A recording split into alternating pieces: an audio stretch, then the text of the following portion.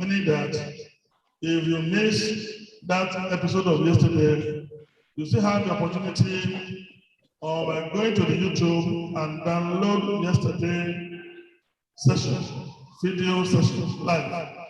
And it will be like you have not really missed anything. And as I speak, as this morning that we have started, this session has been going, is being streamed live, so that we have a lot of online participants already. And of course, if you are able to join now, you can go back on YouTube later and download some of the sessions that we are going to be listening to.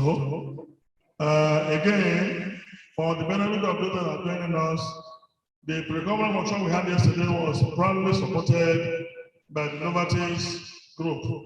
And of course, the main conference that starts today, that's going to end on Thursday, is being again proudly supported financially by the same Novartis Research Group. Can we please give Novartis a big round of applause, please?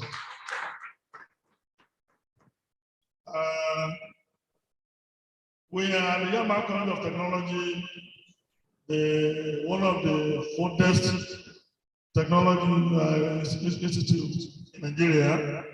This morning we have had the keynote addresses by the two hosts. The host, which is the main host, the Yamaha College of Technology, the rector, have given us a very beautiful and captivating keynote address and declared the conference open. And the co-host as well, the National Institute of Medical Research that is co-hosting this conference. That's where we had our pre-conference workshop yesterday. And it was a very nice experience.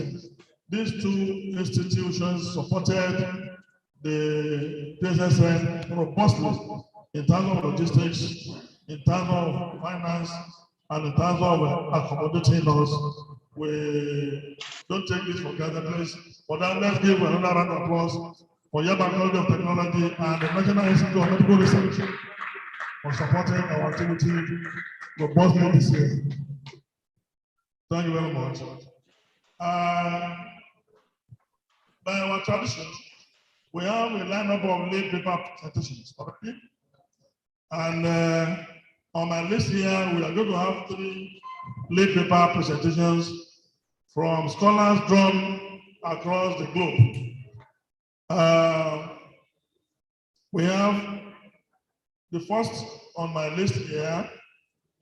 So I'm going to read the citation very shortly. I just want to let us know the name of those that are presenting us very shortly. Professor Oluvemi Metahomo is based in the University of Tennessee in the US. He's already with us. Prof, I welcome you. Thank you. To this conference. I'm going to read the citation very shortly when we put you on spot. And the second late paper presentation is going to be delivered shortly after the one from Professor Olufemi Metahomo by Dr. Professor Kazeem Adekboju. Kazeem Adekboju is from the University of Minnesota in the US. And the third late paper presentation we are going to listen to this afternoon is going to be given by another person and one of our own, Dr. Raphael Iyemita, is based here in Nigeria. So without wasting much time, because of those that are joining us running their data, I want to bring forth Professor Olufemi Metahomo to come on board online. But before he could begin his presentation, I have the following as his citation. Can we have a hi from Professor Metahomo to show that you are there? Yes, I'm here. Can you hear me? Good. Thank you very much. So thank you. I'm going to read a very brief. He has a very long, he's a renowned scholar with a long list of resume, and I'm going to by the power conferred on me as the anchor of this program, I want to shorten that very lengthy resume so that I won't be giving another lecture on his profile by introducing him. So,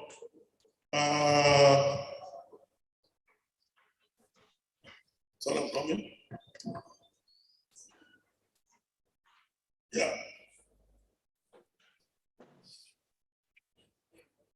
Professor Femi Omitamu is a professor from Industrial and Systems Engineering, University of Tennessee in the US.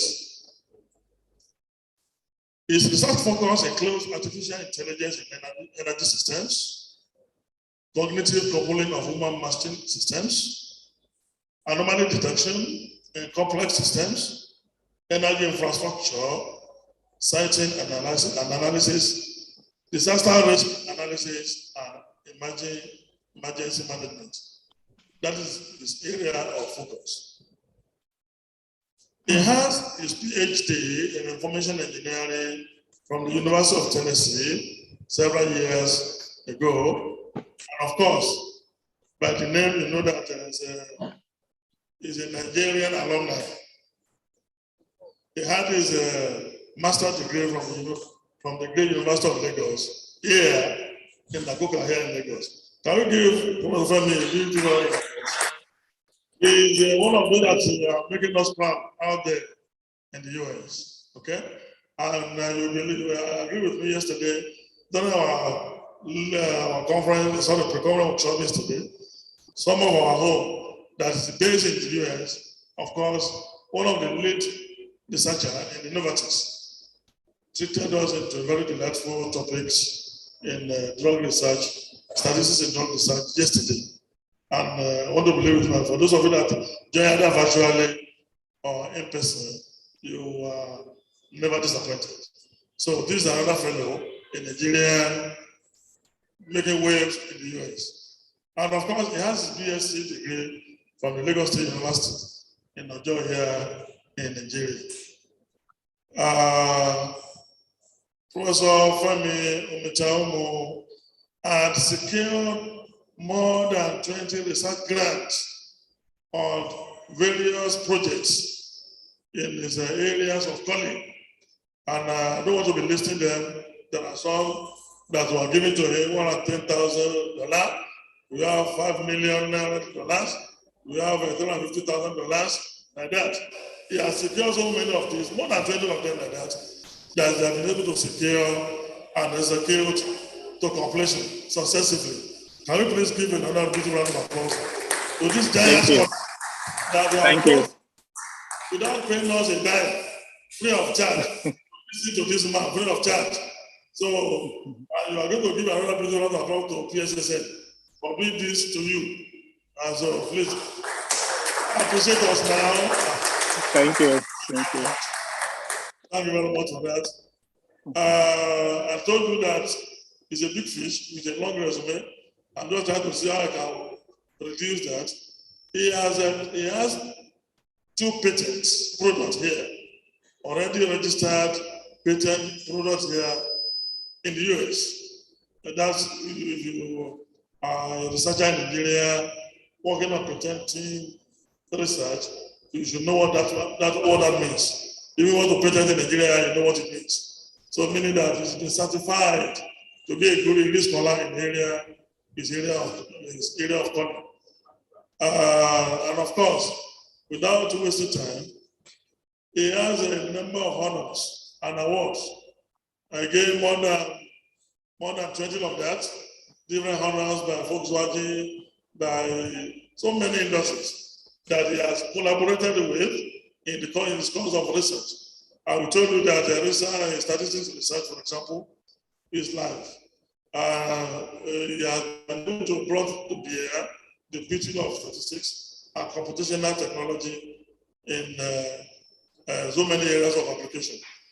Now, Professor Femi, I have the honor and privilege to announce to you that he has published more than 200 journals, articles, books, book chapters in reputable journals, in reputable outlets all over the world. So that's, again, to researcher, to any researcher anywhere in the world, you know what that one means. So can we please give another video round of applause to this giant scholar, please? Thank you. So, well, as good as he is, being a scholar, so you want to see how he manages his home. He's married. No matter how beautiful, he has published, widely researched, but that has not stopped him from getting married too. So I want to announce to you that Professor Femi Omitahu is married with beautiful children. On this note, I want to bring him on spot, Professor Femi, to please give his lead paper presentation. You are welcome, Prof. Thank you so much, Professor. Yeah, I appreciate that. Thank you, everyone, for the invitation, for having me today. Professor, yeah, thank you for all the resume. Everything I've been able to achieve so far is actually because of excellent professors like yourself back in Nigeria. So I'm really glad for my education in Nigeria, which has resulted into everything that I've been doing here in the US. So let me share my screen.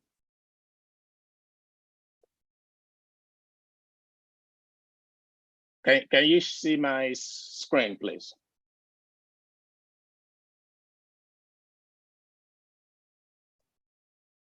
I will take that as a yes. I hope you can all hear me and you can see my screen. So thank you again for inviting me. Today, I'm going to talk about an area of research that I'm currently working on. And also is an area of research that is getting a lot of attention these days. So the title of my presentation is Anomaly Detection in Sequence Data using Polyadic interactions. So I will go ahead and talk about what I want to. So I will start off with some background information so that in case there are, I'm sure there are students in the audience who may want to get some ideas about why I'm doing this and what it means and things like that. Then I will go on to talk about 3 different algorithms that we recently proposed for this type of problem. Then I will discuss those using some healthcare data sets. And then the question may be why healthcare? So I remember yesterday you had a workshop in the medical area. So I felt that it would be appropriate for me to talk about something also in the medical area. So that is the plan for today. So what is anomaly detection? Basically, this is something that we do day to day. If you are not familiar with the area of anomaly detection, it basically means you are trying to find outliers in a data set. So depending on the application, anomaly detection is also called outlier detection. In computer system, it's called intrusion detection and so on and so forth. But irrespective of the definition, it refers to the problem of finding patterns in the data that do not conform to some expected behavior. And I mentioned that we do that all the time. So when you go on the street and you look something and you see something that does not conform to some expectation, you call it out. So whether you see kids fighting on the street or people behaving in an in disciplined way, you call them out. So basically, you are doing anomaly detection because what they are doing is different from what is expected of everybody around that area. So this is an area that has been studied for a very long time, especially in the statistic community since the 19th century. So the importance of anomaly detection is due to the fact that anomalies in data translate to significant and often actionable information in a wide variety of application domains. So when we talked about anomaly detection, this is a picture on the right. So this is anomaly detection in 2-dimensional, basically. So you have some data point and you are trying to find the anomalies. So you are minimizing some cost function. So in this case, is the distance. So you look at the data and you try to come up with some cost function based on the distance. If the distance are below some threshold, then you say that those data sets belong to one group or another. So those that did not belong to any of the groups, for example, 0, 1 and 0, 2, basically we be called anomalies in this context. So why this relates to noise removal or noise accommodation, it is very different from those two. So noise removal and noise accommodation are very different things compared to anomaly detection. So some specific example of anomaly detection. So you may want to find anomalous traffic pattern in computer network, for example. So which means that a hack computer is sending out sensitive data. So you want to look at the logs of the computer and trying to determine whether you have an intruder or not.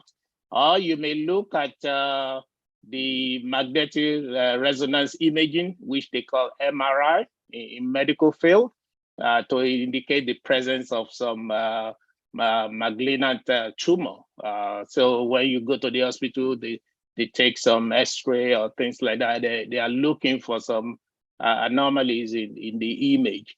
Or in banking industry, you are looking for anomalies in bank card transactions. So if somebody get hold of your bank card, they may actually involve in some pattern of activities that may suggest to the bank card company that you are not in possession of your bank card.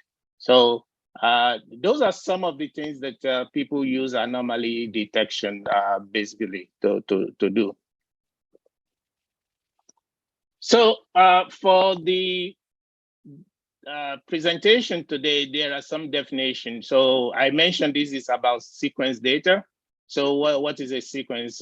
Basically, a sequence is definite sequence of events. So if I have some events, for example, you want to look at event with medical application. So you may have series of events. So you get to the hospital, that is one event.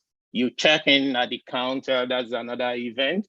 And then you go through that process. So the individual event now form a chain of sequence. So, and in some cases, you may have timestamp when you arrive, when you checked in and things like that.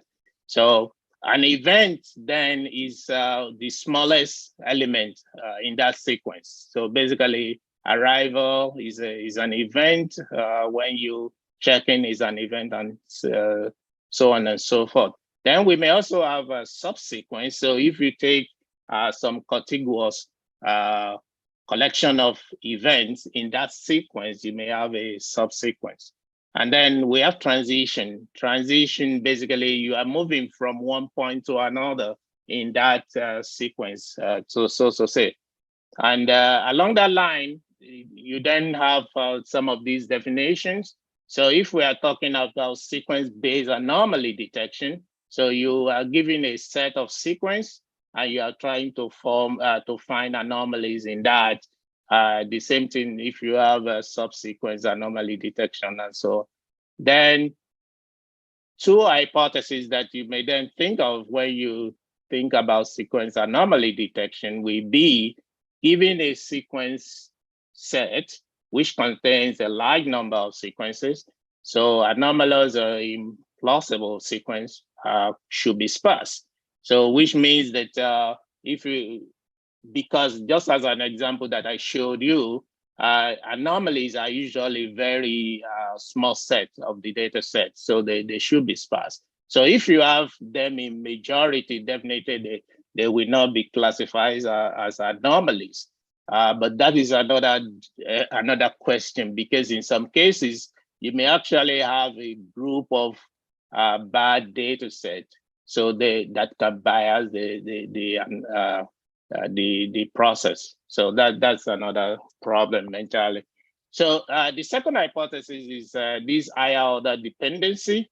So we assume that, so what do we mean? I'm going to talk about that in the next slide actually. But basically, we have an hypothesis that says that using higher order dependency, the data should actually give you better insight into the data.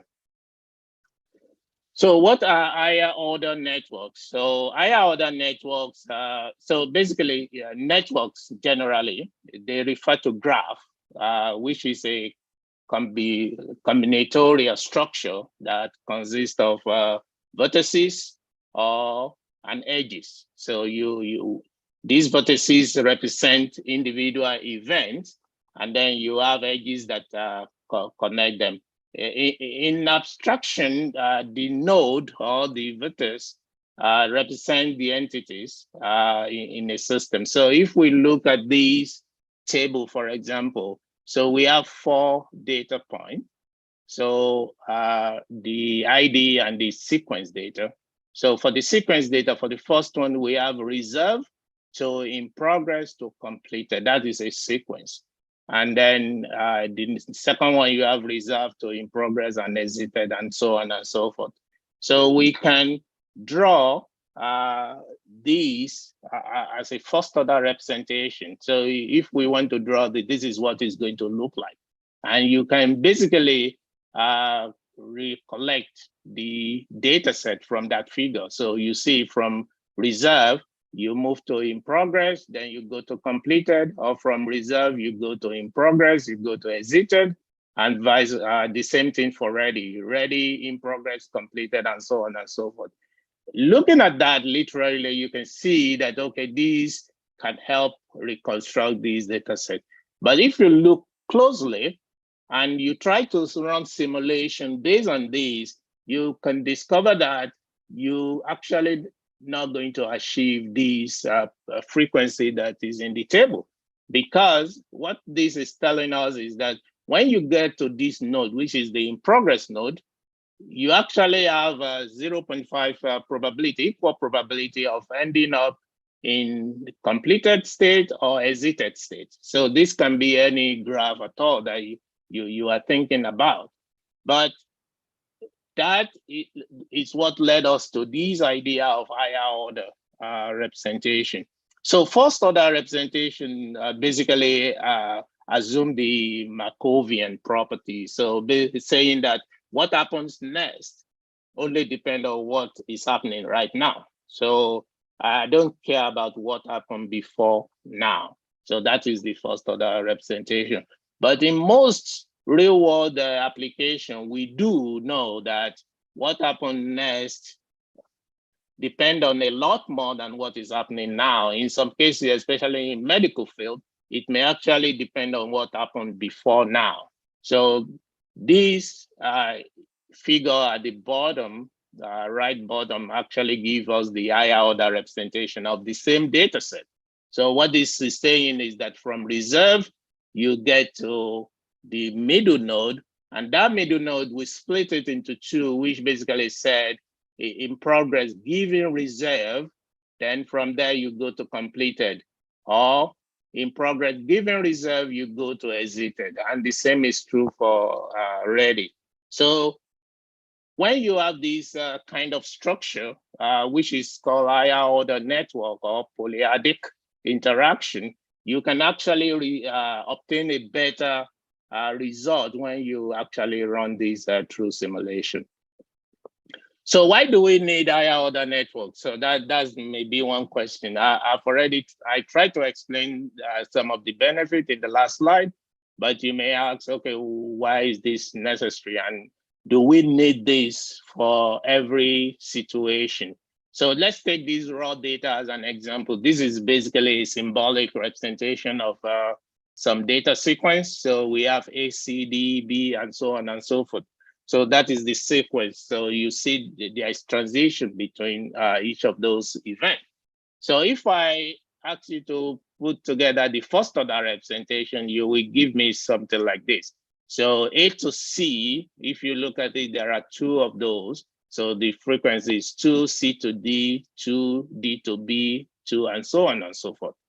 And most of the methods in anomaly detection actually use this configuration or this representation for the anomaly detection algorithm. But that is not the entire information in that raw data.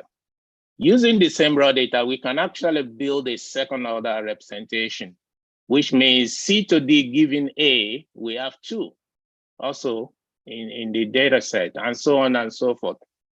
That is not even the end. We can also go for that and say we want to build a third order representation. And when you look at that, D to B given C given A, yeah, we also have that. So this is what higher order network actually mean.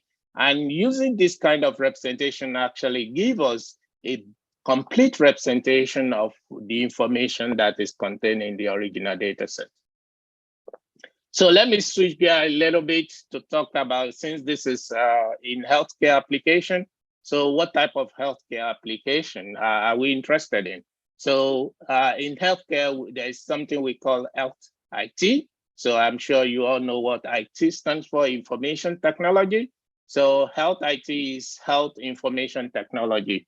So health information technology include the software and hardware that support healthcare services. That is basically what it is.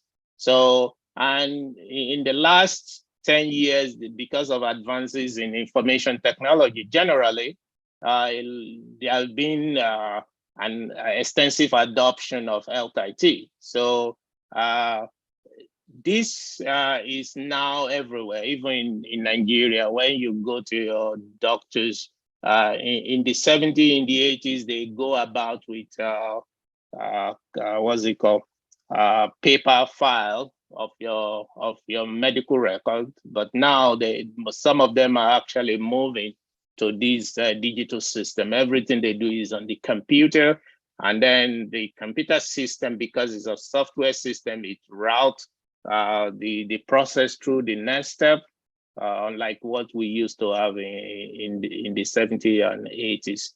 So these are electronic systems, and they are used to store, to share, to analyze health information about patients. And some of the benefits are widely known. For example, you can store the information for a very long time, you reduce paperwork, and you actually have an easy way to manage different data set about the same patient, and so on and so forth. So FIT has been used for various functions. The secondary purpose of these data set is that they actually help with healthcare research and also healthcare delivery and policy. So why the software and the hardware are called health IT? The data set that this system generates is called EHR, which is electronic health record. So this is the digital version of the patient paper chart. So you see doctor holding an iPad or a smart device, and then looking through to see what's the situation between about the patient and so on and so forth. So this system generates a lot of data sets, and they actually responsible for routing things that you usually see before, but you don't see anymore. So when you call in, they store your appointment information and things like that. But recently, there have been some issues, basically saying something around unintended consequences of health IT. So despite the many benefits, there have been some cases. This is a news article in USA Today around 2018 that talks about some of the issues with diagnostic tests. So there was a report of mass cancellation of diagnostic tests at a VA hospital. So VA hospitals are hospitals in the US that are devoted to care for veterans in the US. So specifically, there is a high number of outdated and duplicated orders that were not detected, and until the number became overwhelming for the hospitals, and the system basically automatically deleted some of them. So what then happened is that some of the data sets that were deleted are actually legitimate appointments. So when people showed up for their appointment, they discovered that they don't have any appointment on record for them. So that created a lot of issues. So some of the things that we can talk about when we talked about health IT is that it's a system of systems. So we have several subsystems within the big health IT system. And in addition to that, there is this influence of power super users. So there are people giving permission to override things. So that happens in several situations, even with your smartphone. So there's a way you can give permission to people to override things. So, and then the mass cancellation is another issue. So the human-informed responses actually failed to address the issue, and the system had to take matter into its own, basically. So what we are trying to do then is that when the system is not functioning the way it is expected, we hypothesize that it's having some anomalous characteristics. So although not all anomalies are hazards, but all hazards are definitely anomalies in the system. So we are trying to develop algorithm and software solution that can help to detect some of these challenges before they become a big issue. So this is some of the things that basically said. So there have been several studies that have suggested that health IT could change how data are transmitted through the system. So that becomes a safety issue. So this issue could lead to care interruption. For example, if you have an appointment in the hospital, then you arrive on your appointment day, but you are told you don't have an appointment, or if you did a test, but the test was not recorded against your name, but recorded against someone else's name, and things like that. So that is why this problem is important. So for us to handle this, we developed these anomaly detection framework. So basically from the left side, you see we have the IT system. So we are then going to extract logs of data that is basically EHR data from the system. And then we are going to put the data into some data sequence. So basically characterizing or data engineering the entire log file. So you have a log file created, you have an event, you have all the information about that event, and you put them in a sequence using the timestamp. And using that data, you can develop time series anomaly detection basically as one part of it.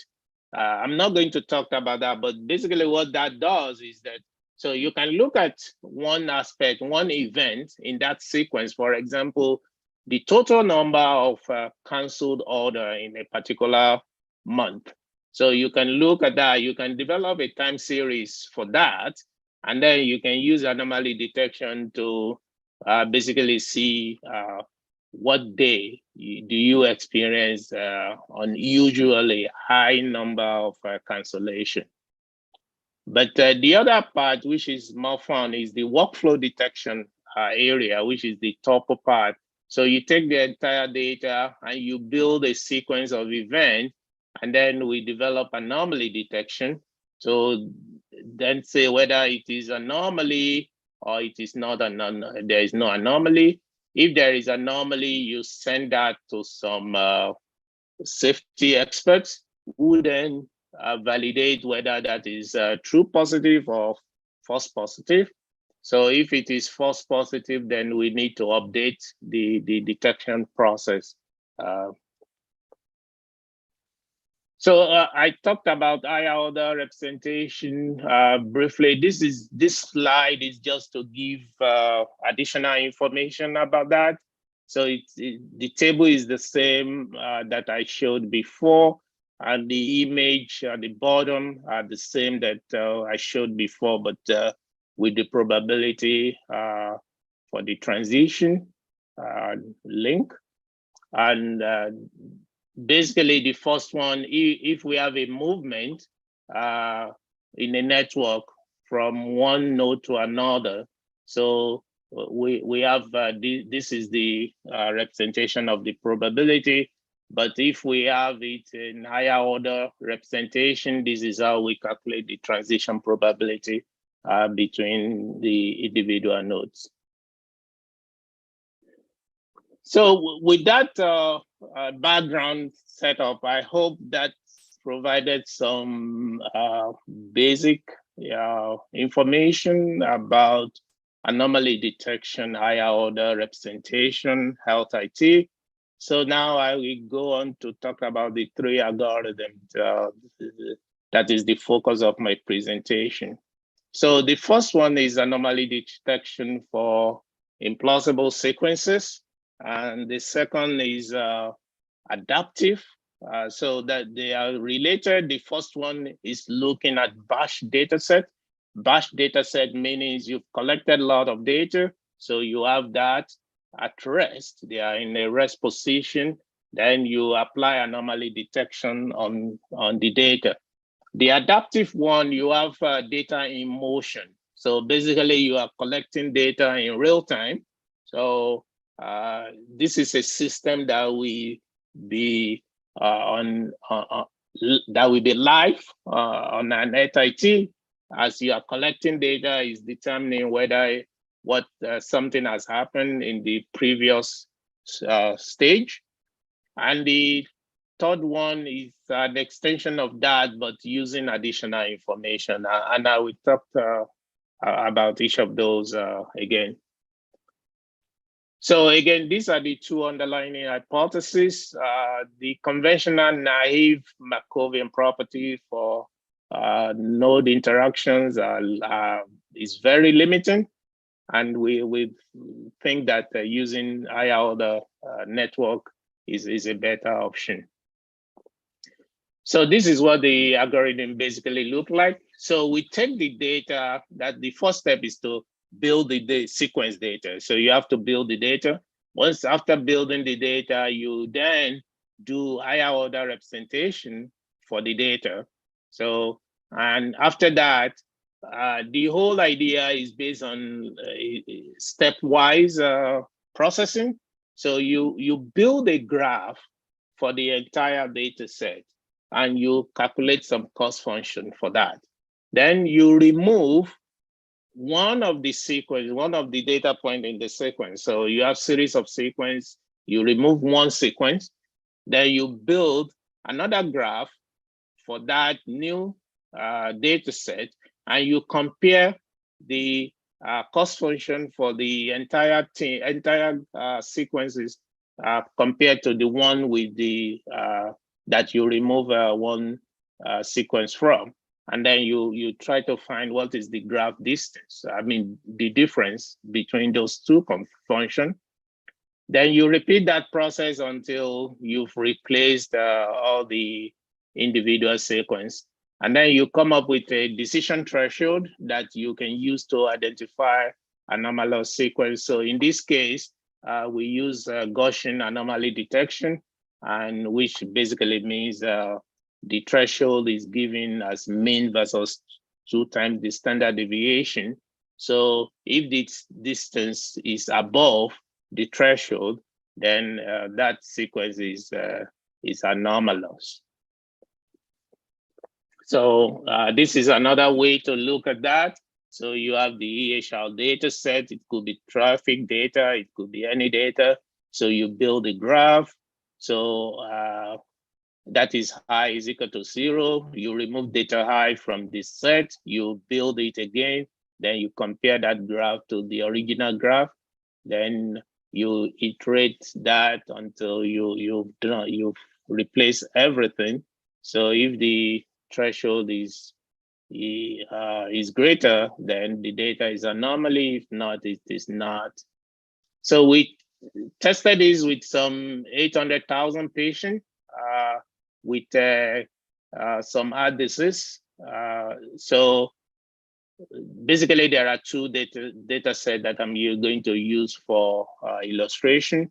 And for each of them, we have these 7 events. So you have completed, created, end, exited, failed, in progress, ready, and reserved for the data. So the first thing we did, just as I mentioned before, is to actually do dependency tests. So someone may argue that why do you need higher order network? So we did the dependency test the same way I explained it initially. And this is what the result looks like for that data set. So you can see from this that these data set actually contain a lot more second order dependency than first order dependency. So if we are using anomaly detection methods that assume naive Markovian property, we are going to be losing a lot of information. So that method will basically be using these first order dependency, which will be an incomplete analysis. So for the first data set, just to give you a sense what the data set look like, so they actually contain 6 distinct sequence patterns. So this is the data set. We have some that have this sequence from created to reserved to complete to end, and there are 298 of those. Then others are 1742. There are 202 of those, and so on and so forth. So that is how the data actually, the distribution of the data set. So for the first experiment, we created some synthetic data sets. So basically what we mean by that is that we create data set that using the existing data that does not exist. So we add these 10 synthetic data to the 1000. So we give them the ID 1001 to 1010. And the synthetic transition are 1712, for example.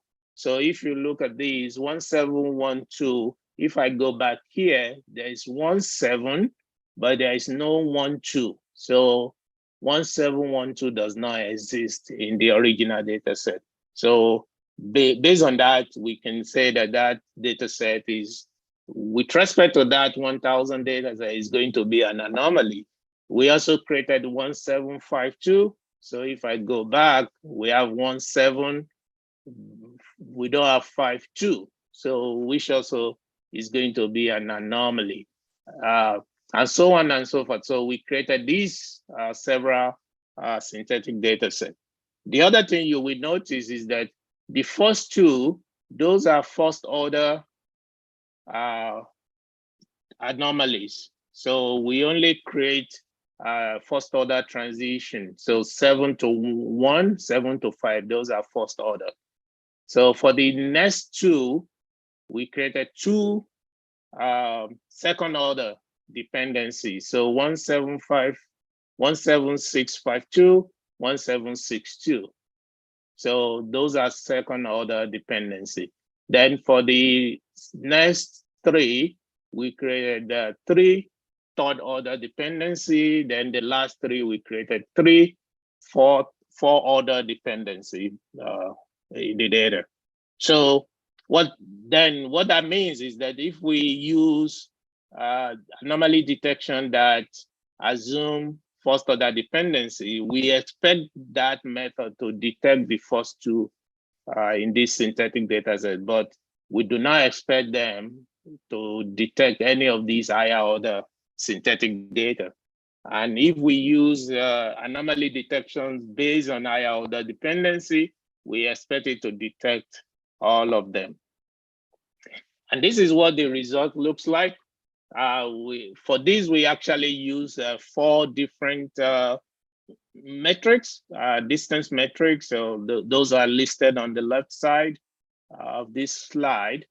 The figure, the first one is based on first order network representation. So which is the state of the art. So first order network representation for using the 4 distance measure. Then we have the higher order network representation using the 4 distance measure. So we can see from these, except for the maximum common subgraph weight distance, the first order network method actually detected those 2 that are first order synthetic data, but they did not detect any of the higher order synthetic data. But when we use the higher order network representation, they detected all the 10 synthetic anomalies, except for the maximum common subgraph, which did not detect them. So one conclusion is that maximum common subgraph actually will not be a good discriminator for this kind of problem. But the other method seems to have equal performance. Then we implemented that for bigger data set. In this case, we have 10,000 sequences. So again, we use for first order network representation and for higher order network representation. So we can see that, so in this case, we use the 3 distance measure. Now we've removed the MCS distance measure based on the previous performance. So again, this method, one actually detected only 1 outlier. The first one detected 41, and the last one detected 27. But when we use the higher order representation, we see that they detected several of those. So we then try to understand what this result means. So this is the entire data set with the transition probability. Then those are color coded based on what method detected them as anomalies. So the black lines are the ones that were not detected at all. So those are characterized as normal transitions. And then we have the red, the green, and the blue. The red are detected anomalies by the higher order network method only. The green are detected anomalies by first order network only. and the blue are detected anomalies by both first order and second order. So if we try to separate them and try to put some context into what those means, so we can see the normal ones, they actually follow one of these three patterns. So it's either they are orders that are created, ready, reserved. So these orders actually went through the natural process. And these two are orders that went through abrupt changes or abrupt completion, so to say. And one example of that is something like you called the hospital to schedule an appointment, but something came up, so you had to call to cancel. So, or you are expecting, you call, you are scheduled, and then they are waiting on maybe some test results before you come in, but the test result did not show up, so they had to reschedule. So those are natural phenomena. And then these ones are those that detected anomalies by both methods. And when we look at them closely, these are orders that are actually that are natural, but they are not, they didn't follow the normal sequence to completion, so to say. And then there are others that are detected as a first order network that detect these. We see that these are actually false alarm. They are false alarm. So that's a disadvantage of that method. And of course, the ones that are detected as higher order by higher order network, when we look at them closely, we see a lot of things in these orders. For example, they are true orders with higher order dependency, and they contain a lot of loops. So for example, ready to in progress to ready to in progress. So you see that loop. So, and these are orders that usually, for one reason or another, they don't follow the natural process. So it was able to detect them. So overall, we can see that using higher order representation actually detect some of the anomalies that the first order network failed to detect. So I move forward to the second one, which is the adaptive sequence-based anomaly detection. So this also is very similar to the first, but the idea is that we now had some time component into this. So as I mentioned, it's adaptive. So this is supposed to be a real-time system. So at time zero, so you have certain sequences at time zero. So you can build the first order or higher order network for that. And then at time T1, then you can see that the situation has changed. So definitely that should reflect in the representation of that data set. But if you are using first order network, you don't see that change actually in the configuration. But if you look at table at the top, for time T0, is ready in progress completed, but at time T1 is ready in progress exited. At time T0 for the second one, reserve in progress exited, then it is reserve in progress completed. But when you draw the first order network for those two, is the same. So that means you are not actually capturing the new information in your configuration. And that speaks volume in terms of the accuracy of your analysis. But when we use the higher order network, we can see that the configuration actually changes. So which helps to better detect anomalies in the system. So we modified the previous algorithm basically to split it. So we now bring in rolling window kind of idea. So we have the sequence, the initial data set up to time t. Then you use that, you build your network.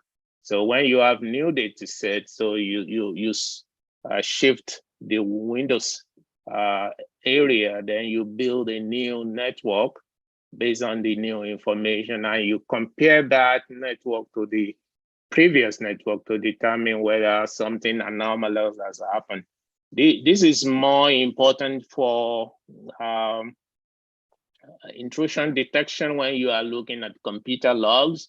So you are constantly doing something on your system, and you can collect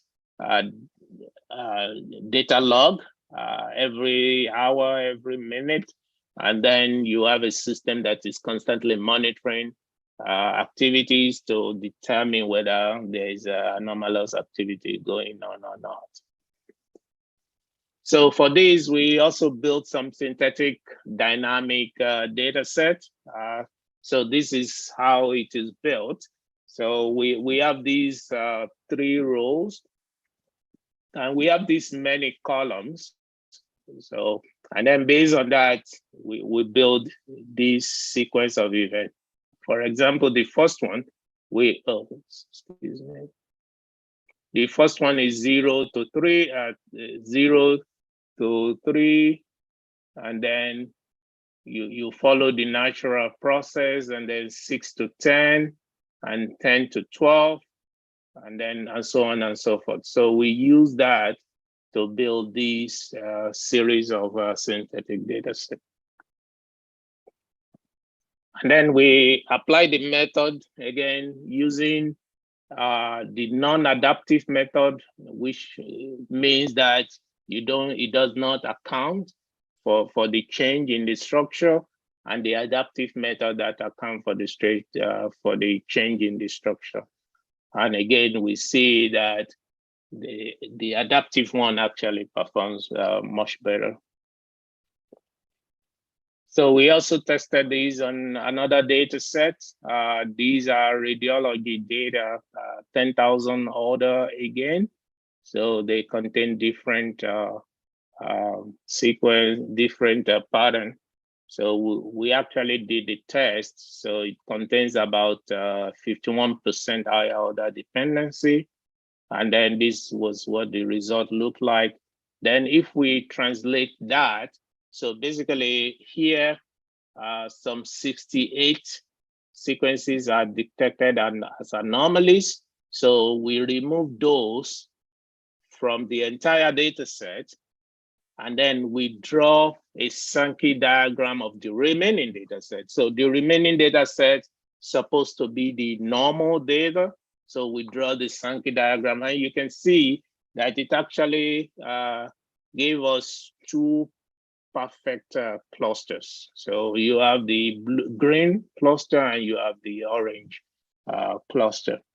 And then when we look at the 68 abnormal order, did draw the Sankey diagram for those, you can see that there is no specific pattern in these. It seems to be everywhere. Of course, you can see some of the loop that were detected in the previous data set as well. So this is the second one that we also developed. So the third algorithm is also taking this a step further. So everything I've talked about is only looking at the transition, right? So it's looking at the transition between events and nothing else.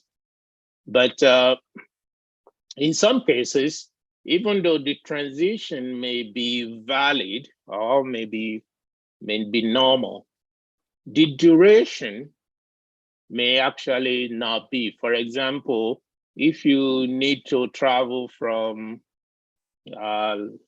Lagos to Ibadan, for example, so you have the 2 nodes, and then you have the transition, and if you just look at that, I'm traveling from Lagos to Ibadan, and you have that, that may look, well, that is valid. But if you are now had a time duration timestamp to that, to say that that actually takes you 5 hours, then that actually give you more information that that does not seem right, right? So something must have happened to have taken 5 hours from Lagos to Ibadan, as an example. So that is what we are doing here, that we are bringing in additional dimension. So, and that is the duration from moving from one event to another. And then because we have these additional dimensions, so we have to use what is called the higher order tensor network, basically. So again, the same structure that we have been using. The only new thing is that we have these duration information. So you have the raw data, you have the first order now. So now you have that instead of just the line, you have what it takes. It takes 5 days to actually move from here to here. And the first one is the transition probability. So the same for the higher order network as well. So with that, we can also build similar synthetic data sets. So again, if we have this sequence of data, we build the network. This is the first observation, and then you can add the duration for that, and then we check for convergence and determine whether it is anomalies or not. So this is a representation of that algorithm, which is very similar to what we used before. Again, the only difference is bringing the duration to that. So this is the synthetic data that we build. I share this slide, so if you are interested in looking into the detail, I also include more information on this slide, so you can follow through when you take a look at this slide. So for this, we tested on another large data set, 100,000 normal sequence data and 500 anomalous sequences for the data set. We also compare this to some of the state of the art. We use K nearest neighbor, K-means, Ngram, PST. And then the first method that I presented, which is the adaptive higher order network, and the adaptive higher order tensor network. And looking at this, you can basically see that the adaptive higher order network perform better than these other methods. And then using the tensor information, the additional information actually even give us better performance. And this is how all the methods compare in terms of recall and F-score.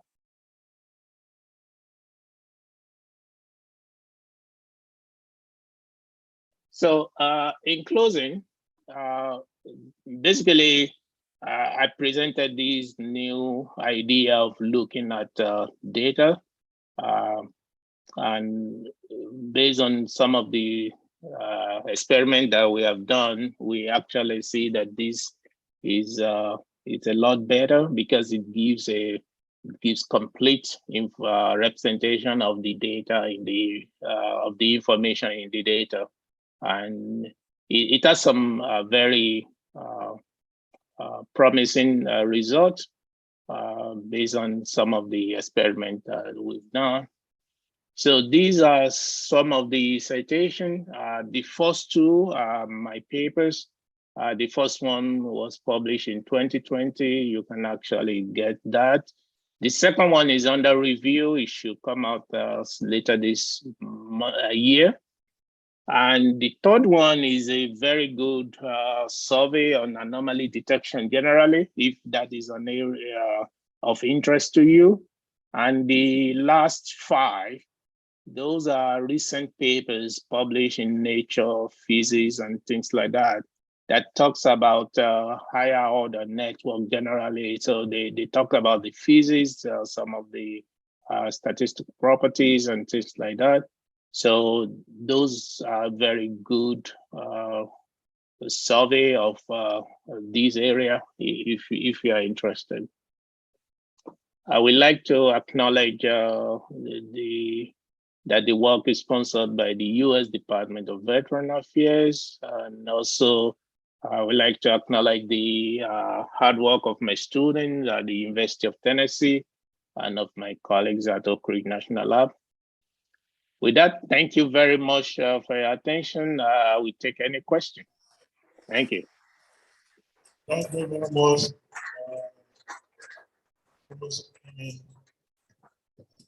Please, can we again give another beautiful round of applause to this research giant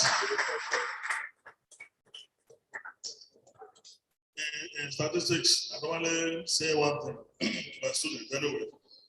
There are quite a number of concepts in statistics in which, before you understand the concept, you have to close your eyes and open your mind.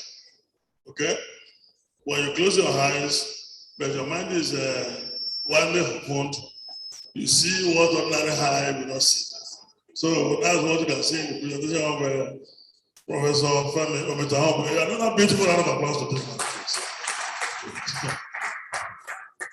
So before we, from this end, before we go to for lunch, anyway, we want to, if we have questions, queries, comments, observations to Professor Femi, so that questions here.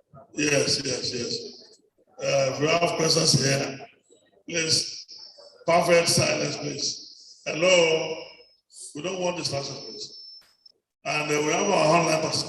So if you have one or two questions to ask, this is the time to do that. Just raise up your hand. Virtually, we will recognize you. But from the in-house here, we have few people that want to have comment. Please, let's introduce yourself, your institution, then you ask your question, please. Put it on there. Yeah. Thank you, Prof. I'm Okura for Statistics Department, Yabatech. Prof, I thank you for the presentation. The question I have is this: looking at the complexity of the data for higher order detection, you know, when you talked of the mass cancellation of appointments and all that.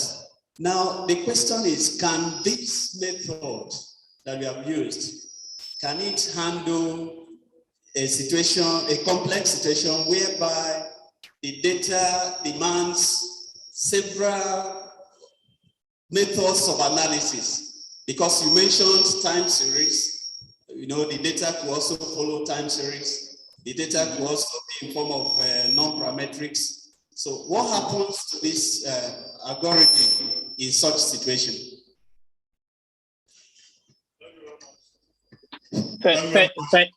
Okay. Let's harvest more so that one can answer them all together. Do we have anybody here?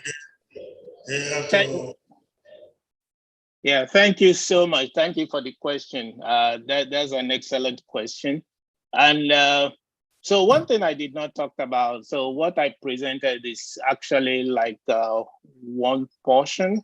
So the whole idea, when we talked about anomaly detection, you should actually think of developing what we call a surveillance tool.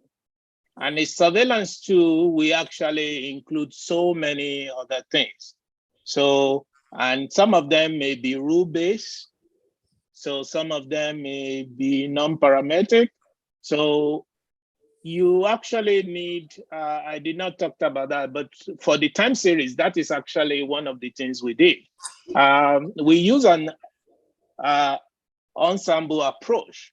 So because we realized that a single method will not or may not give you the whole truth, right? And what we are looking for is the whole truth and nothing but the truth. So for us to do that, we actually develop an ensemble method that comprises of about 10 different time series anomaly detection methods. So each of them will use their approach, and then they will come up with some output. And based on that, you use some strategy, in this case, some voting strategy on the output to actually see which of those may give you better information. So those are some of the strategies that can be used. Definitely, I will not suggest using a single method, and you will notice that in what I presented, we have these three different approach to look at the same data set, so that as we add more dimension to read, you may actually get additional insight. I hope that helps. Okay, thank you very much, Prof.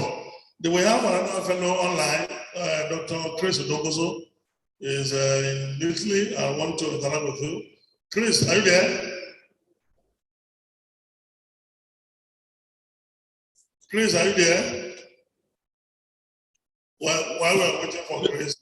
You are on mute if you are talking. Yeah. All right. Thank you so much. Okay, thank you, Prof.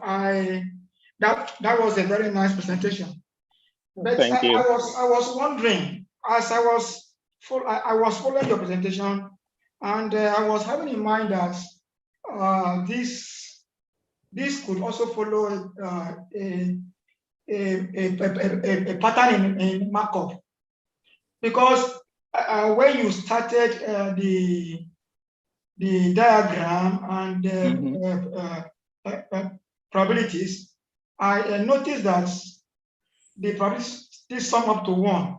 But as time goes on, I noticed that they were no longer summing up to 1. I was wondering what was happening, because I expected that as the pattern moves from one state to the other, at the end of that state, we should have a perfect probability. And if that happens, we should also be able to have a situation whereby we can have a false stage and a false return. I don't know if that is possible. Yes, thank you for the question. I did not realize there was somewhere there that the probability did not sum to 1. It actually followed Markov structure, like you said. So, maybe it's a round-off error or something, but I expect all that to sum to 1. Okay, all right. Yeah, thank you. If you take a look at the slide, if you see anything, you can contact me and let me know. But yeah, they sum up to 1. Oh, no, all right. Thank you very much. Thank you very much. My own is not really a question, Prof. And let me first say, among the 3 methods that you have used, which one are you recommending to be the best among the 3 methods of anomaly detection you work on?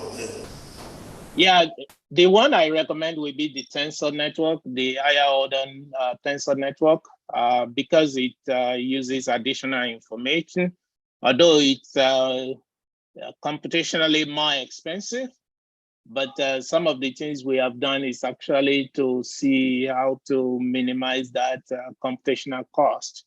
And also we are still pushing the envelope on that to see, can we actually move that beyond where it is now? So yeah, the last one is the one that I would recommend. Thank you very much. Again, the one I want to ask is this practical, and I'm happy that you have taken this to data sequencing in health sciences. Let's look at the situation of gene sequencing properly, and you have a situation where so many instances were detected as anomaly sequence, just as you demonstrated in some of your data you really analyzed. Can't we look at this series of cases that were detected to be anomalies as another subgroup of cases that possess different characteristics among those, different from the primary data anyway, that are worth being investigated to see what they could mean in a biological sense. Now, I don't know whether you get what I'm saying. Yes, I think I understand what you're saying, and that's why I moved back to this slide, and that is exactly what we were trying to do here.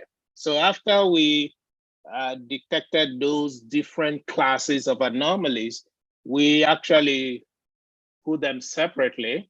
So we did not say that one is bad or one is good, but what we're doing with this is actually to see, for example, these 22 sequences, what are those sequences? What is the insight we can get from them? Why are they in this different class of anomalies? So yeah, you're correct. That is some of the follow-up that we need to do in terms of you detected anomalies. That does not mean that is the end of the story. The next step is to actually characterize those anomalies. And then once you are able to characterize them, what you want to do is to prevent them from happening in the future. So, but if you don't have full characterization of those, you cannot actually do prevention. So that is along the line of what we try to do here when we actually break this down into different classes to see what do we know about this? What can they tell us?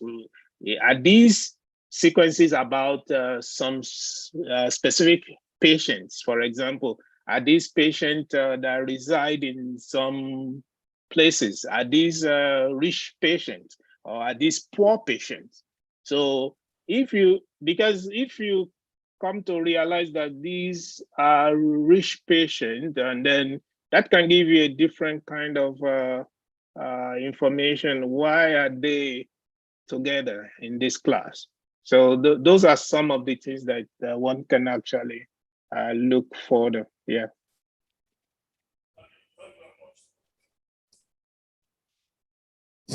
Thank you very much, Prof. We still have Thank you, sir. comment for you here in the studio room. My name is Femi Oyamaki. Thank you for that brilliant presentation. It's a very simple one, Prof. I believe that ladder is not climbed from the top. I'm talking about developing infrastructure to manage some of what you have presented today is seriously lacking in Nigeria. Is there any current project that is looking at developing this infrastructure in Nigeria? That's number one.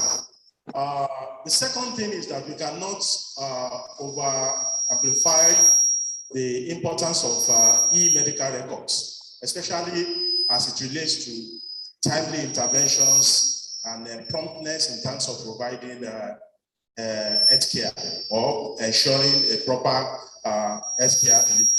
No, so how do we look into this direction to start talking about developing infrastructure around this area in Nigeria? And if we are looking at that, what kind of information do you have for some of us that are here and those that are working in that area to assist them develop this infrastructure so that we can start talking about detecting anomaly detection? I believe we can only detect something that is currently existing. Thank you. Thank you very much for that excellent question. That's a loaded question, I must admit. And yeah, there are some of us that have been working with others in Nigeria. So in terms of infrastructure and things like that, there are different avenues to achieve that. So one thing I can mention, I think there are three things that individuals can do. So since you asked the question, I'm going to assume that you are interested. The first thing I will suggest is that you collaborate with people that are doing research in this area, and then try to see how you can strengthen that relationship. So that's the first thing. The second thing you can do, since you are on ground, is to actually identify hospitals that you can collaborate with. So as I mentioned that this project is with a body. So sometimes these hospitals or these agencies or these offices have a lot of problems and they need help, but they don't know how to begin. So I think you can start that relationship. Some of them using US perspective, and even Nigeria, because I've reached out to some people in Nigeria that have given me data. So some of them have data to share, but nobody has ever come for it or asked for it. So if you, Yabatech or Unilag or University of Ilorin, wherever you are, I would suggest that you create a network of, if you are interested in medical area, create a network of hospitals within your area and start brainstorming with them. First of all, let them know what you are capable of doing to help them. Then try to meet with them and tell them that you would like them to share some data. So, and the last one is actually for some of us that may be fortunate enough to be in the government, to actually see how we can get the government to move in this direction. So we at least in Nigeria now we now talk of NIN, and then we have BVN and all those things. For us to do this in healthcare, we need health ID. And that's something that is also going on in the US, health ID. And how can we start with this? The hospitals can begin creating some union or some collaboration where they actually start something along that line that they can then promote to the government to see if that can help them. I hope this helps. Yeah, thank you very much, Prof, for that beautiful insight. Let me say this to some of our, for the benefit of some of our audience, either online or here in the situation room here. Professor Femi play host to one of my PhD students some time ago, and we collaborated together in the area of sufficient dimension reduction and information complexity. Some of this technology we are talking about, yes, they might pose some challenges there, but the facilities are there. So in the area, the first suggestion that he said that we need a lot of collaboration in a way with the people out there. If you look at the way PSN is doing, we are bringing people our home. We are celebrating our home because you celebrate your home, we celebrate that for you. Okay? Professor Femi here, you can say, is making waves out there. And we have a lot of them like that are making waves out there that have local content. They are from Nigeria. Okay? Let us have to establish content collaboration with them and strengthen that. They have to go a long way to unravel some of the mystery that looks difficult to run in research. So I'm using this opportunity to again say a big thank you to you, Professor Femi, for playing host to that student. He has graduated now. In the area of Thank you. research. Yeah, it was a pleasure to have him that time. Even though the visit was short, but I'm sure he accomplished a lot within that short time frame. Thank you very much. On this note, we want to can we give another round of applause to Professor Femi?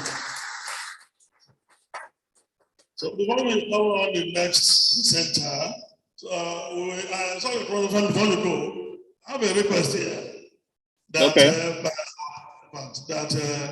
if you could avail us the opportunity of having this your material that you presented to us, we will be much. Yeah. I actually emailed it to you and Kabir last night. So yeah. Another beautiful round of applause.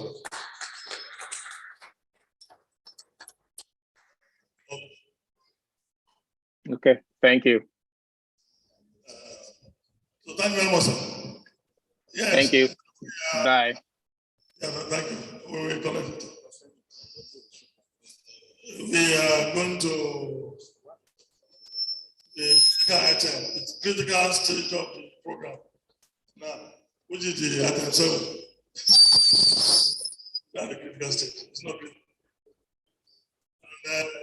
And NOC chair just whispered to my ears now that I don't know how they did it all. My hand is not there.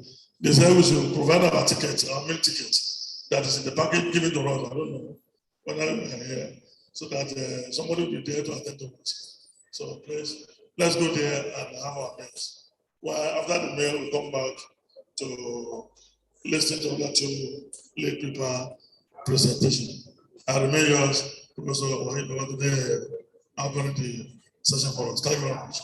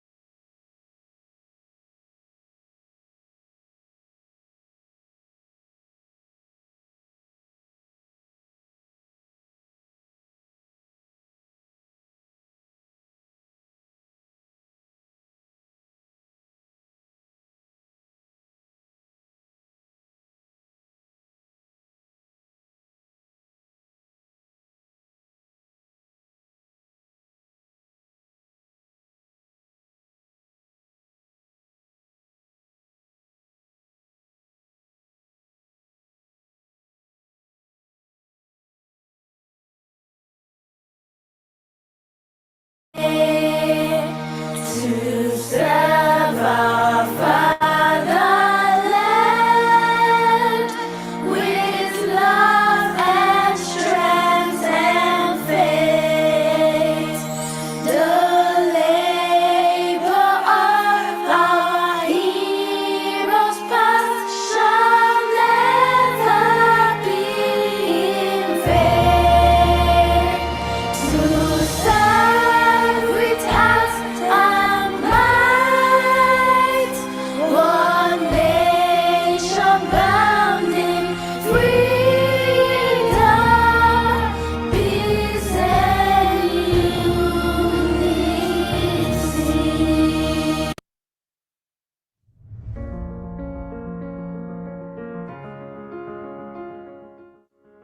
In 1947, the forefathers of this college had a mission and vision, and we have not deviated from that, and we have kept on fine-tuning that mission statement.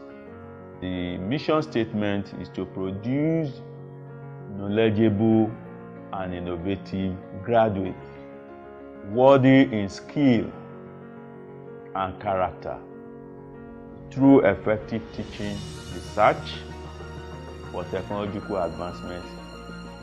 So Yabatech is making wave, not only in science, in health education, in environmental and engineering. So we are really setting the pace, fulfilling our vision and mission statements. Some of our labs were funded by oil and gas sector because of what our students have been able to deliver. We have made impact in different areas of endeavors of life. We have digitalized most of our registry functions. We have adopted ICT in many of our doings, particularly with the COVID outbreak. You cannot but rely on ICT in deploying whatever strategy you need to adopt. We have consistently also trained staff to address them to technology that will help or aid their teaching. Even the students too, we give them orientations on how they can make use of our ICT tools. Library is meant to cater for everyone's need. You can come in and without spending a dime, you get what you want. Some subjects are even multi-topical. But when you come to the library, you get better understanding of what you are learning. In student affairs, we operate 24 hours. With this cordial relationship, you can be rest assured that the students have absolute trust in us, okay? They have absolute trust that whatever issue they bring, whatever is agitating their mind, we will provide solution. Our students are well trained, and when they graduate, they make exploits in their various fields of specialization. They are trained to be self-reliant as well as to be captains of industries. The School of Technology stands for excellence. We work all around to make our students more balanced and more robust than they came in, intellectually and in other aspects. We groom our students to be better people in the world of work. And that is why we always receive good commendations from their employers as well as the stakeholders in the different organizations. The School of Science is known for good standards. We motivate our students to make sure that they are able to perform.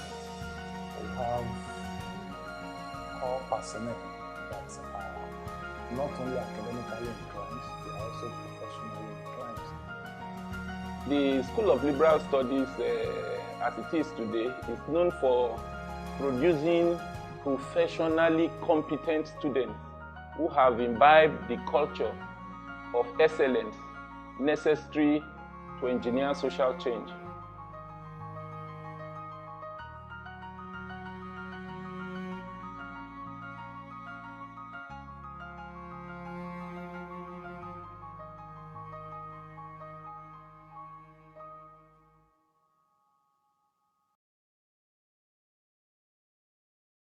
Come to Yabatech, where CC Timba. Come to Yabatech, where party Timba. Everybody they read the books. Everybody they read the books to be there. Hey Yabatech, first institution in Nigeria. 1957, Tawaba Kile Ayanyaja. We set the pace, others follow, we don't even make noise, they already know. Like who do you would, they all want us. Everywhere we go, they know we got flow. Amatola Jala, they rap, Yaba Tech. Midnight crew, rap, Yaba Tech. That play, I could die to rap, Yaba Tech. Antikudi one rap, Yaba Tech. Nani, Yaba Tech, G's, we're so cool. Everywhere we go, we the rule. Inside Yaba Tech, no time for real rumble like true Nigerian, we the hustle. If you rap Yaba Tech, you'll know me. We rap Yaba Tech, first on the best. We rap Yaba Tech, first on the greatest. We rap Yaba Tech, first on the best. We rap Yaba Tech, first on the greatest. The yellows and greens, that's the emblem. Lyricists on balls, that's the anthem. Yaba Tech #1, we always representing. Like military in war front, we ain't relenting. We are both the cloud, no way that we are coming down. Sitting on the royal throne up there, you can see us with the crown. Let the blueprints, we the pace setter. IQs in the brains, that's the best letter. No place that we ain't treading on. Academically, yes, we be champion. We rap Yaba Tech, first on the best. We rap Yaba Tech, first on the greatest. We rap Yaba Tech, first on the best. We rap Yaba Tech, first on the greatest. Jackie won't ball, Jackie won't more. Wallace, so we pay one, die more. I rap the chicks of Yaba Tech out the full shit. Like big boys and big girls in the game out for shit. Say what? What's the issue you're telling me? Cause I'm rapping Yaba Tech girls is the real me. So, Archetype, Breakasite, Neolites, Brigidites, come yo. It's written make you represent it. Yeah, anywhere we go, we got standing ovation. Hope with the best, hope with the first, I'm on the contention. I swag, I brag, let's get attention. All I pump to 1% out, I will blast like move. We rap Yaba Tech, first on the best. We rap Yaba Tech, first on the greatest. We rap Yaba Tech, first on the best.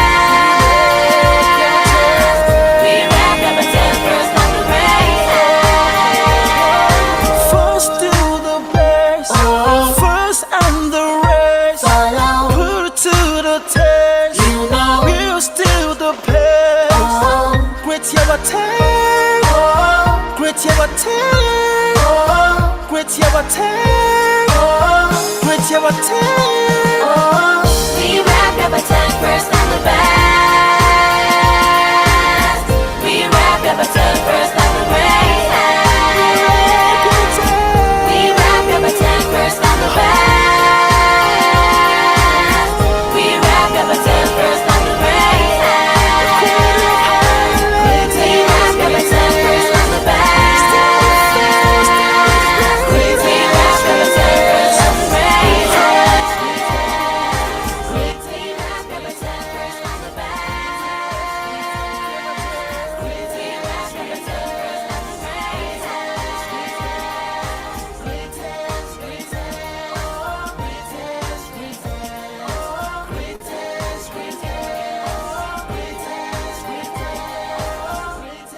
Respect to Dr. and Mrs. Kudurat Margaret Latipo. Respect to the past and present deans and HOD. Respect to non-teaching and teaching staffs of YCT. Respect to the prestigious old students of YCT. Respect to every dynamic YCT students. To our little Unilab peeps, all fair. You will not know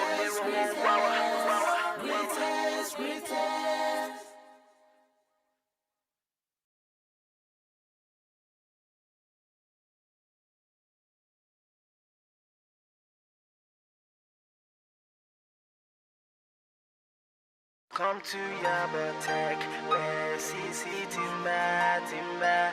Come to Yaba Tech, where party Timba, Timba. Everybody there with the blues, everybody there with the blues to be there. Hey Yabatek, first institution in Niger. 1947, Dawaba, Kile Ayanyaja. We set the pace, others follow, we don't even make noise, they already know. Like Kudi Uwu, they all want us. Everywhere we go, they know we got flow. Omotola Jala, they rap Yabatek. Midnight Crew, rap Yabatek. Pop play, I could die to rap Yabatek. Auntie Kudi won't rap Yabatek. Nani, Yabatek, G's, we're so cool. Everywhere we go, we the rule. Inside Yabatek, no time for real rumble like true Nigerian, we the hustle. If you rap Yabatek, you'll know me. We rap Yabatek first on the best.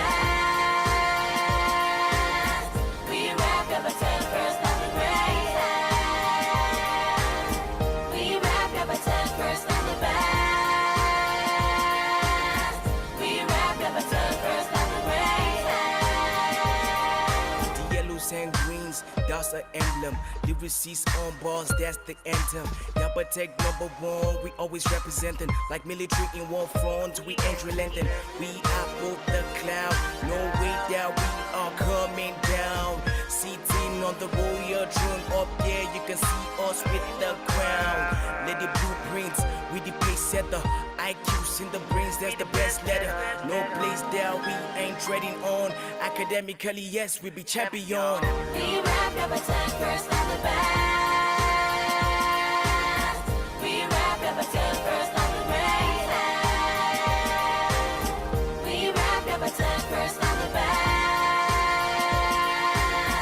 We rap Yabatek first on the greatest. Jackie won't ball, Jackie won't more.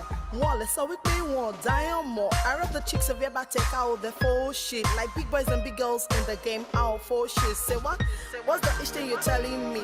Cause I'm rapping Yabatek girls is the real me. So, Akatite, Backasite, Neolites, Bridgetites, come yo. It's Rita Mickey representing. Yeah, anywhere we go, we got standing ovation. Hope with the best, with the first, I'm on the contention. I swag, I brag, let's get attention.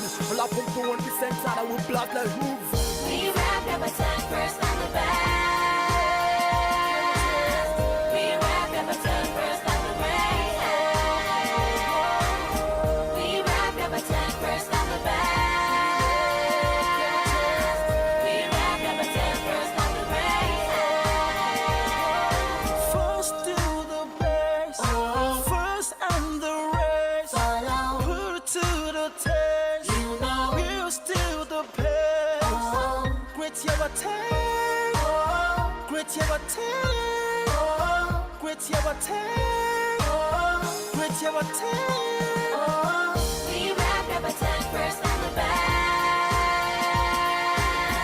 We rap Yabatek first on the greatest. We rap Yabatek first on the best. We rap Yabatek first on the greatest. We rap Yabatek first on the best. We rap Yabatek first on the greatest.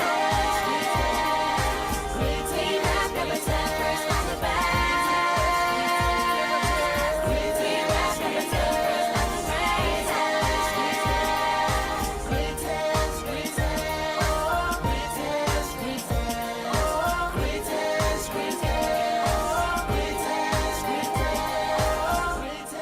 Respect to Dr. and Mrs. Kudirat Margaret Latipo. Respect to the past and present deans and HOV. Respect to non-teaching and teaching staffs of YCT. Respect to the prestigious old students of YCT. Respect to every dynamic white city students. To our little Unilab peeps, one fair. You could not tell me wow.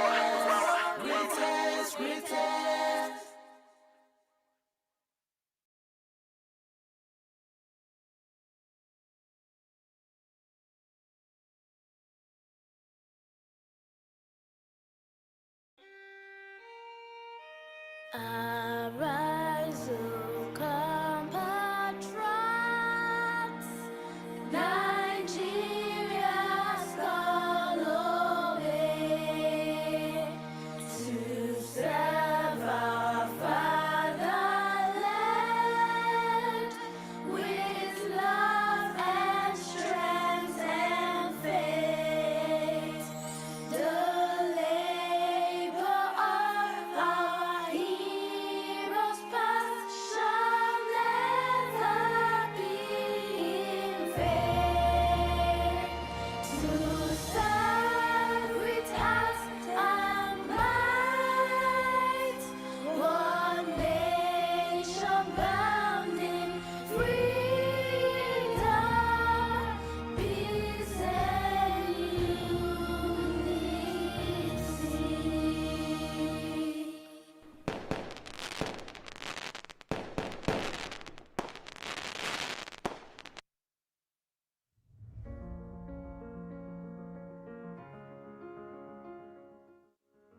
In 1947, the forefathers of this college had a mission and vision, and we have not deviated from that, and we have kept on fine-tuning that mission statement.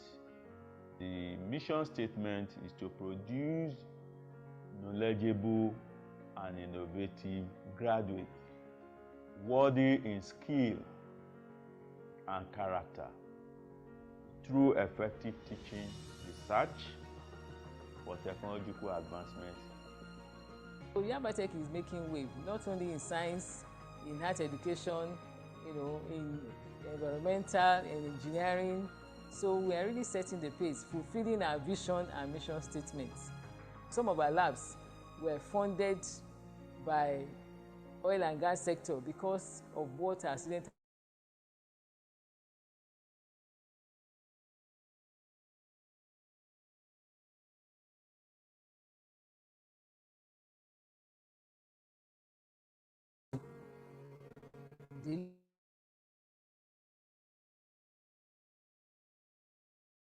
deliver.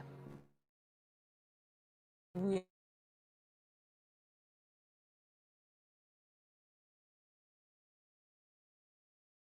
have made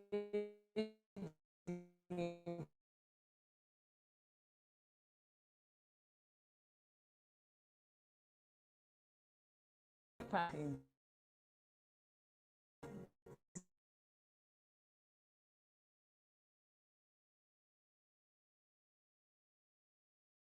different areas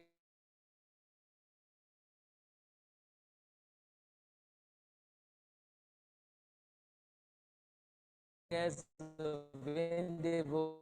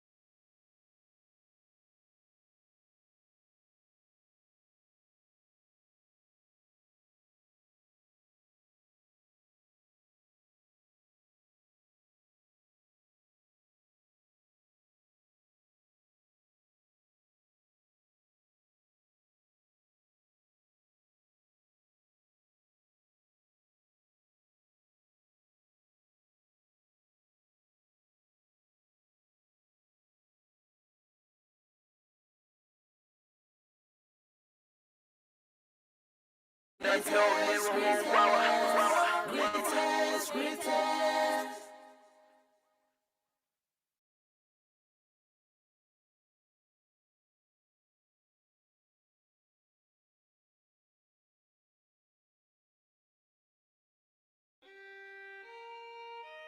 Arise, O compatriots,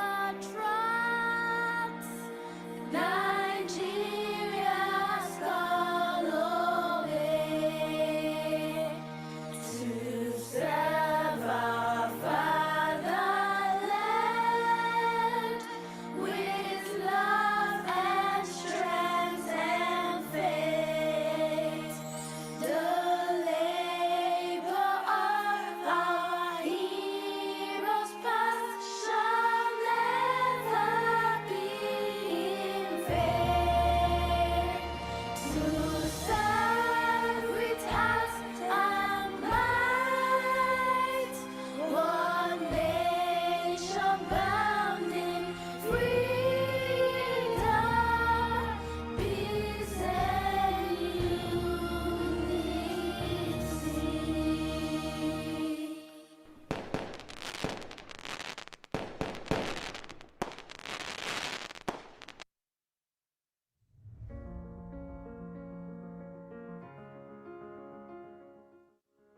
In 1947, the forefathers of this college had a mission and vision, and we have not deviated from that, and we have kept on fine-tuning that mission statement. The mission statement is to produce knowledgeable and innovative graduates worthy in skill and character through effective teaching, research for technological advancement. So Yaba Tech is making wave, not only in science, in health education, in environmental and engineering. So we are really setting the pace, fulfilling our vision and mission statements. Some of our labs were funded by oil and gas sector because of what our students have been able to deliver. We have made impact in different areas of endeavors of life. We have digitalized most of our registry functions. We have adopted ICT in many of our doings, particularly with the COVID outbreak. You cannot but rely on ICT in deploying whatever strategy you need to adopt. We have consistently also trained staff to abreast them to technology that we help or aid their teaching. Even the students too, we give them orientations on how they can make use of our ICT tools. Library is meant to cater for everyone's need. You can come in and without spending a dime, you get what you want. Some subjects are even multi-topical. But when you come to the library, you get better understanding of what you are learning. 4 hours. With this cordial relationship, you can be rest assured that the students have absolute trust in us, okay? They have absolute trust that whatever issue they bring, whatever is agitating their mind, we will provide solution. Our students are well trained, and when they graduate, they make exploits in their various fields of specialization.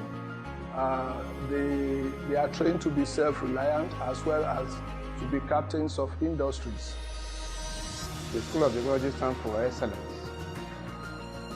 We work all around to make our students more balanced and more robust than they came in, intellectually and in other aspects. We groom our students to be better people in the world of work. And that is why we always receive good commendations from their employers as well as the stakeholders in the different organizations. The School of Science is known for good standard. We motivate our students to make sure that they are able to perform. We have all personnel that are not only academically inclined, they are also professionally inclined. The School of Liberal Studies, as it is today, is known for producing professionally competent students who have imbibed the culture of excellence necessary to engineer social change.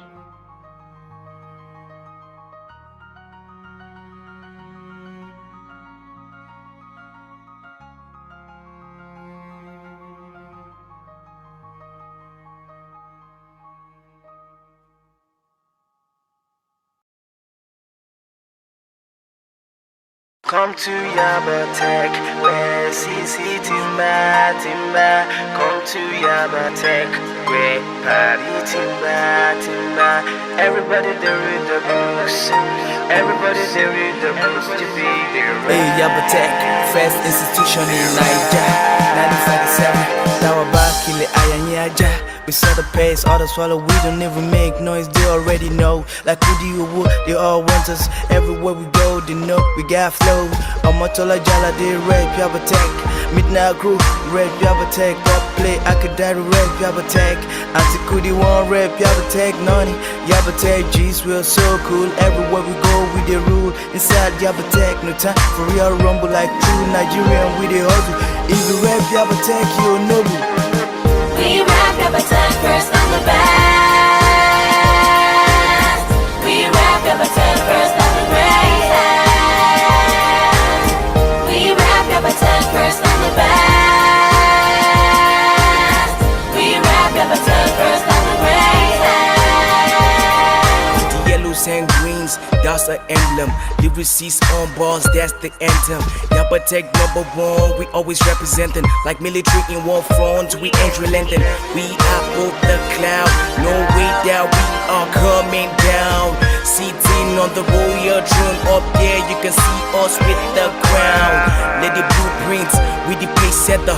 IQs in the brains, that's the best letter. No place there, we ain't treading on. Academically, yes, we be champion. We rap Yabatech first on the best. We rap Yabatech first on the greatest. We rap Yabatech first on the best.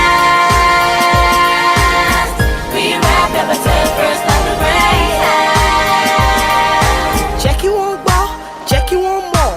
Wallace, so we pay one, die on more. I rap the chicks of Yabatech out the full shit. Like big boys and big girls in the game out for shit. Say what?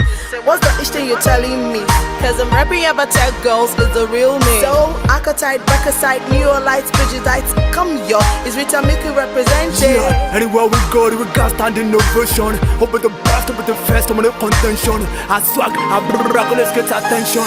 All I pump to 1% and I will blast like move. We rap Yabatech first on the best. We rap Yabatech first on the greatest.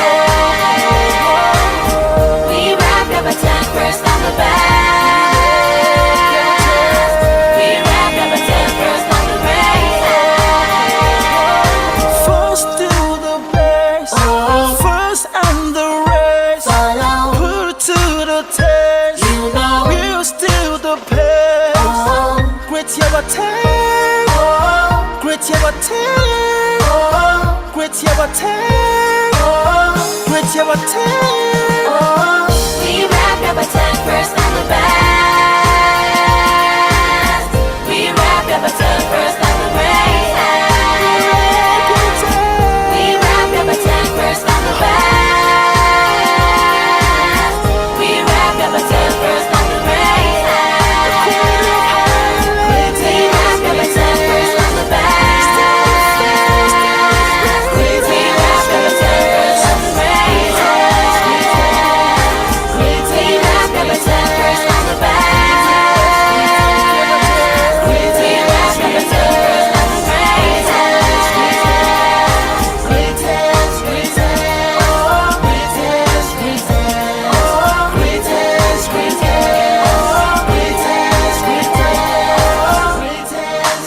Respect to Dr. and Mrs. Kudirat Margaret Latipo.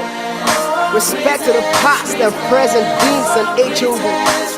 Respect to non-teaching and teaching staffs of YCT. Respect to the prestigious old students of YCT. Respect to every dynamic white city students. To all these Unilab peeps from Fewa. Even if you're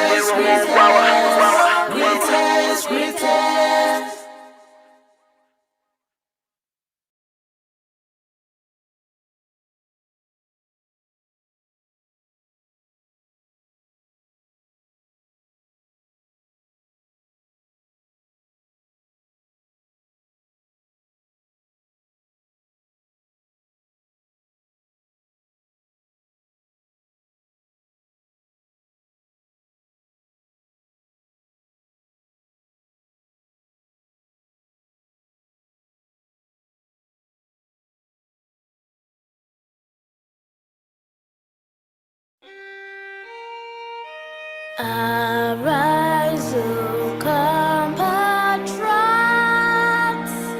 Nigeria's call obey, to serve our fatherland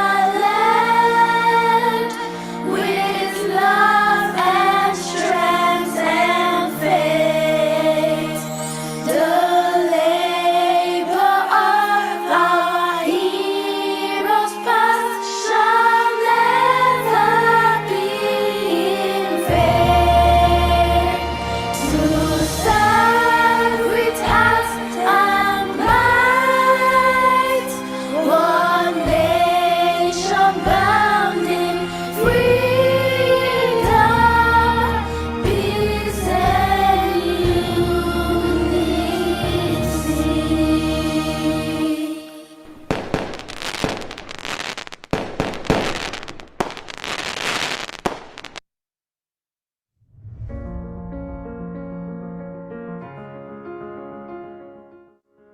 In 1947, the forefathers of this college had a mission and vision, and we have not deviated from that, and we have kept on fine-tuning that mission statement. The mission statement is to produce knowledgeable and innovative graduates, worthy in skill and character, through effective teaching, research for technological advancement. So Yaba Tech is making wave, not only in science, in health education, in environmental and engineering. So we are really setting the pace, fulfilling our vision and mission statements. Some of our labs were funded by oil and gas sector because of what our students have been able to deliver. We have made impact in different areas of endeavors of life. We have digitalized most of our registry functions. We have adopted ICT in many of our doings, particularly with the COVID outbreak. You cannot but rely on ICT in deploying whatever strategies you need to adopt. We have consistently also trained staff. Technology that we help or aid their teaching. Even the students too, we give them orientations on how they can make use of our ICT tools. Library is meant to cater for everyone's need. You can come in and without spending a dime, you get what you want. Some subjects are even multi-topical. But when you come to the library, you get better understanding of what you are learning. In student affairs, we operate 24 hours. With this cordial relationship, you can be rest assured that the students have absolute trust in us. Okay? They have absolute trust that whatever issue they bring, whatever is agitating their mind, we will provide solution. Our students are well trained, and when they graduate, they make exploits in their various fields of specialization. They are trained to be self-reliant as well as to be captains of industries. The School of Technology stands for excellence. We work all around to make our students more balanced and more robust than they came in, intellectually and in other aspects. We groom our students to be better people in the world of work.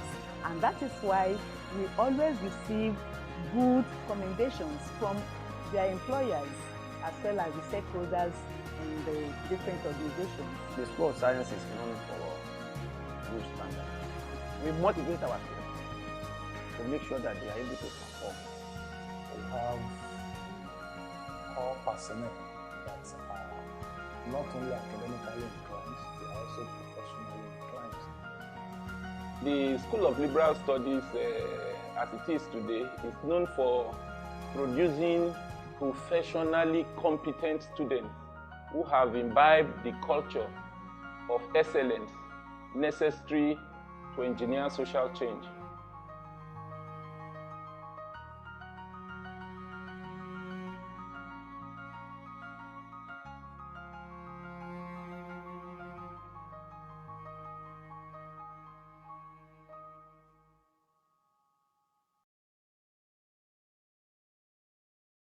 Come to Yaba Tech, where CC Timba, Timba. Come to Yaba Tech, where party Timba, Timba. Everybody there with the books, everybody there with the books to be there. Hey, Yaba Tech, first institution in Nigeria.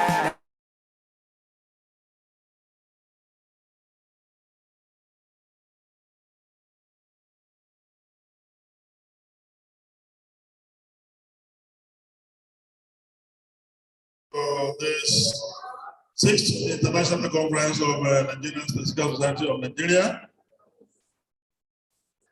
Professional Statistical Society of Nigeria, and we have listened to one late paper presentation from Professor Femi Omitaomu from the US, University of Tennessee.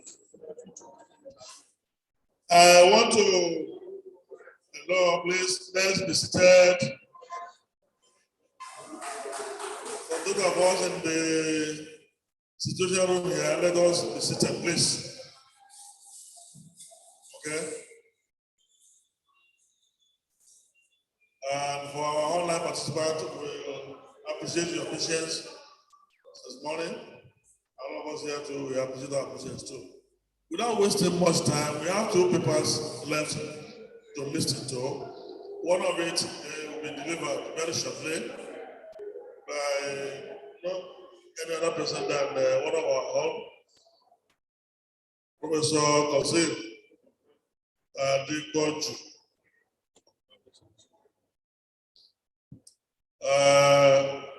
Professor Kasim Adikoju is presently, as we speak, at the University of Minnesota in the US, and the citation will be read by Dr. Femi Ayamake very shortly. Thank you very much. Go ahead.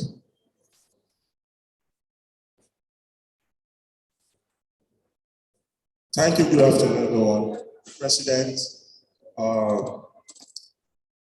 ladies and gentlemen, I want to stand on the already established protocols to present the citation of Dr.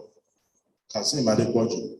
So I hope his video is on for our members to see him. Dr. Kasim Adekwoju is currently a lecturer at the School of Statistics, University of Minnesota, USA, and a visiting statistics professor to the North Central University, Minneapolis, USA. He was formerly a lecturer at the University of Ibadan, Nigeria, He completed professional diploma in statistics with distinction, Bachelor of Science in Statistics with first class, and a Master's of Science, as well as PhD in Statistics, all from the University of Ibadan. Dr. Kazim did a postdoc under the watchful eyes of Professor Gali Jones, the director of the School of Statistics, University of Minnesota, USA. Dr. Adepoju's research interests include mathematical statistics, robust statistical models, statistics execution, random effect estimation in repeated measures setting, modeling longitudinal data, and machine learning algorithm. He has presented in a good number of international conferences around the world and has published more than 30 research articles in the scholarly journal. He's also a member of the Nigerian Statistical Association, Nigeria Mathematical Society, American Mathematical Society, Mathematical Association of America, Bernoulli Society of Mathematical Statistics and Probability, and American Statistical Association.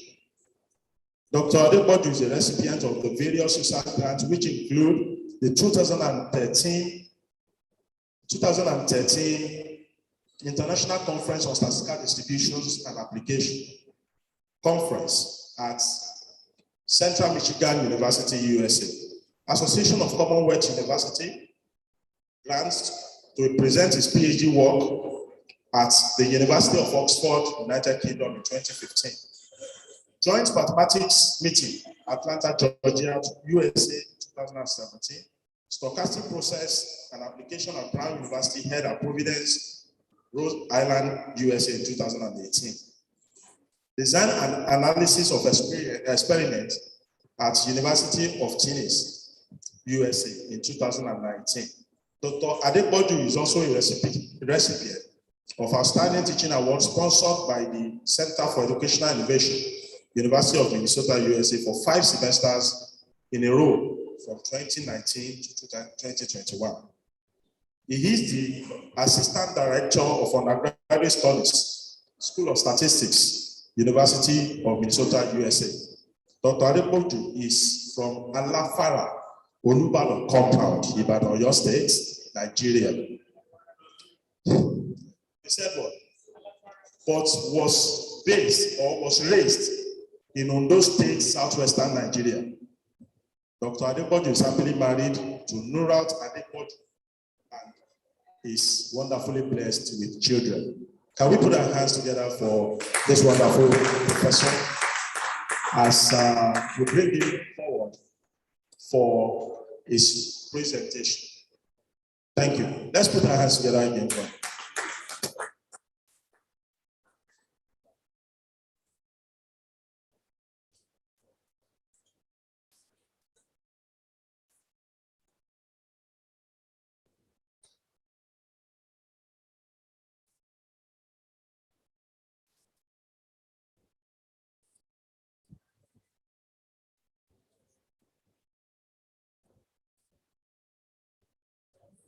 Dr. Adepoju, I hope you can hear us. Dr. Adepoju, can you hear us?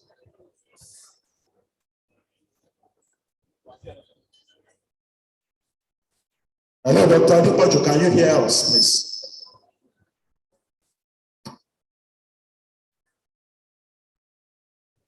Please kindly unmute yourself.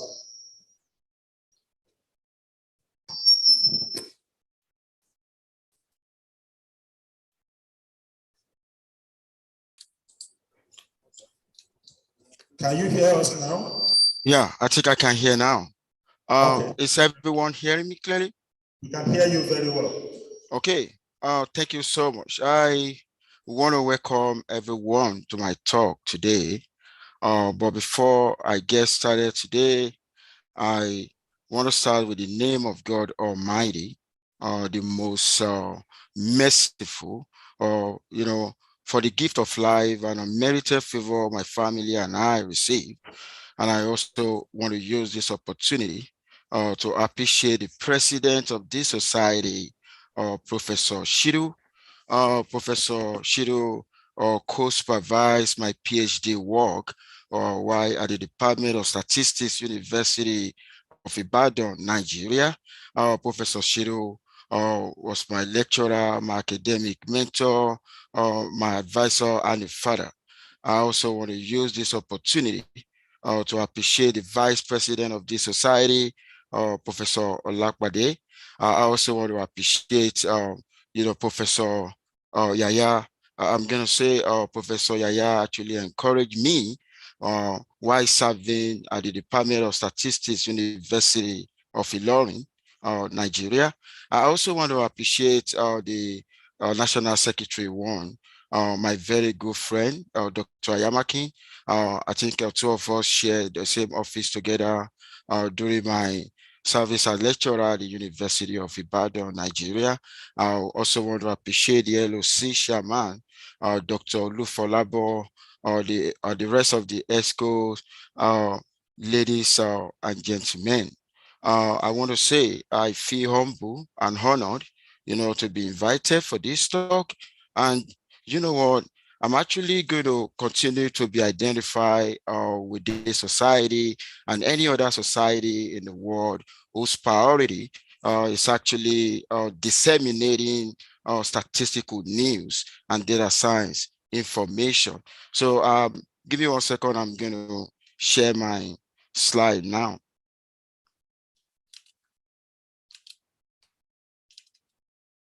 Okay, today I want to give a topic, a title called the probabilistic graphical model for statistical inference.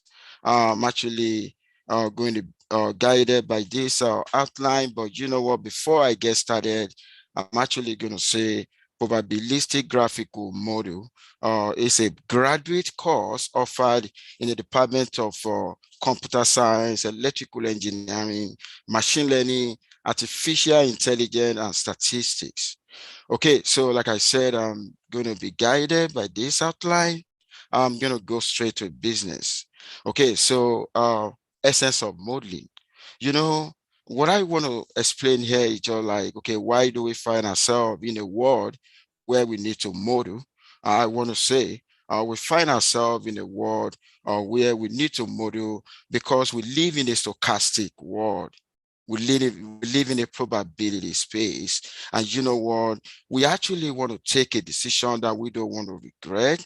If we want to take a decision we don't want to regret, of course, we need to understand our environment. Now, the question now, we want to understand our political environment. We want to understand our medical environment. We want to understand our marital environment and so on like that. And you know what? Before we can understand this, of course, we basically need information. And I'm going to say this, the existence of reality is independent of human knowledge. I'm going to say that again. The existence of physical world is independent of human knowledge. If I actually want to take a decision that I'm not going to regret, then I basically need information, because it is the information that will translate into knowledge that we actually be used to take the right decision. But you know what? And that is the reason why we need to collect our data set. But when we collect data set, the information we actually want to get is not readily available, and something actually need to, we need to do something to be able to extract the information. And what are we going to do? We got to model. Okay, so what do we mean by model? It's actually a mathematical or statistical representation of reality. So which means what we're trying to do when we have a data set, we actually know that information is embedded in this data set. And for us to be able to have access to that, we're actually going to confront the data set with the model. But no matter what we do, I'm going to say now, we're making an attempt, to capture reality. But you know what? We can never have an exact reality. We're only going to end up getting what we call approximate reality. So I think I've already justified now why we actually need to model. Okay, the next thing I want to talk about now is machine learning and data science variant of statistics. For us to be able to understand the connection between them, I think I'm going to give the definition of statistics, the definition of data science and machine learning. If I want to go by the American Statistical Association, I'm basically going to say statistics is art and science of learning from data. I'm going to say that again. The art and science of learning from data. That's what we call statistics. And you know what we mean by data science? Okay, the data science is just a branch of science, okay, where we actually use a computer and the data management to learn. Okay, we use algorithms to learn from data. And you know what is machine learning? On the other hand, the machine learning is actually the process where you are actually using the algorithm, to learn from data. If you take a look at the three definitions, you're going to see that it revolves around learning from data. But I'm going to tell you now, the way they learn from data, they learn from data a different way. Statistician, we actually they put forward what we call a function. They specify their function for them to be able to learn from data, which actually means they are using what I call the principle of subjectivism. Why did I say that? Because different statisticians, we are likely to specify different functions, different model, okay, to learn from data. And you know what? The machine learning experts, on the other hand, they don't specify function, and the only thing they do, they actually learn the algorithm, okay? They learn the function, of the data, using algorithm. But let me tell you this, statistics actually is primarily designed for small data. I'm going to say that again. Statistics is primarily designed for small data. I know some of you will want to ask me, what do I mean by that? What about the the law of large number? I think I'm actually going to wait until I'm done. If you have any question, I'm basically going to clarify that. Okay, but when you take a look at the machine learning, on the other hand, that is more appropriate, for big data. Okay, I'm going to tell you now, with the evolution of Facebook, Instagram, WhatsApp, and so on, I'm going to tell you, within the last 5 years, more than 90% of the data set in the world is being produced. And I want to tell you this, statistical model struggle with big data. That has already been established. Statistical model actually struggle with big data. Okay, so, but let me tell you this. The machine learning experts actually took the advantage of the advancement in technology.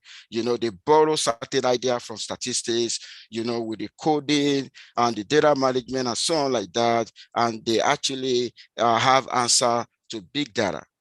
But I'm going to say this, no one is going to replace the other. We need statistics, we need machine learning, but I'm going to tell you, we basically need to identify situation where each of these, framework is applicable. But what I'm going to say, whether statistics, machine learning, I'm going to say machine learning and others, they are variants of statistics. Why do I say that?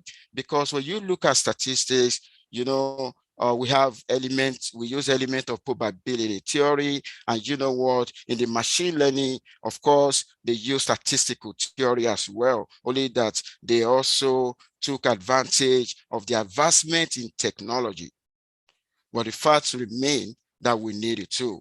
And you know what? I'm just going to give this example now. Take a look at what, initially we have the conventional COVID, right? And now we have variant of COVID. Okay, the variant of COVID, like the beta, the Omicron, and so on like that. And I want to tell you, they have to adjust vaccine. They have to modify COVID-19 vaccine, because I'm going to tell you, the conventional COVID-19 vaccine struggle with the variants of COVID, the same way statistical methodology is basically going to struggle with the variants of statistics that I call machine learning. Okay, so I think I've been able to justify and make a distinction between the two. But let me tell you the advantage of using statistical methodology is interpretability. Okay, interpretability. Okay, so interpretability, okay, the interpretability, is what make statistics to be very, very acceptable. What do I mean by interpretability? I'm actually talking about the transparency, because in statistics, if you want to analyze data within the statistical framework, you're basically going to specify your function. When you specify your function, of course, the whole world is going to see what you have in the function. The function is made up of parameters. Of course, we have a way to estimate the parameters in the module. We have a way to, to conduct the statistical test, which I call significant tests on them. So there's a lot of transparency there, and that actually make our parameters in the model to be interpretable. But the advantage of machine learning is predictability. Predictability, okay? That is the advantage of machine learning. The machine learning actually, they have problem with interpretability. Statistical model has problem with predictability. I want to tell you what we do in statistics is model explanation. We do what we call model explanation. Okay, the model explanation does not translate into predictive power, but there's no transparency in machine learning. But let me tell you, in this part of the world, in an industrialized world, United States, Canada, UK, and so on like that, being an industrialized world, the businessmen and women, they are actually interested. They are not interested in factors that will actually, the contribution of factors, for prediction, but they are interested in the combination of factors that will bring the best prediction. They're not interested in where, the contribution of them. Okay, so like I said, one has an interpretability issue, the other one has a predictability issue. Okay, now why probabilistic graphical model? I'm going to say this. We got different kind of ways of learning from data. I'm going to measure the most, the two commonly used before I'm going to justify probabilistic graphical model. The number one way to learn from data is actually, to develop a function that's map, from domain to codomain, mapping from when you have a support of X, a state space for X, then you now map with a function, okay, into the the output label, and of course, the function you are using could be linear regression, logistic regression, could be decision tree, and so on like that. Then another way we actually learn from data is basically to use what I call probability distribution. We have some set of random variables now, and you now obtain the probability joint, the joint probability distribution over this set of random variables, and you now assume what we call independence.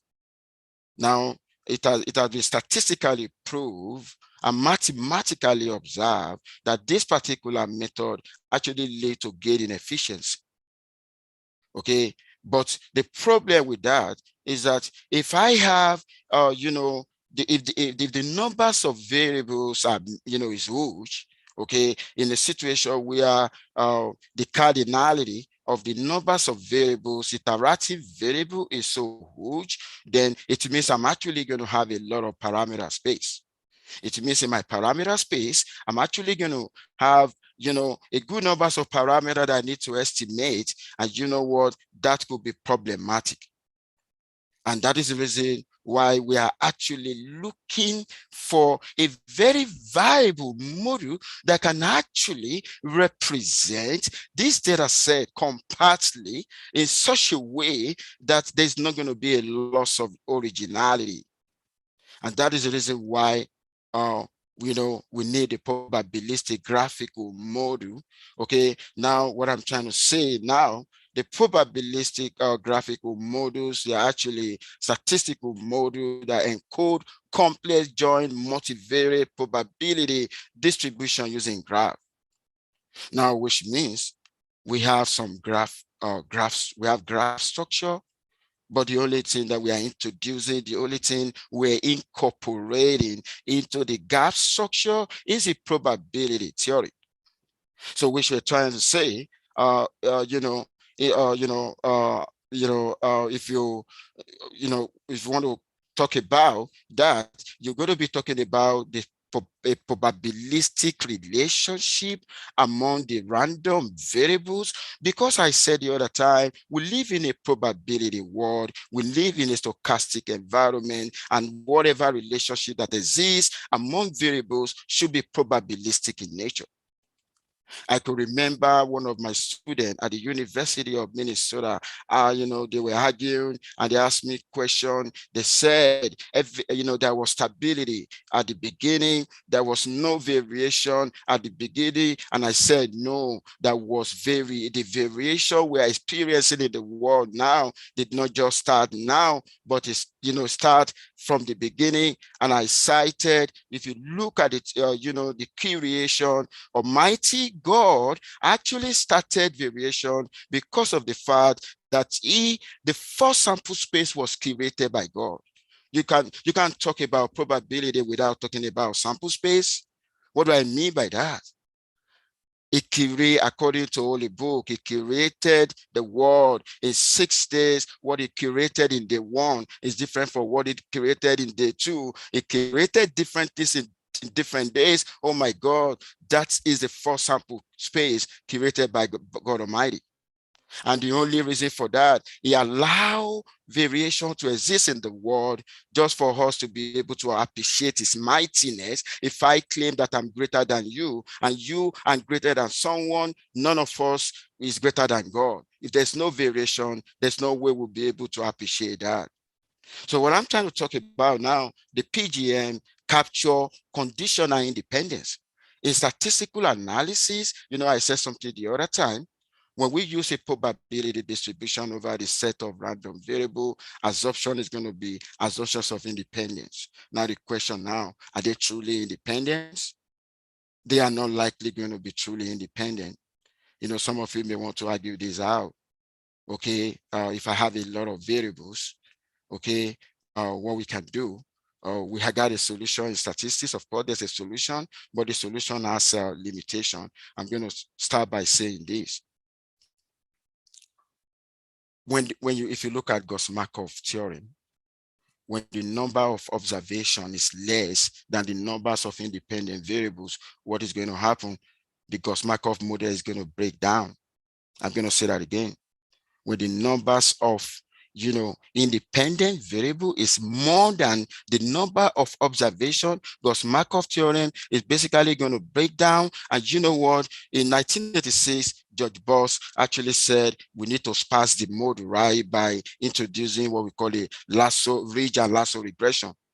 But I'm going to tell us now, the lasso regression has limitation, because if the number of observation is actually let me say 100, and the numbers of independent variable is actually 2000. And in gene sequencing, in financial data, the numbers of independent variable could be more than the numbers of observation. But you know what the lasso is going to do?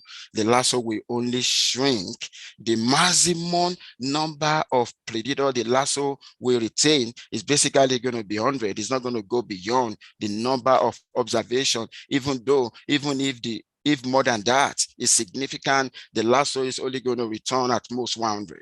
That is one of the limitations of lasso regression. And the only way out of that situation now is actually to look beyond lasso and trying to, look in the way of conditional independence. Okay, now I'm going to show you, we got 2 types of graphical models, but I'm going to focus on the Bayesian one that we call the directed graphical model, which I'm basically going to show you now.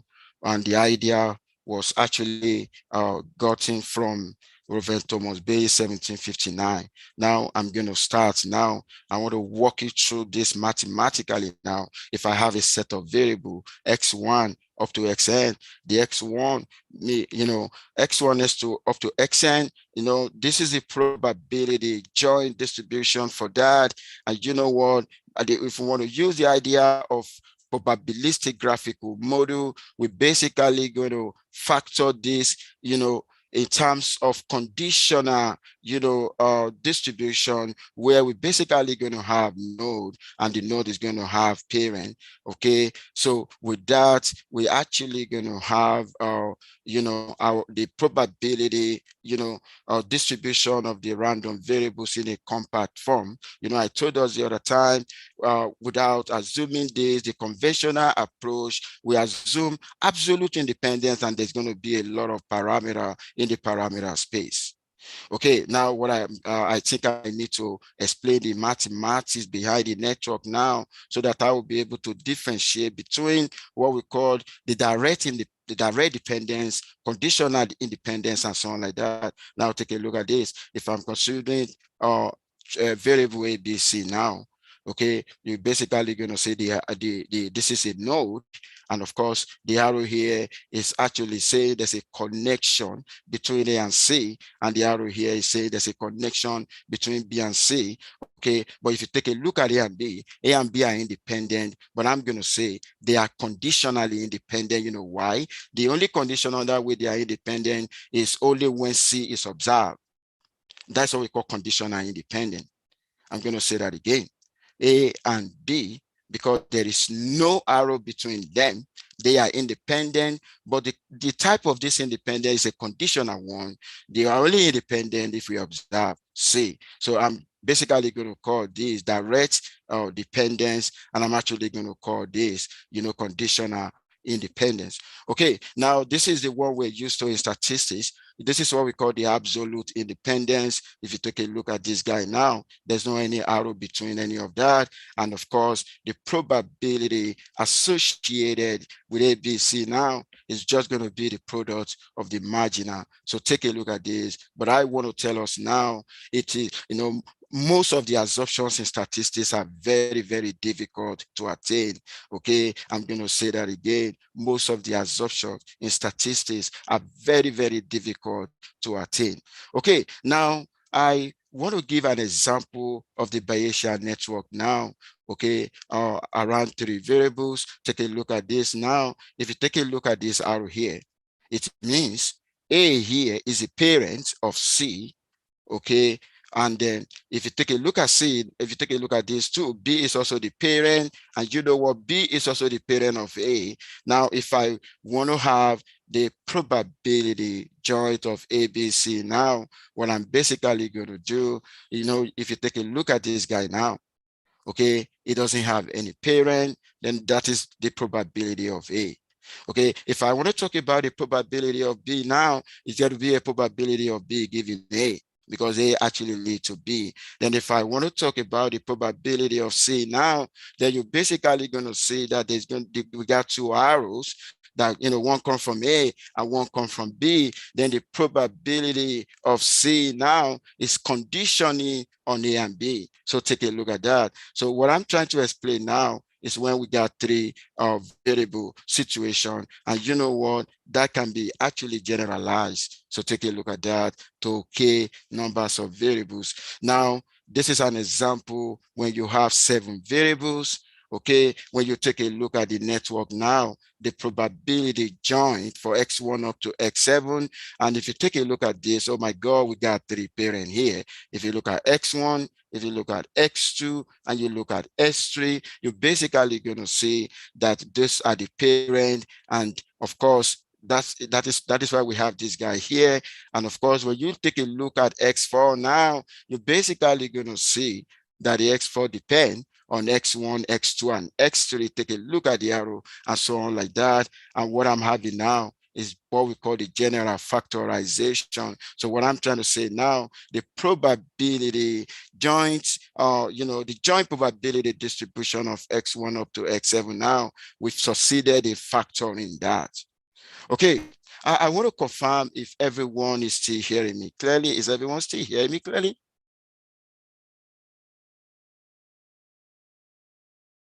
Is everyone still hearing me clearly?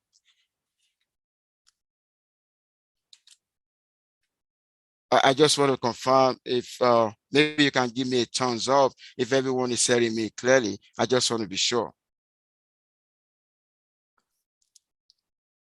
Oh, okay. Thank you so much. Thank you so much for confirming that. Okay, now take a look at that now. Now, if you look at logistic regression and the like in statistics, they are special form of a condition, of a Bayesian network.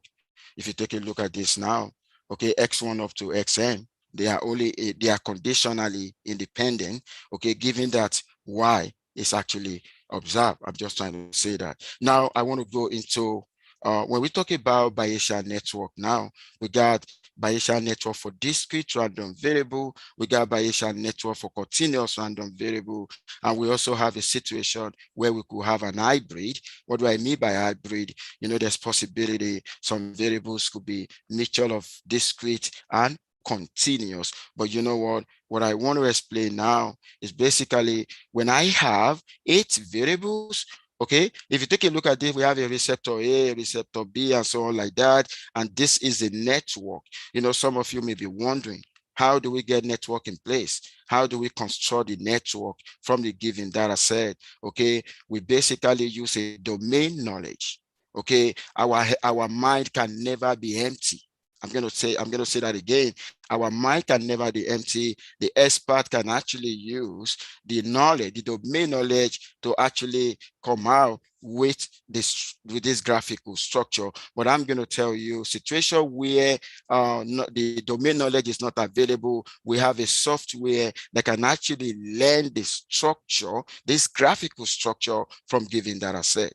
Okay, I'm going to move right now. I was talking about justifying the probability graphical model. Are you going to see now? Take a look at this. We got 8 variables, right? Now, if each of them is binary, what is it? If I want to use a conventional approach, what is a possible number? What is going to be the number of parameter space? It's basically going to be 2 raised to power 8, right? But I want to tell you now, if I want to use Bayesian network, which is the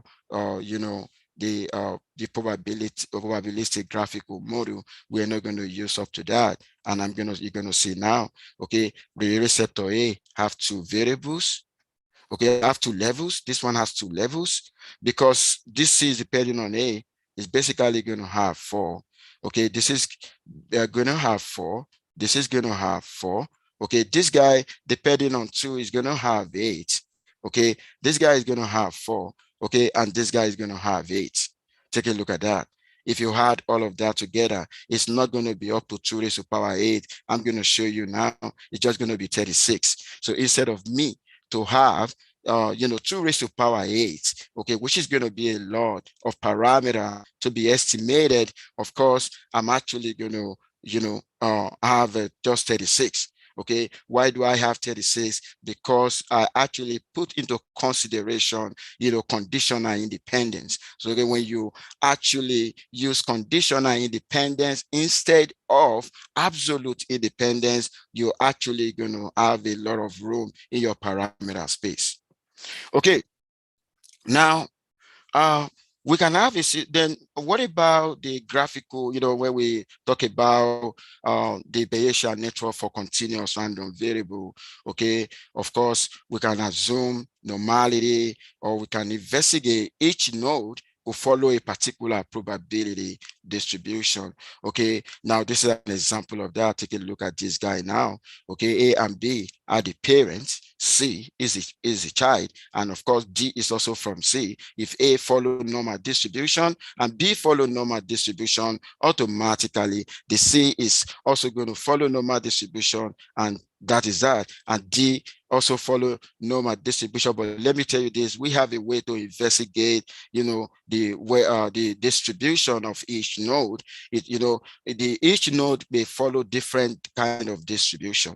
So therefore, in probabilistic graphical model, we can conduct what we call a multi-normal test, okay, to see if all the variables in the network actually follow normal distribution. But the fact remain, after we have determined that, we can want to find the probability of A, B, C, D. That is what we're going to have. Okay, now I want to go into more, I'm going to go into application now. Okay, for instance, I want to determine the temperature soon, probably the temperature for tomorrow. Okay, and the temperature for tomorrow will depends on temperature now. You get what I mean? And the temperature now, okay, the sensor is actually going to read that. And of course, the temperature soon also depend on whether the door is open. Okay, if I'm talking about, probably I'm in my office now, I want to determine what is going to be the temperature in my office, probably in the next few minutes. That depends on whether I open my door. Okay, the door here is discrete in nature, but when you look at the temperature now, the temperature soon, the outside temperature, they are continuous in nature. If you take a look at this is an example of an hybrid network, because I got a combination of discrete and continuous. And you know what? If I want to determine that, I'm actually going to have a contagious model where the temperature soon follow normal distribution with the alpha naught T, and that very T is basically the temperature now, okay, and the other. So you can take a look at that. Okay, now this is another example of that. Okay, A, B, and C, they're actually the parents. Okay, each of them follow normal distribution, and of course, D is from A and B, and also follow normal distribution, and E is from D. Like I said, it's it's not all the time they're going to follow normal distribution. We have a way to investigate that. Okay, now I want to discuss the success with the PGM. I'm going to say this: the PGM, you know, they've recorded a lot of success with that, in predicting oil price, and diagnosis of disease, to safety of COVID vaccine and so on, like that. But I'm actually, and you're going to see that these are very, very recent. Okay, now I'm going to go into the parameter learning now. Okay, how do we actually, what are the methods we use in estimating the parameter in the network? We can use the maximum likelihood, the Bayesian estimator, and so on like that. And what are the steps involved? If I have data set now, I need to first clean my data set. After data cleaning, then I'm actually going to fit the model. Okay, I'm going to generate the model structure. And I told us the other time, in generating the module architecture, we can use the domain knowledge, or we got a way to learn, where we can learn the structure of that from the data. Okay, now this is the situation. Okay, we got a 3-step process, to do that. Okay, the fact remains that we actually going to split our data set, okay, into training set and a test set. And of course, the significant part of the data set have to be committed to training, probably about 75%. And what I'm going to do now, I'm actually, I want to learn the structure of the graph now. I'm going to use what we call climbing. And from there, I use the method of maximum likelihood to figure out the parameter lining. Then I draw inferences. I want to tell you this: the probabilistic graphical model, okay, is one step to interpretable machine learning. In machine learning are not interpretable. And of course, we're bringing more statistical idea now into machine learning. Okay, that's exactly what is going to make the something to be transparent.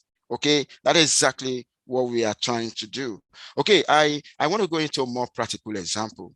I come, maybe I wake up in the morning, I get out of my house, and I realize that my grass is wet. Two things is going to come to my mind. Okay, we said that a rainfall or the sprinkler is on. And you know what? You can only use sprinkler, when there's no rain. Okay, so what I'm trying to say now, this is X. Okay, this is R. and this is G, okay, if I want to find the probability, associated with that, of course, I'm basically going to have the probability of that, because this is actually the parent, the rain is the parent, then the probability of S, given the rain, okay, and the probability of that. At the moment I have that, I can make an inference, okay? I can make an inference like, I want to find the probability that my grass is going to be wet. If I want to find the probability that my grass is going to be wet, what I'm actually going to do, I'm going to marginalize. Okay, I'm actually going to sum the joint probability distribution over the range of the variables I'm not interested in. Okay, that is what you see. And so what am I doing here? I'm making an inference. What is the probability that my grass is wet? Okay, given that there was an event of rain, stuff like that. Okay, I'm actually making inference. Okay, now I want to go biologically. Now, if you look at the food web now, okay, in the food web, there's this association. Take a look at that. Based on this, we can actually formulate the grass structure. And you know what? Now, we now want to answer a particular research question now. What is the probability that this guy will actually live, given that the grass condition is poor? Okay. Now, the knowledge of a probabilistic graphical model can actually be used to figure that out. And if I want to do that, it means I basically want to find the probability of A given H. And what I'm going to do is start eliminating, from B to H. Okay. And that's exactly what I'm doing here. Take a look at that. That's what I'm doing. At the end of the day, I'm actually going to have the final result. Okay. I'll be able to answer that. Okay, now I want to go into reapplications now. Okay, now I'm going to say this. Probabilistic graphical model has a lot of application, from image recognition to language translation in science, economy and finance, healthcare, and so on like that. And I'm going to start with a study conducted in 1998 in the United States. How can we actually distinguish a particular disease from another one? Okay, there's, if you look at COVID, if you look at malaria, we got different kind of diseases that have the same symptoms. Okay, and I want to tell you now, the probabilistic graphical model, okay, has been used successfully to distinguish, okay, between that. Okay, if you take a look at what I have now here, okay, a study was conducted to actually diagnose a pneumonia, and you know what? They basically want to distinguish patient with pneumonia from patient with the other diseases. And you know what? With the Bayesian network, they recorded 95% sensitivity and more than 96% specificity. Now I'm going to show you the network now. Take a look at that. Oh my God, that's a pneumonia, right? And you can see some other factors that lead to that, just like what I showed you the other time. Take a look at this. Now, if you get the architecture, we will be able to make a very reasonable inference. I could remember, some days, my daughters was sent from school, like they actually said maybe they have symptoms for COVID, that they have to go for COVID. And when they did the COVID test, of course, they didn't have COVID. They have other diseases. So the problem now, how can we actually distinguish among diseases that look alike? Okay, now if you take a look at what I'm showing you now, we can use a Bayesian network, the probabilistic graphical model, to diagnose somebody with COVID-19. How are we going to know? Okay, like I said, the domain knowledge is actually required. Take a look at this. The numbers of platelets, we actually determine the COVID-19, and the coronavirus HKU also lead to COVID-19. And not only that, if somebody have a COVID-19, of course, you go to regular ward, or you actually go to that, depending on whether you got a mild symptoms or you got a severe one. Okay, now take a look at this now. Okay, now, when we're talking about, I could remember when when they make COVID vaccines, the AstraZeneca in the United Kingdom, the Pfizer and Moderna in the United States, there a lot of, some people, they were actually skeptical about the vaccines. Oh, the vaccine doesn't work. Oh, the vaccine has adverse effect and stuff like that. I want to tell you, the use of a Bayesian network, the probabilistic graphical model has now been successfully used to justify that the benefit associated with the COVID vaccine outweigh the risk.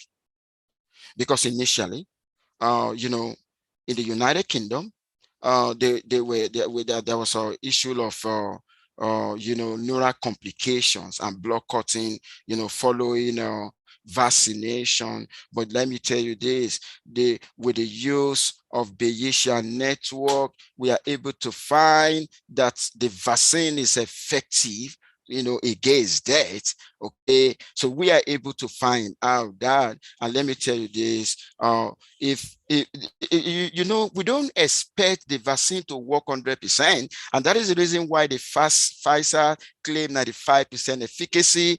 95% efficacy is trying to say, oh, it's only good 95%. There's always going to be an error. I told you the other time, we're trying to model, capture reality. No matter what we do, we can never have an exact reality. Okay, now, what about in the medical diagnosis of lung cancer? I want to tell you the Bayesian network has also been used. Okay, I'm going to give you this example now. Take a look at this. You have this set of data, right? You have this variable, you collected data. You actually want to use a Bayesian network for diagnosis of heart disease, right? And you got all these variables. Now, with the domain knowledge, you actually come out with this structure. And do you know, with this structure, we have a way to actually test for the significance of this structure. Okay, how do we test for significance of the structure? We can conduct a test. We can conduct what we call a conditional independent test.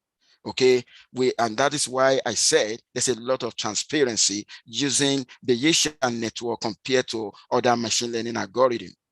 Okay, now I can answer a question based on this network. Now I can answer a question. What is the probability of somebody that is diabetic having a chronic heart disease? And you know what? This is a code. Okay, and that probability is like 50%. Take a look at that. So the probability of somebody having that is 33% compared to 15% from person without that. So this is the one. If you take a look at this now, okay, somebody that have diabetes equal to yes, okay, 33%. If you have diabetes, the probability, okay, that you're actually going to develop the chronic disease 33%. Take a look at that.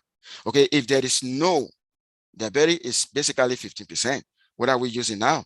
We are actually using the network, because from the network, we actually derive a posterior distribution. If we have a new data point, we can actually ask, question the posterior distribution to answer any question. Take a look at that. Now look at number 2. What is the probability of person having prevalent hypertension increases with age? Okay, age equal to 1, 35 years. You take a look at this, age moving to 60 years. Oh my God, it's increasing now to 70 years. Now we have 61%. Take a look at that. With this actually is giving us information. I know then when we're in school, when students hear about probability, they're going to say, oh yeah, probability is just talking about the frequency, the numbers of time that occur. You understand what I mean? Oh, 11% of the time, this is what happened. 46% of the time, this is what happened. 61% of the time, this is what happened. Okay, now I saw like that. Take a look at this. The distribution of the heart rate actually changes when there's an increase in the number of cigarettes smoked per day.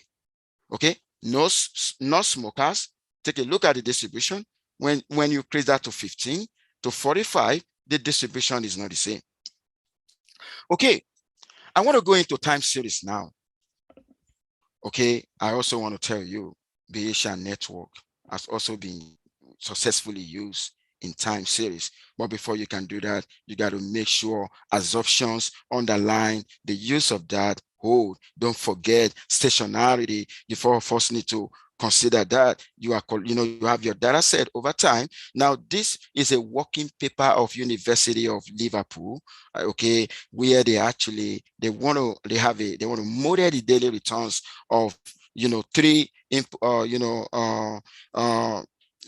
popular banks in the United Kingdom: the Barclays Bank, the Lloyds Bank, the HSBC. And at the same time, they also look at the daily percentage change in 3 month daily labor, the daily return for the MSC, and the daily return for the 3 stock portfolio. But you know what? There's a domain knowledge. The domain knowledge that I'm actually talking about, that was given by financial expert, now is trying to tell us that each of this bank return, okay, actually depends, okay, on the daily percentage change and the market index. So take a look at that. And of course, the portfolio, if you want to get a portfolio, you got to put into consideration, the daily return of all the banks. Oh my God, take a look at that. Now we want to find the probability join associated with that. Okay, that is what we have. Okay, somebody just have 10 more minutes. Thank you so much. Okay,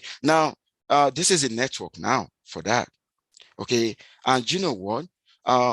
If we have a way to actually test whether this network is valid by conducting a test on conditional independence. Like I said before you come into this, each of the variable that you are using here, you need to conduct a stationarity test, like something that we call the augmented Dickey-Fuller test and the like. If they're not stationary, make sure you difference, okay, before you can actually construct the network. And after constructing the network, okay, if you take a look at this, we actually want to assume a normality, okay, but you know what, you can assume normality, and you can also investigate about the distribution of the data set. But right now, I'm actually assuming normality. So take a look at that. X and M, they are the parents. Okay, they are the parent. They follow that distribution. And right now, B, given X and M, follow a normal distribution. If you take a look at what I have here, it's basically going to be the intercept is going to be the one for B, and the coefficient is basically the coefficient, the beta 1 and the beta 2 is basically going to be the one for the parents. I just wanted to look at that.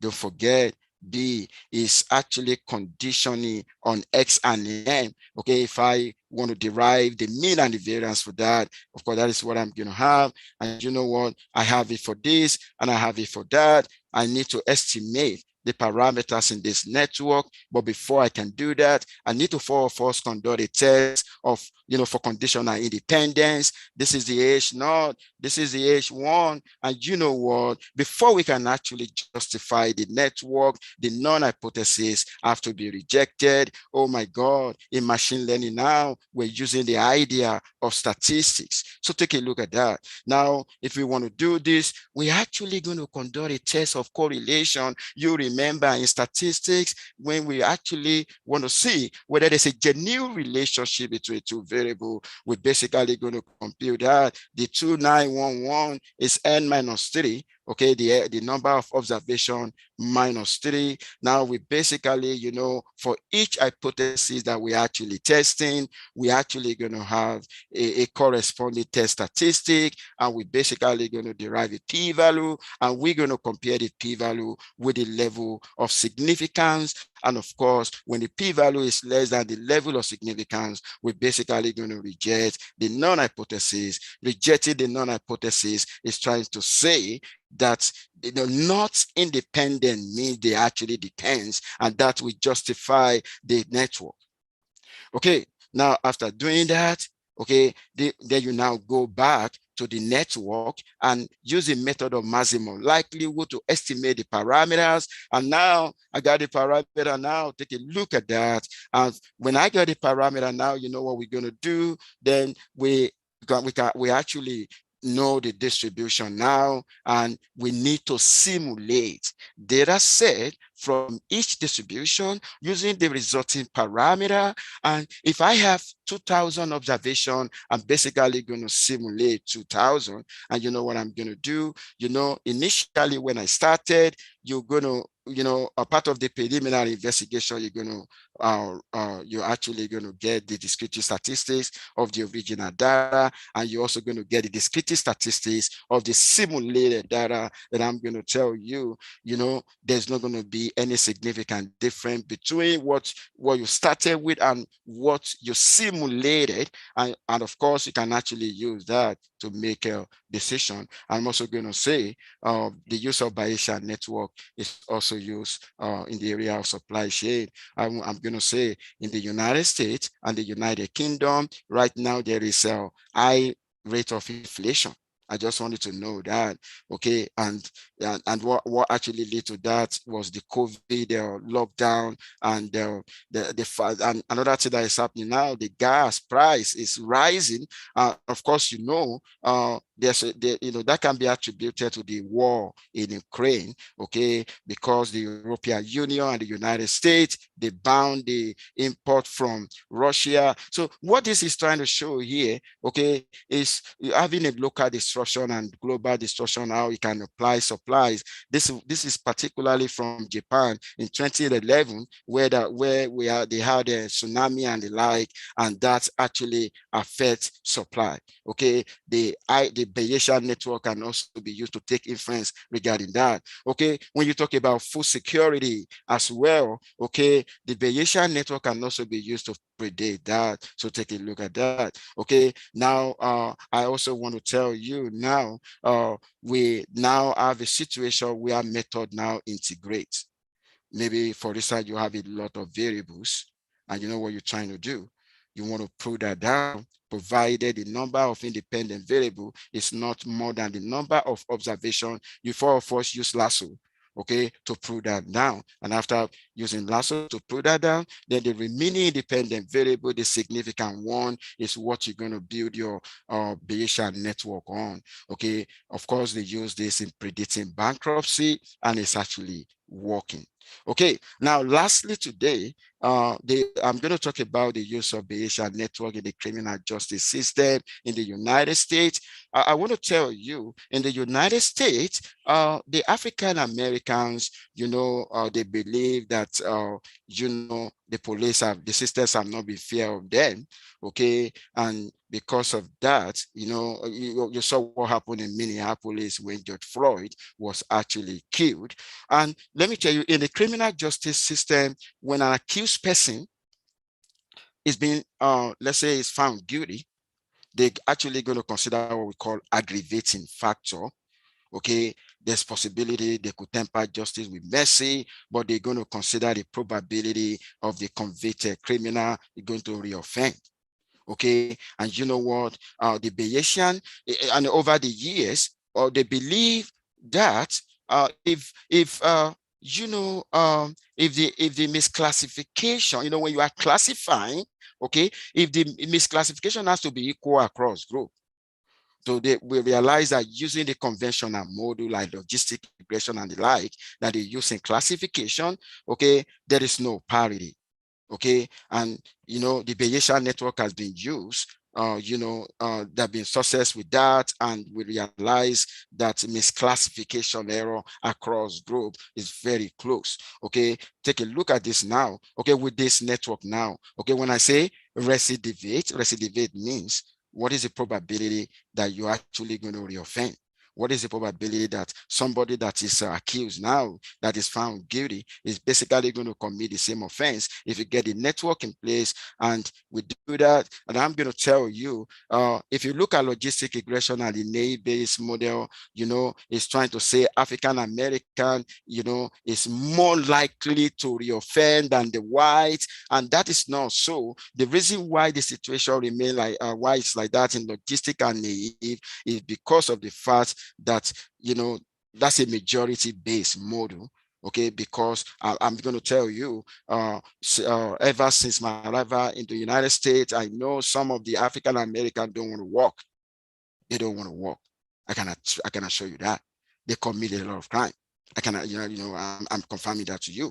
So, but the fact, so that is why the naive model and the logistic regression actually say 1.45 more, 1.58 more, but with the Bayesian network, it basically going to say it's 1.21, which is very close to 1. Okay, Australia weather, you can also use Bayesian network to predict whether if I have this now, okay, the rain tomorrow depends on humidity at 9 a.m. Humidity at 3 p.m. depend on humidity at 9 a.m. and the rain tomorrow depend on humidity at 3 p.m. Also depend on the wind speed. And I want to tell you, with the Bayesian network, we can actually predict that as well. I have some codes here, Python code. I have other code that I'm actually going to, make available on request. And these are my references. And I want to give this opportunity to thank the society for inviting me. And before I go, and I actually want to say, I want to appreciate those who actually contributed significantly to my growth. I'm going to say this: Department of Statistics, University of Ibadan, planted my seed, nurture my seed, my statistical seed to harvesting stage. So I'm going to say, thank you, for doing that, and God bless you. Thank you for the opportunity.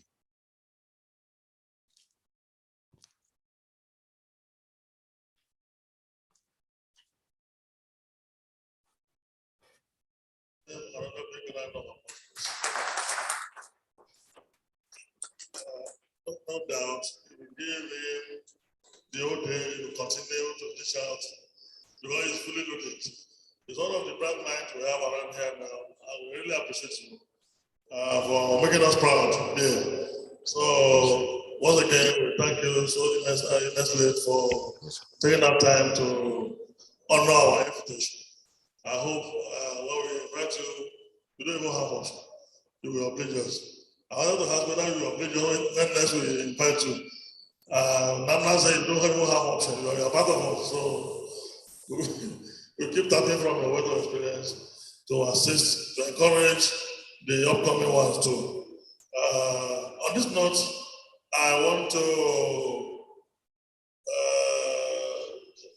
invite one or two people, if you have questions for the brilliant mind that just talked to us.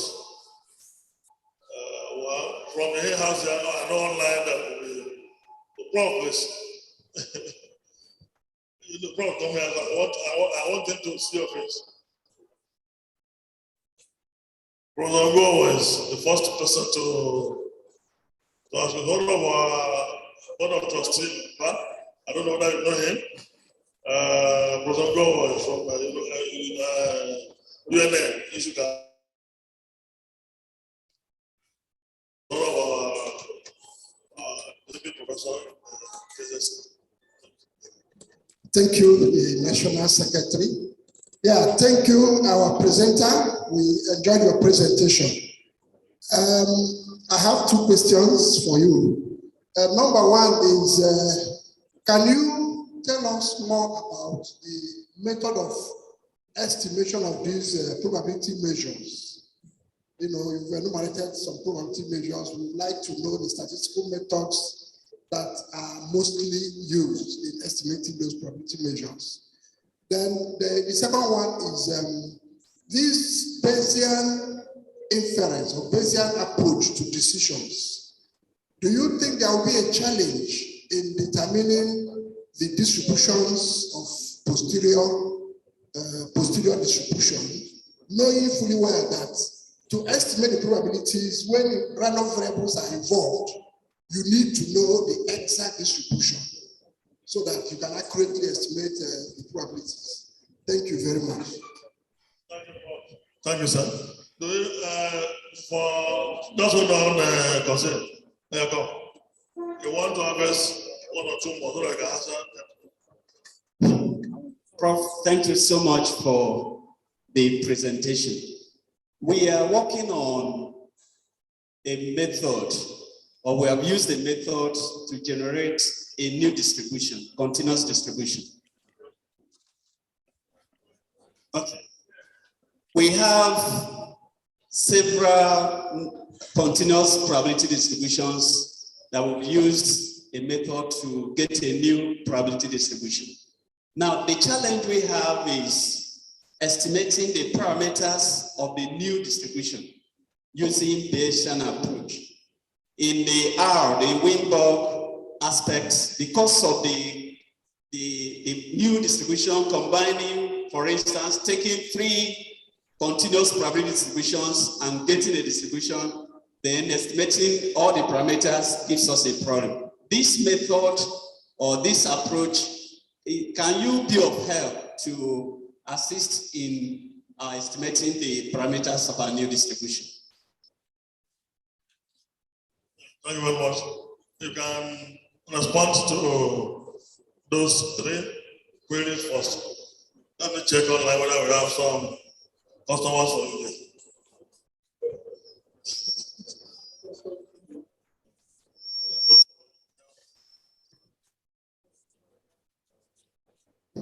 Yes, go ahead, please, for your reaction. Okay, thank you so much, sir. Actually going to start with the first question that talk about method to estimate the probability measure. This is what happened in statistics. The method of maximum likelihood is actually doing a very great job. There's something I want to point out. There's a difference between Bayesian inference and what we're doing. Bayesian inference is not Bayesian network. I'm going to say this again. Bayesian inference is not Bayesian, network, but the only similarity with them is that the 2 of them involve conditional distribution. Now, in the example that I cited the other time, I think I'm going to share my screen, for information. Okay, now I'll give you 1 second. Okay. Now, if you take a look at, like, if I have this now, okay, looking at the network, like I said, we don't assume a distribution until we investigate. Okay, and we have criteria in statistics, to investigate the distribution of random variable. And after that, if I assume that it follows normal distribution and I got different kind of parameter to be estimated, I'm basically going to use the conventional maximum likelihood approach that we use in statistics. And not only the maximum likelihood, as far as the network is concerned, we have other, method that can be used, which is what I said here. Okay, expectation maximization. We can use a method of eliminations and so on like that. And those methods are really working great. So estimating the probability measures, I know that it is only when we have continuous, variables in the network that we basically going to fail these tasks. If variables are discrete, there's no issue with that. But variables are continuous, then we're actually going to go back to the conventional way of figuring out parameters of any distribution. So there is no any special way to that. Okay, we're still going to use the conventional approach. Now, the number 2, talk about the challenges of prior. Like I said, this is different from Bayesian statistics. Bayesian network is not. And I said something the other time. If you look at the origin of Bayesian network, the probabilistic graphical model is actually from computer science. It's from artificial intelligence. It's from machine learning. Not even, it didn't start from statistics. So the idea, because I know the challenges of prior, I know sensitivity of prior, okay, in Bayesian inference, but we are not going to experience that here because what serve as prior here, they are the parent node. For instance, rain here is a parent node, okay? And if rain is a parent node, if it is discrete, of course, we know the numbers of time we have rain, probably in the previous year. We know the numbers of time we don't have it. That is if it is discrete. Okay. Now, if a variable is not discrete, it's continuous, then we have a way to investigate based on past antecedents. We'll be able to figure that out. Okay. So what I'm trying to say, it's not going to be the situation that we normally experience in Bayesian statistics, where your posterior actually depend on the prior. No. That idea is not needed in the Bayesian network. The reason why you have a Bayesian is just like the conditional independence, and that is what makes it Bayesian. Is different from Bayesian statistics. Okay, the last person has about estimating parameter of new distribution. I want to say, my somebody who supervised my PhD is of course in this is the president of this society. I also in my project, in my PhD work, I work on developing a new distribution that have about 3 or 4 parameters. And of course, what I actually need to do is if I can justify the practical, there's a practical justification of why you are introducing a parameter into a model, it can be estimated. Most of the time I've seen a lot of papers where people are just complicating the issues, trying to increase the numbers of parameters. The question is, do they have a practical justification to be included in the model? Whatever might conceive can be done. So the method of if truly that parameter has a practical justification, then I'm going to tell you it can be estimated. And let me tell you this, if you use this idea of Bayesian network, maybe the reason why it doesn't converge is because you have a lot of parameters in the model, and by the time you use the Bayesian network now, of course, you're actually going to have more space in the parameter space. So I'm going to say yes, the idea of Bayesian network can be applied, but provided if there's a conditional independence, and we have the way to investigate conditional independence. But if the non-hypothesis of conditional independence is not rejected, oh my God, you can't use Bayesian network. Then you got to continue using the conventional approach. I don't know if I've answered the question now. Thank you very much. Can we give another round of applause? There's an online question. There's one of our participants online. I want to ask you or 2 things. Dr. Chris Odombozo, are you there? Dr. Odombozo, are you there? I can see you raising up your hand online. Oh, it's like they are taking his place. Okay. The only question I have for you is that there is a request from our participants here. They were asking me to tell you, to request from you that you help sharing this material with us. Thank you very much for this. Yeah. So you will share the material with us. And for those that paid for the conference, I will share the material with you. But only those that paid for the conference. Is there any request, special request? Thank you very much. Continue to make us proud, Dr. Kasi. We are proud of you. You are one of our brides, our ambassador. We're a very good one anyway. So thank you very much. Thank you, sir. The sky is your beginning. Thank you very much. Let's give it a round of applause. In the absence of no further question for Professor Kasi, wants to say thank you very much. Good night. Thank you, sir. Now we want to bring on board the last lead paper presenter for today. Sorry, those people online, there are so many online now waiting for that paper. I can see some of your faces at the door. Don't worry. They are going to serve another paper. So they energize us. So, Dr. Raphael, are you on? Dr. Raphael?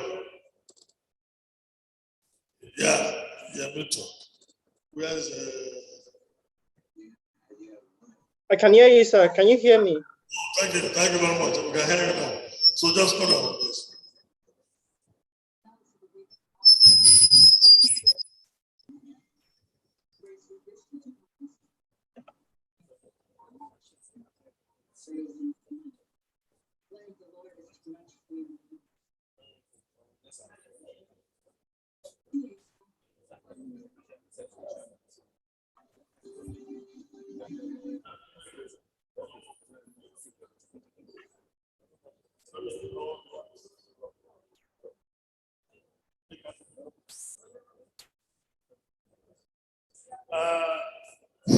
Thank you very much. Dr. Raphael Yemita is one of our pride again. As you can see, we have our unique way of doing things in PSSN. Those people who have been bringing forth, you can see that they are people with a local content. And the local content is very rich. As you can see in one since yesterday that we have been having this series of discussion. So please, you are here, what you make yourself to be. You will be what exactly you make yourself to be. You can listen, we all listen to Professor Kozin Adekoju. He had his first degree here, he has his second degree, and the third degree here. That is the supervisor sitting there here. Our president. Okay. Now, he had the NYC degree, NYC service in my department. That's what I mean. So, the sky is the beginning. It depends on what you make out of yourself. Whether you study here or you study elsewhere. Okay? What you need to do is to have what we call value addition. Whatever you are doing, to add value to yourself. And that is the common mandate of PSSN. That's why PSSN is unique. The PSSN is unique in that area. Okay? With our focus is how to reposition the statistical research in our community and outside. Okay? Not just holding a conference in the ABC hotel and we drink our wine and dine and we go home. No. Okay? That is not our mandate. We can't have our conference in any hotel. It is either in an institution like this or no conference. Because it's a business, we are business-like. Not that just go and stay in an hotel and begin to now drinking beer and enjoy ourselves and then we are doing society. No, that's not our focus. So on this note, I want to thank all those that have been invited that are part of us for making us proud. It's because they don't sleep, they keep improving. That is why we were able to search for them again and search for them again to go and give to us part of what they have learned. Okay? So on this note, I want to invite Dr. Raphael Yemita. He's an associate director in one of the institutes in our environment here. He's going to give us, I don't have your citation here with me, I'm sorry. Maybe when I ever get here, we are going to listen to him to know who is Dr. Raphael Yemita. While we are waiting for him, please, I have the honor and privilege to bring forth Dr. Raphael Yemita to give us his lead paper presentation. Can we please give him a very big round of applause? Thank you very much. You have the floor, my brother. Okay, thank you very much, sir. And good evening to everyone. I believe that everyone has been enjoying the conference so far.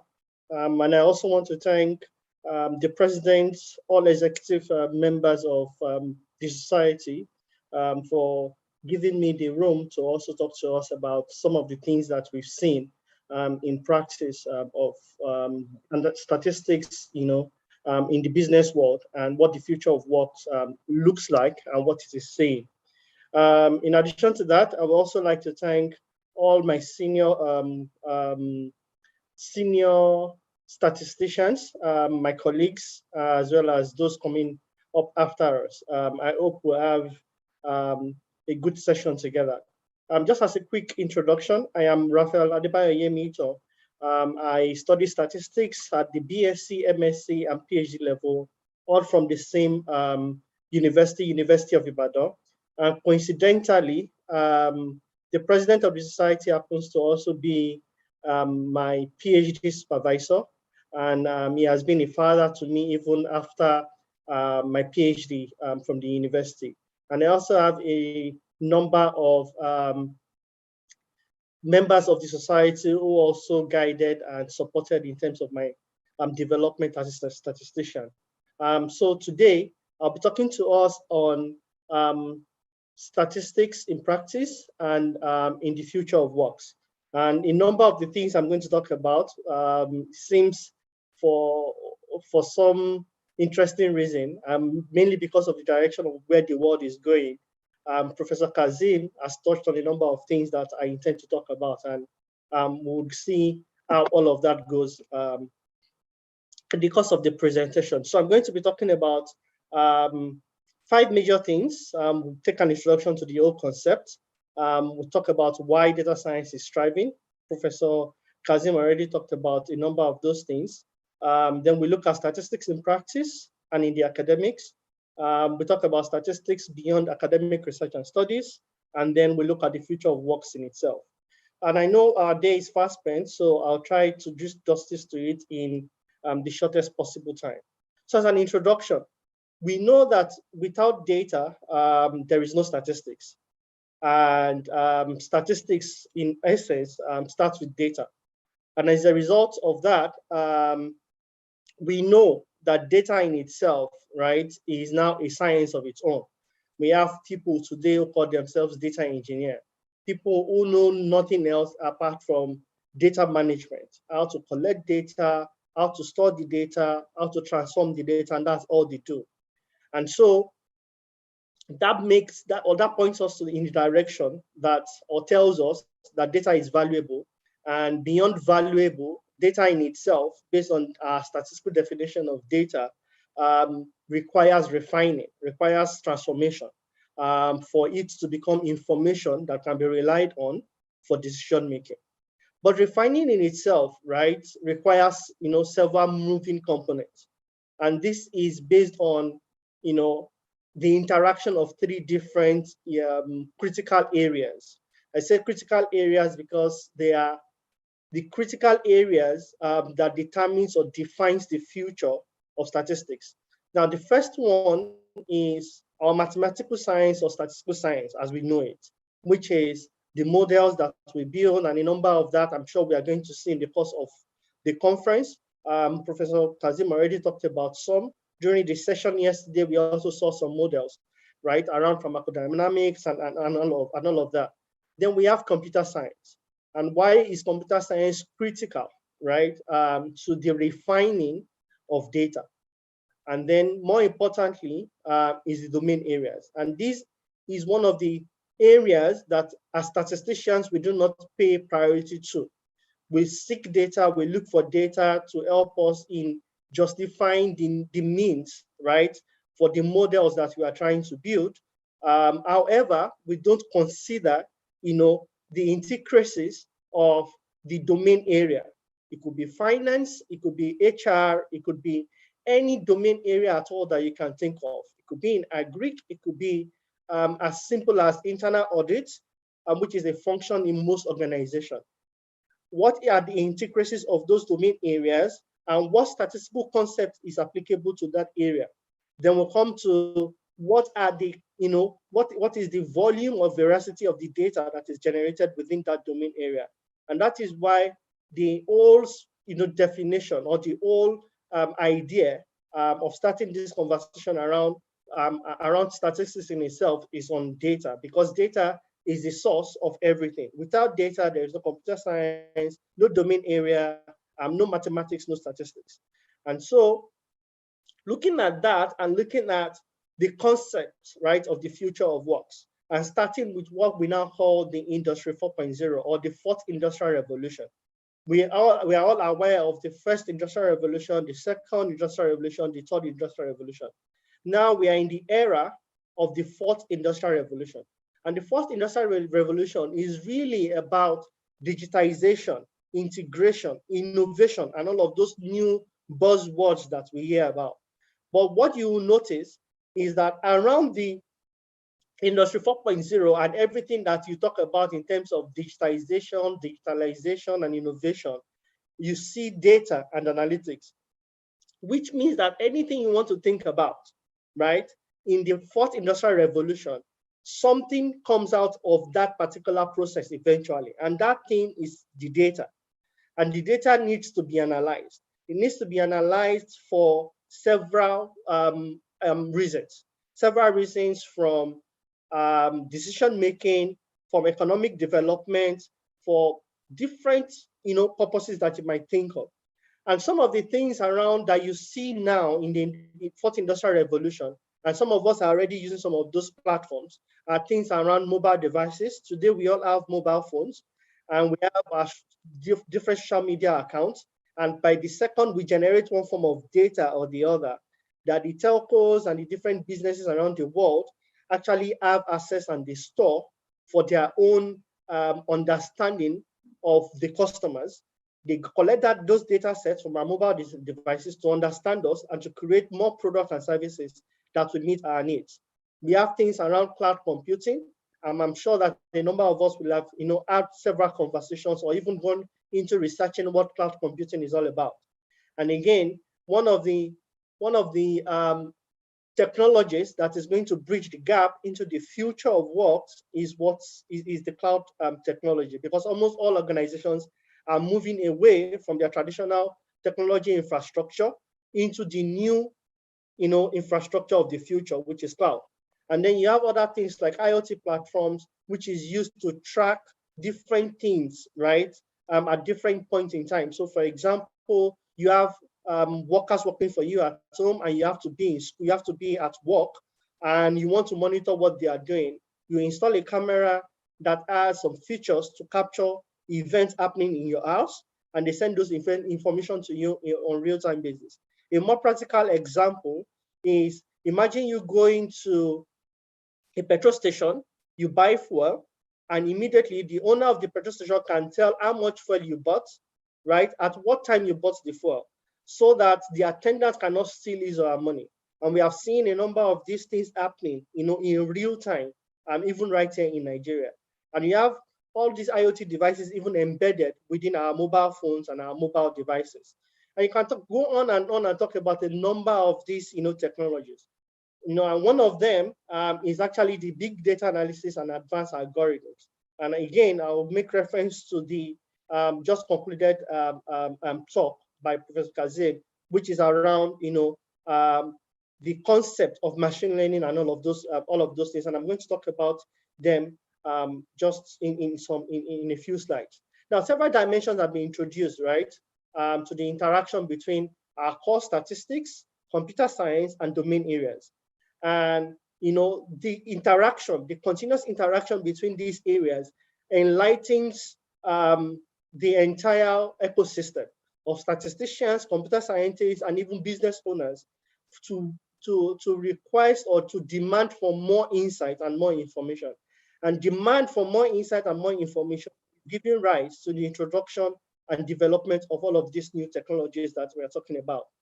And now, taking a step further, the demands of the fourth industrial revolution, which is more information, more knowledge, is giving, it's enlightening the entire world around what skills are required, in today. What skills are mandated for people to have today to be able to function in the fourth industrial revolution and thereby succeeding into the future. And what you see as the top three here, you can see that data science has become number 3. And the reason why you see data science is some of those references have already been talked about, but I'll still talk about them, is because there is an indication of career transition, especially for us as statisticians. Now, we are statisticians, yes. However, the way statistics is being used in the industry, we need to be knowledgeable of how statistics is applied and how statistics is used beyond the 4 walls of the academia or beyond the scope of our research. Because by the time you build those statistical models and you conclude and you get your PhD and you have those fantastic models. And I hear someone asking a question around the fact that we are combining three, models together to create a new model. That new model, how is this going to be used in the industry? What part of the world or what part of the world of works is it going to transform? And how is it going to transform it? And the reason why I'm saying that is because I have not seen a statistical model that is useless. I have not seen a statistical model that is not applicable to one domain area or to one business area. But what we need to do, right, is to understand this new concept of data science, right, and understand how our function or our roles as statisticians, right, is transitioning into a new world of work. And two is the requirement, right, for that future of work, which is really adoption of new skills and techniques. First, around computers programming or computer science is the need to understand programming or software development. Now, for all of us, our need to develop new skills or acquire new skills will vary. It will vary by our different areas of interest in terms of how deep should we go into programming. So, for example, a lot of us currently use R, which is a good step in the right direction. A number of us, rather than use R, we use Python in building our models, in testing our models, testing our algorithms and all of that, which is also a good step in the right direction. But in the situation where the model we are building actually requires much more, right, than the use of R and Python, what do we do in those situations? And again, right on computer, I remember I started my conversation around the need for data management, proper data management, right? There is a need to even understand databases, right? It's not a programming language, but again, you need scripting language to understand databases, like the use of SQL by Microsoft, Microsoft SQL, or MySQL by Oracle and other database that we as statisticians need to understand. And I will talk about why we need to understand some of those languages later. But the point I'm trying to make is, based on this rating of the jobs or the skills in demand today, you can see things around data science in number 3, you can see data engineering in number 7, and you go on to 20 user consultant. In the top 50, in summary, by the time I share these slides, or you can just go on Google and go to Glassdoor skill rating, for example, you see that in the top 20, from 2016 till date, statistics did not feature in there. And the simple reason why you would not find statistics, right, in that, number, or that high number of skills required by organizations today, is because statistics is now seen as a subset of data science. And the reality on ground is that if you look at data science in itself, right, data science in itself cannot function without statistics. The entirety of data science, it has different components that it's a world on its own, right? However, as large as data science is, there is no component of data science that can stand on its own without the input of statistics. Statistics covers data, and it covers the model building, it covers the data transformation, covers the report presentation, which is the use of your graphs and charts and all of that. So statistics in itself is so valuable to the future of works. However, it has been dominated, or it has been redesigned by the modern day job seekers into what we now call data science. And you can see from the diagram that you can see on the screen, you can see AI, artificial intelligence in there, and you can see a chunk of the leg of AI, that is this part, sitting right within the scope of data science. And you can see data science in itself, you can see statistics and mathematics, and you can see statistical models right in the core of what we call data science. You can see other components of what we call machine learning in there, text mining, model training, and people can go into different arguments, right, of what machine learning is and what machine learning is not about. But the most important component is as long as you have data, you transform the data and you generate a result that can be used for decision making. You have performed a statistical analysis. And the question is, at what scale can you perform, such a statistical analysis? And so this, clearly tells us, right, the critical role of statistics in the scheme of work of data science in itself. And as statisticians, we must embrace, this interaction between our domain, computer science, especially programming languages, and domain expertise or domain knowledge. Now, domain knowledge is not just enough for us to go to a bank and tell them to give us their loan data. And then we analyze the data, and by the time we complete the analysis, the bank has moved on, because the results we are presenting to them is no longer important to them, because things that happened, and they've moved on from the data that they've shared with us. And a typical example is if you consider the use of a tool, for example, like Excel, right? Excel has a limitation of roughly approximately 1 million records, right? An organization, for example, a bank on a daily basis will generate data that runs into, the trillions. So as a statistician, how do you even find out the average? How do you compute the average transaction value for a day? You cannot, because that data cannot be provided to you on a spreadsheet. And if it cannot be provided to you on a spreadsheet, you need to look at another tool, another option that will allow you to perform that analysis. And the way you will be able to perform that analysis, it take a leap out of the statistical or data or the numeric area of statistical analysis into, that is, the statistical and mathematical box, into the space of high performance computing, for example, which talks about scalable processing, or you talk about big data. And what I'm saying in essence is that as statisticians, the era of being rigid about our domain, our area of focus is fast being phased out, and we need to now start paying more attention and to be more dynamic into the events that are unfolding and occurring, in real time. Now, the reason why I'm saying all of this is that the so-called statisticians, so the data scientists of today, are not called statisticians. Their primary domain area, their primary area of academics is not statistics. In fact, it is not statistics, it is not computer science, it is more of the other science areas or domain areas. So what I mean by that is this. You could have a zoologist, for example, today start calling himself a data scientist. And he start calling himself a data scientist because he can use SPSS to perform regression analysis, right?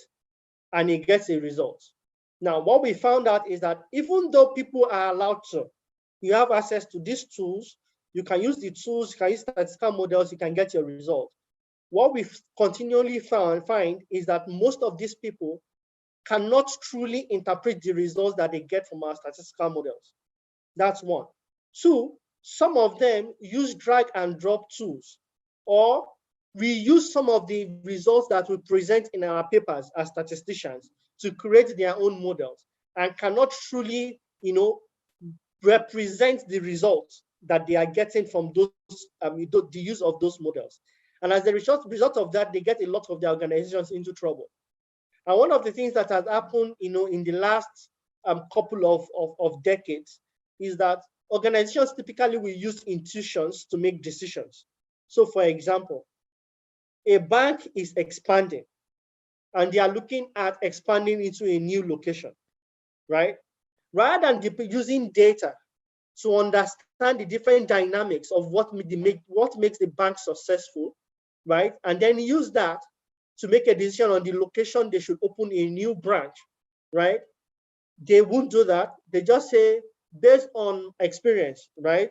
they will go and open a new branch, in a new location. So for example, they could say they are going to Castina to open a new branch. Meanwhile, if they had analyzed the data, the model or the data might be telling them that they should go to Taraba to open a new branch rather than Castina. And what you realize is that they lose value. And one of the things organizations are beginning to do is to rely on data to make such decisions going forward. However, a lot of the people that they employ as data scientists to help them to make those decisions, right, do not give them the value they are looking for. So for example, they won't propose Castina as the organization will have done if they had used their intuition, and they won't propose Taraba, right, as the model will have been guiding them to do, right? Just a quick digression. The previous presenter mentioned, right, the use of lasso regression, right, and some of the limitations. Most of these data scientists do not even understand the limitations of the models they are using. We have our normality assumption.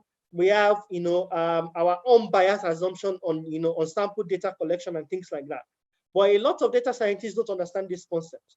So as data science, as statisticians, we need to stand up, right, and make, and make the field, the new field of data science, understand the relevance and the importance of statistics, right, in getting forward into the future. I'm going to show some interesting dynamics or some divergence, right, between the demand for and what it has been predicted to look like, by 2030.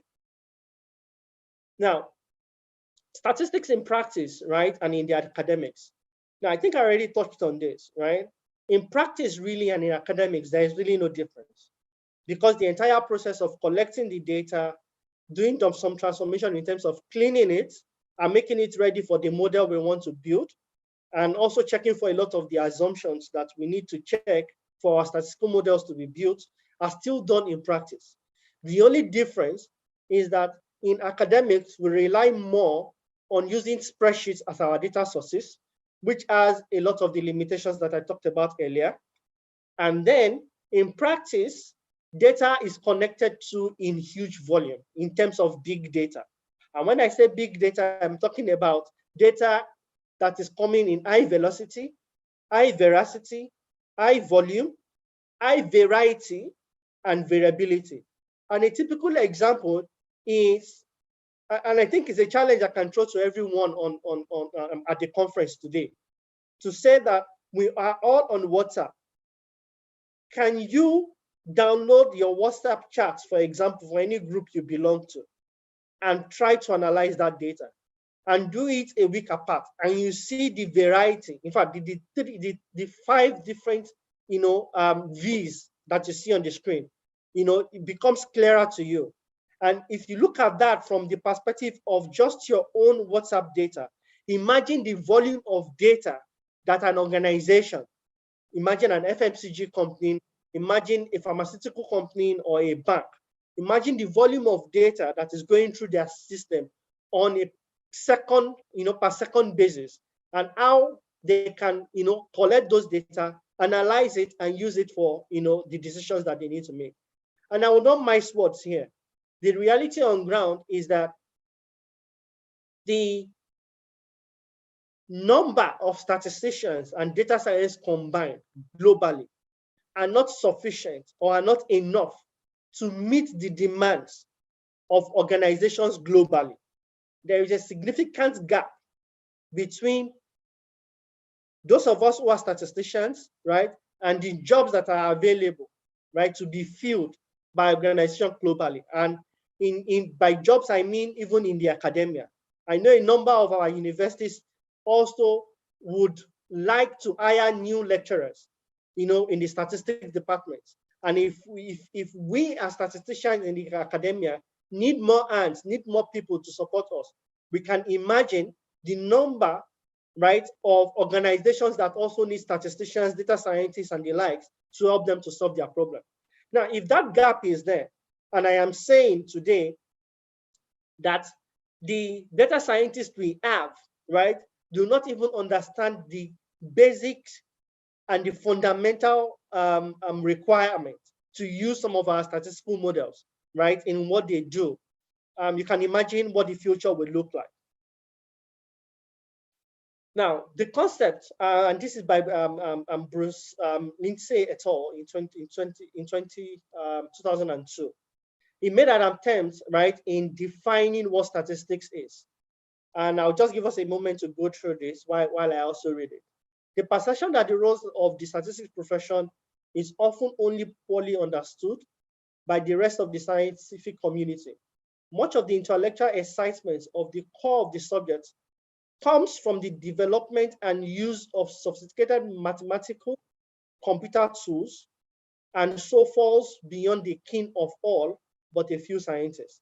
And what this is basically saying is that we understand the importance of statistics as statisticians, but we need to take it beyond ourselves and make the world the business world, to understand.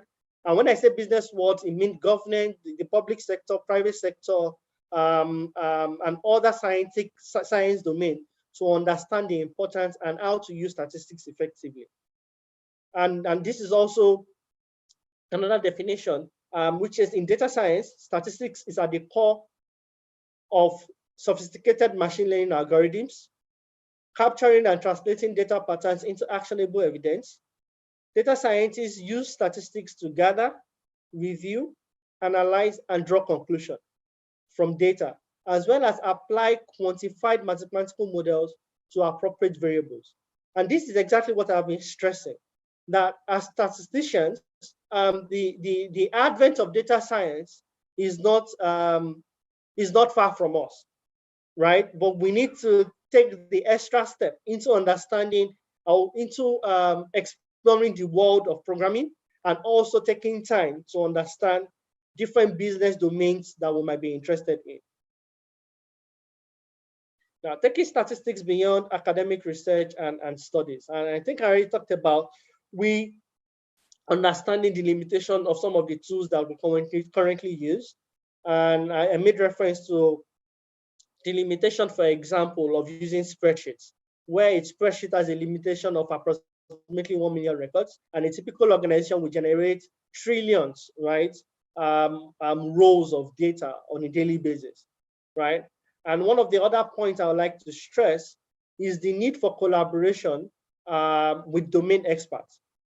As statisticians, we don't have to be domain experts, and this has been one of the things that helps a lot of us that are in professional services, who are core statisticians and are helping organizations to solve problems.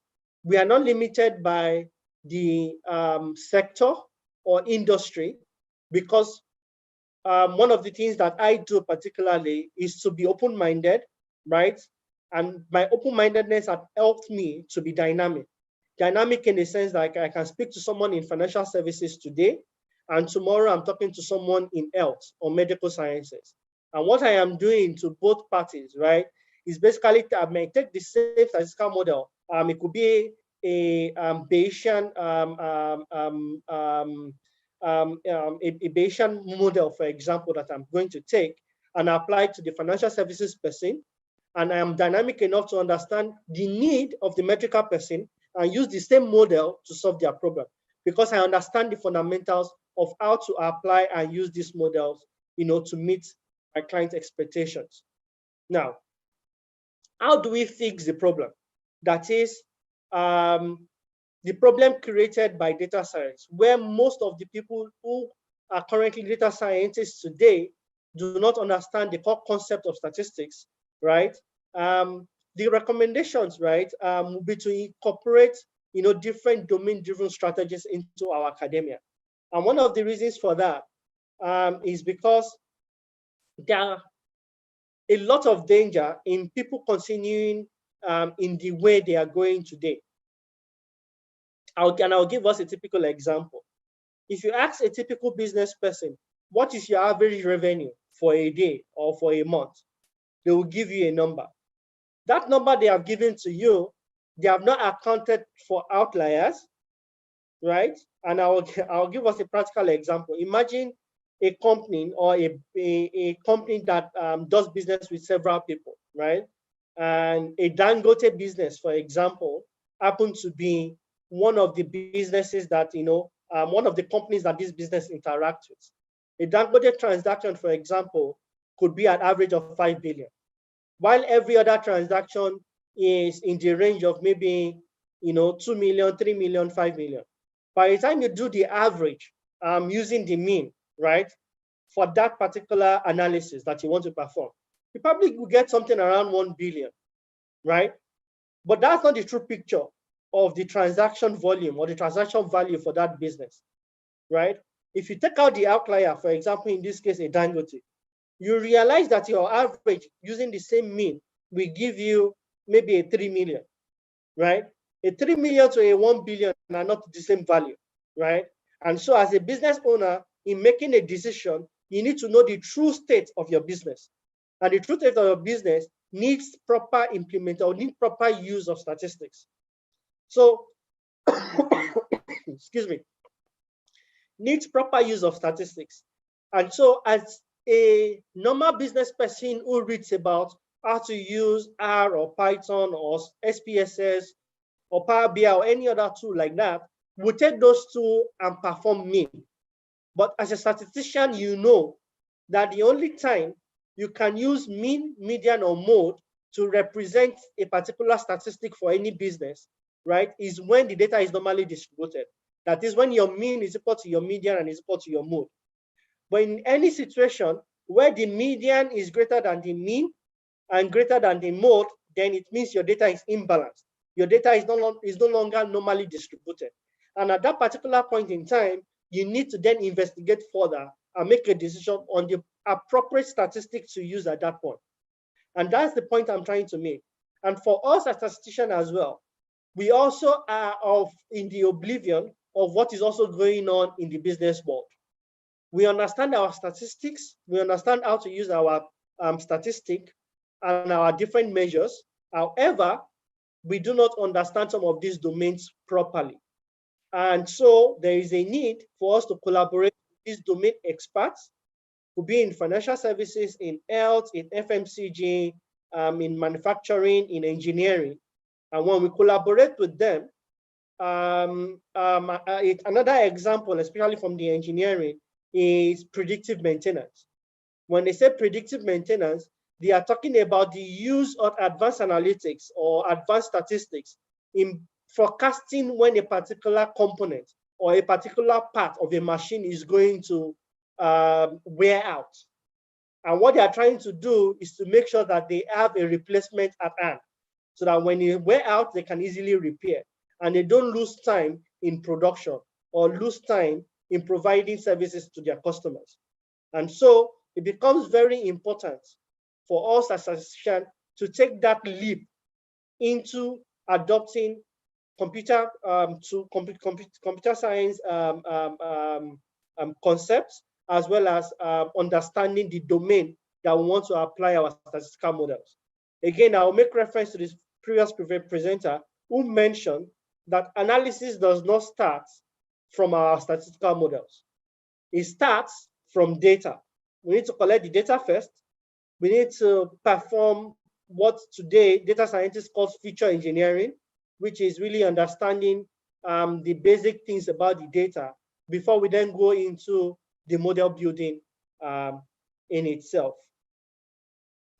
So the future of works, right, is about moving from Industry 4.0 to Industry 5.0. And all of that is about digitization and digitalization. It is about innovation. And the key word, right, in digitalization, innovation is intelligence.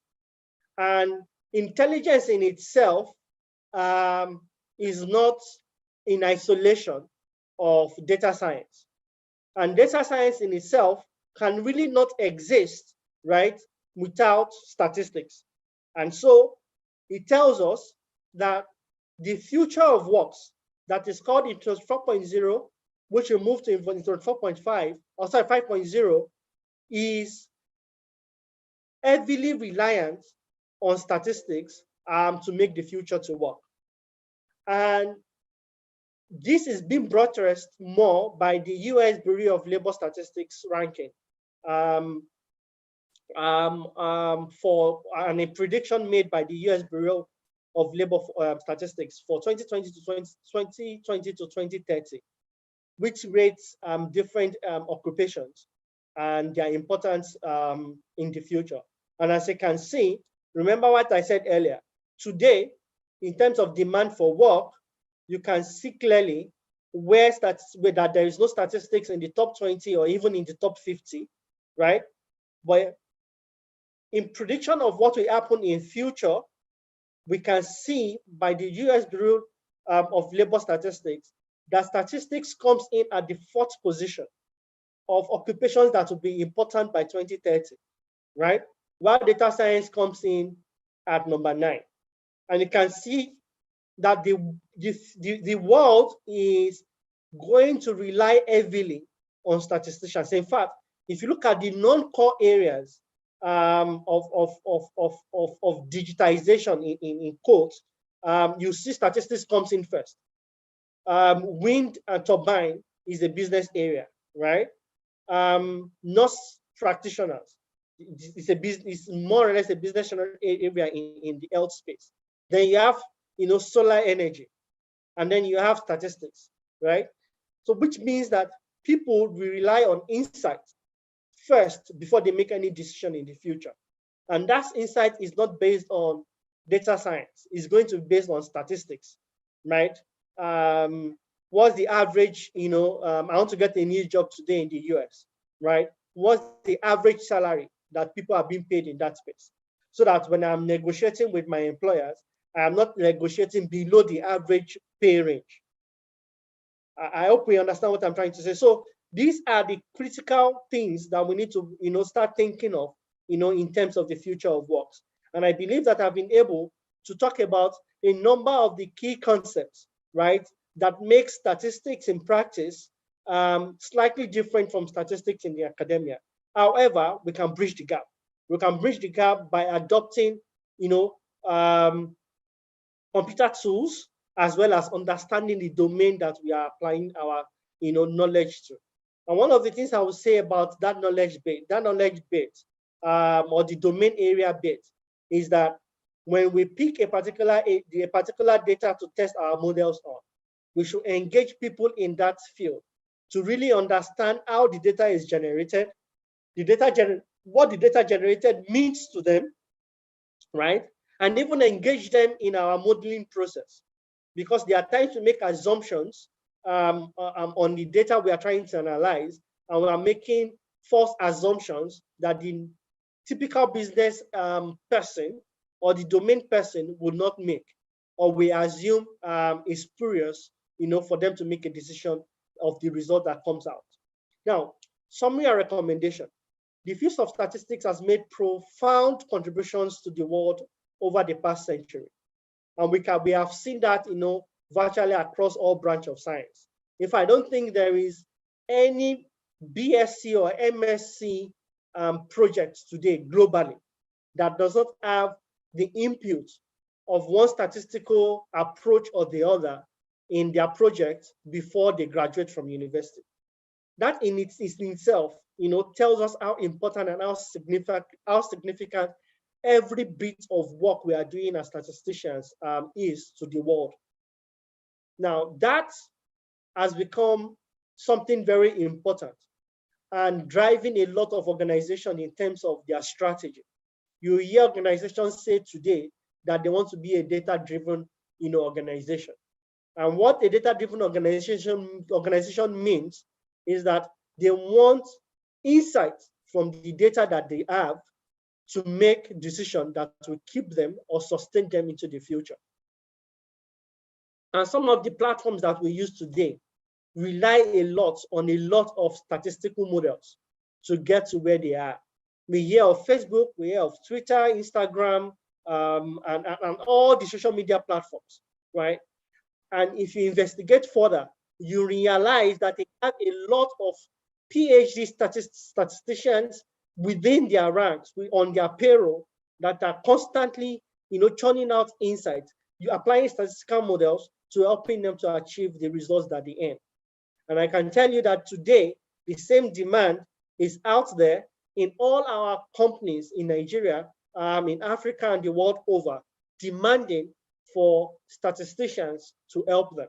A number of them today are currently demanding for data scientists, but I tell you, because of the gap, right, between a typical data scientist and a statistician, most of them are resulting to now demanding for the input, for the employment of statisticians, or for a temporary engagement of statisticians, right, within their ranks. Now, it should be noted that the growth in the field is significantly influenced by advancing technology. As I showed us earlier, in terms of the Industry 4.0 cycle, right, we see, introduction of new technology like IoT, big data, cloud, and all of that.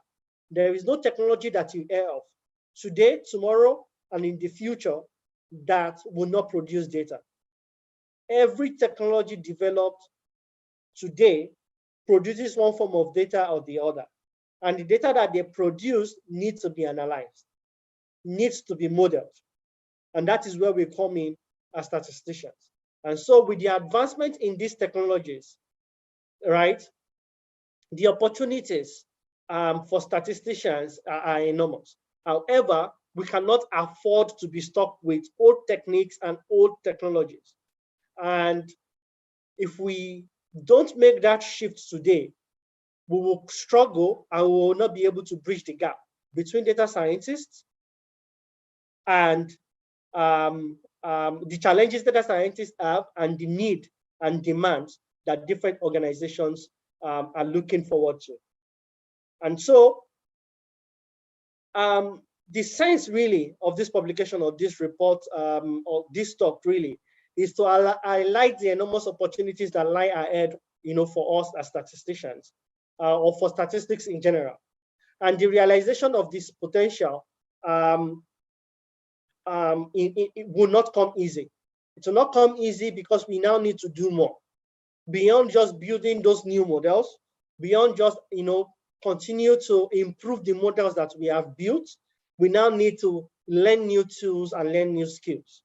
And in learning those new tools and those new skills, we also need to adopt and familiarize ourselves with the business world to understand the different needs and characteristics of the data requirements. And to deal with this and other challenges, recommendations by Linde et al. Are still very much relevant today. And some of those recommendations have been put in here with slight modification. One, we need to promote understanding of statistical science. And we need to do this in all spheres of life, as simple and as detailed as we can in our different sphere, data collected by our different religious organizations. We need to promote, the understanding of statistical learning in those channels. In our, within our friends, they need to understand the importance of statistical science. The business world needs to understand. So we should not leave the development of people. I'm sure if you go online today and you say data analytics training in Nigeria, you see a lot of schools that have opened, especially in Lagos. Data science this, data science that, and they teach the technology and leave the most important aspects of data science out of what they teach. In some cases they touch on them, but the people taking those courses do not really understand the core concepts, right, that they need to pass across to people. So it's like the blind leading the blind. When the blind lead the blind, right, everybody heads nowhere. It's either we are moving around in circles or we keep falling into dishes and holes. And organizations continue to say that data scientists are a fraud because they are not helping them to solve the problems that they want them to solve, right? And so that then retains us as statisticians. So we need to promote understanding of statistical science. We also need to increase support for the autonomy of the national, continental, and global statistical programs. I know this is a difficult ask, but I'm putting this to our senior colleagues, professors that we have in the society and globally, in engaging and asking for the autonomy, of statistical programs and statistical agencies. Develop more flexible funding models by improving the support of multinational research activities and breaking the academia business interaction barrier. Today, there is a barrier between the business and the academia. And this is not limited to statistics, but again, we will not say because it is a general problem, as statisticians we will sit put. I think there needs to be an interaction between the academia and the business world. And one of the ways to bridge that gap is one of the things that I put in here, which I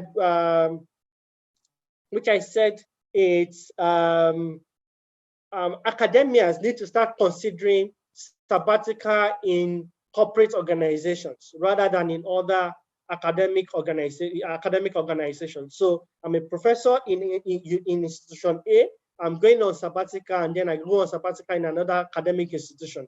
It could be any other place globally, but why not consider a sabbatical in a corporate organization that then gives you a bigger view, right, of how our statistical learning can improve organizations.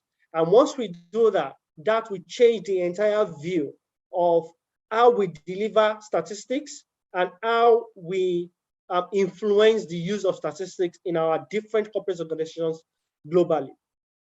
And so the last point in my recommendation is we need to accelerate the recruitment of the next generation. The next generation in this case will be people coming to us to ask to enroll in a master's program, in a professional master's program, who will come to say, I want to do a diploma course in statistics. And we need to design fit for purpose courses for them. They don't have to be 2, 3 years, 4 years courses. They can be short-term courses that give people a fast-track knowledge on some of our key statistical concepts. If someone comes and says, I really want to understand how to do impact analysis, right? We need to understand that that person is saying, I need to build simple models like your y equals to x beta plus e, as simple as that. And the different things that can, relate or come into the old scope of that simple linear or straight line equation model, we need to be able to deliver it in simple terms to a business person. And so that's really the point around accelerating, the recruitment of the next generation. As data grows, or as data grows in its importance for the world, we should, so should the involvement of statisticians globally. Statisticians are required to make full cycle of data science and intelligence systems complete, because the systems and technology of the future cannot be intelligent without artificial intelligence, machine learning. These are two other concepts with significant dependence on statistics. Thank you. I will take questions now.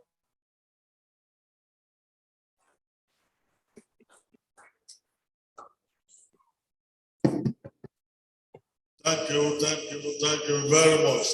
Can we please give another round of applause to Dr. Raphael? The crux of his presentation lies on the importance of statistics. Yes, we are in the era of big data, and the tools they are using in data science. Of course, big data spawn the concept of data science, and the concepts, methodology of data science rests squarely on statistical methodology. It means that you can never be a good data scientist without being a good user of statistical tools. You may not be a statistician, but you must be good users of statistical tools. Okay? So, and given the advent of high dimensional or what we call big data analytics, according to his presentation, the job of statistician is ranked third in the US in terms of the hierarchy of job demands.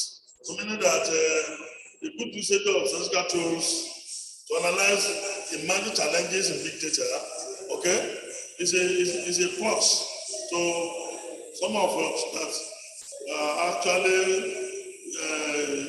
digging deeper in the statistical methodologies. One of the machine learning methodologies that have been developed, the tools less squarely within the statistical concepts. But one of the things, a major thing that you said there is that there's needs to collaborate, I don't know use that word, because one of the major tools in data science is based on intensive computational methods. And you cannot do that if you don't have an idea of how to write codes, how to use some packages. You are not really a computer scientist, but you must behave like one. So for you to behave like one, you must identify the computer scientist that has statistical thinking that you can collaborate with. For you to be that ranking level, that's what one of the message that is giving us. So on this note, please can we give Dr. Ravi a beautiful round of applause. Well, we want just 2 comments or 2 questions from within here. And of course, if you have any of our customer online that want to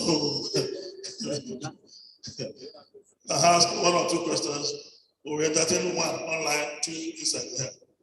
In the absence of none, I want to.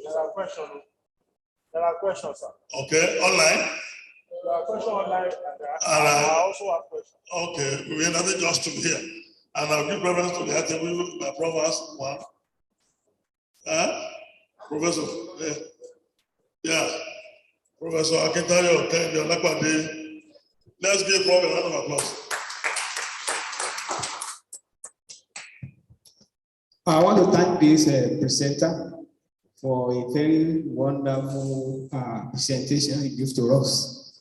You see, my interest is in this data science, vis-a-vis statistics that is well known to me. When I heard of data science and I discovered that some people are even studying it as a course nowadays, I felt afraid. Are you trying to usurp the power of statistics? Are you breaking statistics into pieces? Because I can't imagine what you want to tell us about data that has not been said inside statistics. But from this lecture now, I can understand that maybe people are trying to expand knowledge about data. But I still want to believe that data science is only a subset of statistics. Unless we can bring out something that is being done in data science that is not in statistics.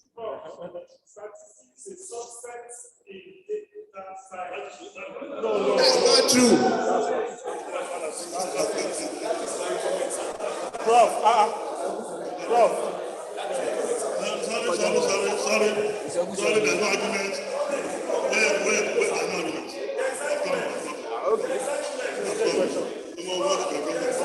Don't worry,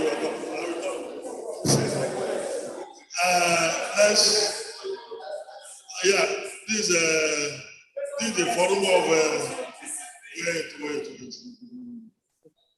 This is the forum of professional statistician, where we discuss not just on sentiments, but statistics based on facts. Okay? If you listen to Dr. Kazim Adequajo, okay, the results gave to us were written, the algorithm were written in Python. Okay? all the results he presented to us here were written in Python. And he wrote this algorithm by himself. That tells you there are some people in computer science that had degree, PhD in computer science, okay, that just a tiny fraction of what he wrote had them that degree. I've been able to supervise students at PhD level in computer science. And I'm examining more than 10 students at PhD level in computer science as sectional examiner. So what they are doing there, with the statistical knowledge that we have, okay, what you need as a statistician is to upgrade yourself. You can't say you are a statistician these days without upgrading yourself computationally. You will be hard track. You will be abandoned. You will be forgotten. Okay? So those people that we are calling, that are making well outside the country, that we are inviting to come and give us, they have upgraded themselves. Not just based on the traditional statistical methodology that we know alone. That may not hand you that status. That is basic. Okay? Professor Femi, the first person I will call in the morning, hosted my student in the US. Okay? And the kind of job, the kind of research that we did traditionally is not accommodated here. So, and they were able to come up with high impact research. That when you send a paper out, you know that yes, this is work. And they will know that it's collaborative because when you look at it, you see that yes, there's an element of engineering in it, there's an element of computational in it. So these days, as a statistician, that what it solves, you must upgrade yourself.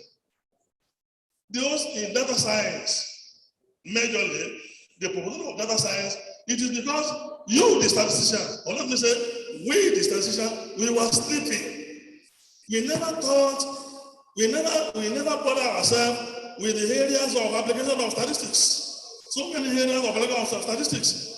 We just bury ourselves with the concept of using the data, small data, 30 sample size, and it is small. When it is 31, it is large. That is the only thing that we are concerned with. And those people don't need those theories. And there are written programs. If you go to simple SPSS, they have they are already programmed methodologies. They just put in their data there, they run it, you have results. And they report for you. Okay? The machine learning methodologies, when you look at them, they have basis in statistics. It's a matter of connecting what is in the left axis. So what is in the what is in the left hand? So what is in the right hand? Okay? The complexity between the two, small many methodologies, small further methodologies, ideas. That's how you have the support vector machine, the k-nearest neighbor, and the kind of view that you have in machine learning methods. They are all rooted in statistics. But one thing that is very germane is that if you want to expand your scope widely, you need to collaborate with other experts in other fields. When I was supervising Osim, you want those sitting down here, his own area of research was alien to some of our colleagues. And we have challenges at pushing it through because if your idea is about just ordinary experimental design, basic ideas of statistical inference, somebody is not coming with a computer experiment. You'll be thinking, are you taking, the first question is that, do you want to take a degree in computer science? That was the first question, not his first seminar. Are you taking a degree in computer science or in statistics? Is in statistics. Only that area is extended. So computer experiment now is a degree holder in the statistics. So these are the kind of things that there are so many of these that are emerging areas in statistics. So please, the hope is on us to market our products. If we fail to market our product, non-users, non-expert of statistics will market it for us. They will market it badly and upgrade their own and supply the statistics. That is what we are witnessing now. Data science, no matter you are taking data science, is within the statistics. No matter you are taking data science, it's within the statistics. So therefore, it not depends on you and I. How do you, that's why I said in the morning, you have what you make yourself.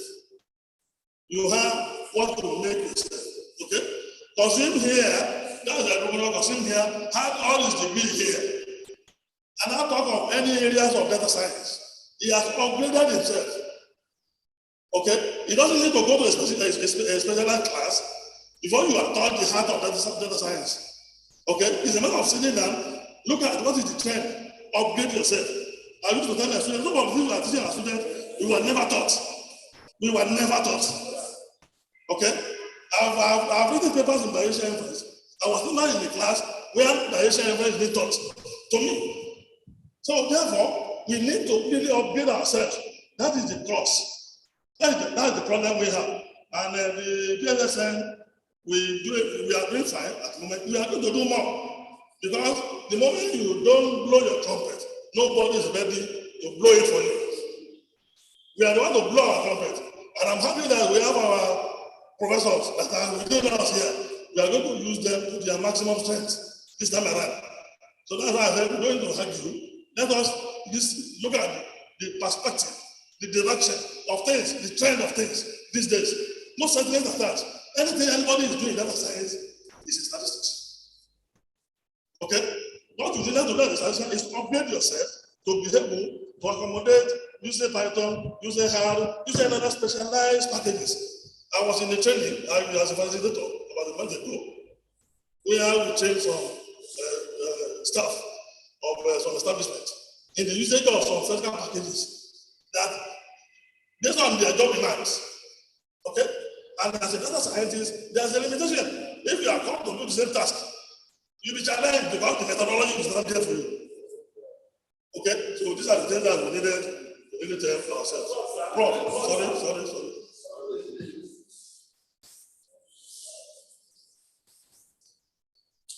Sorry, Prof. Very much, the National Secretary. Well, I have encountered a number of data scientists, and they all have statistical background. You know, from the early days, there's nothing like data scientists. It's statistics we know. So people who studied statistics along the line, because of challenges, because of realities on ground, they now started introducing, the application of, high computing facilities and these big data, and then of course artificial intelligence, all these things. These are all that are being done as data scientists. So as far as I'm concerned, statisticians and data scientists, once you are able to apply those knowledge that will enable you do analysis that are beyond routine statistical things. So it's not something to worry about as far as I'm concerned. Yeah, thank you very much. Okay, can I say some things? Sorry, just hold on, please. Hold on. Let's have us one comment more. What I said was what observed. Let's have one comment. Good evening, everyone.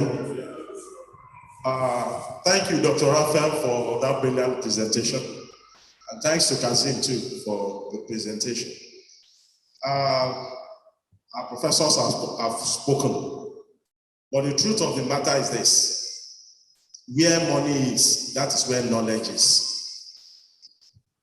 I look at the chart that Raphael presented, Dr. Raphael presented.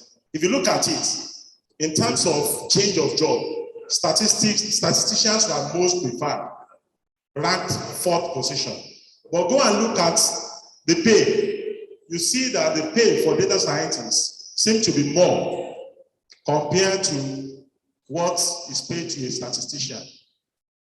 I like to say this. I'm not here to discuss whether data science, I think that one is obvious. The true professors have done justice to that. You see, statisticians, we are problem solvers. And the more problem you can solve, the more money you make. That's the foundational thing.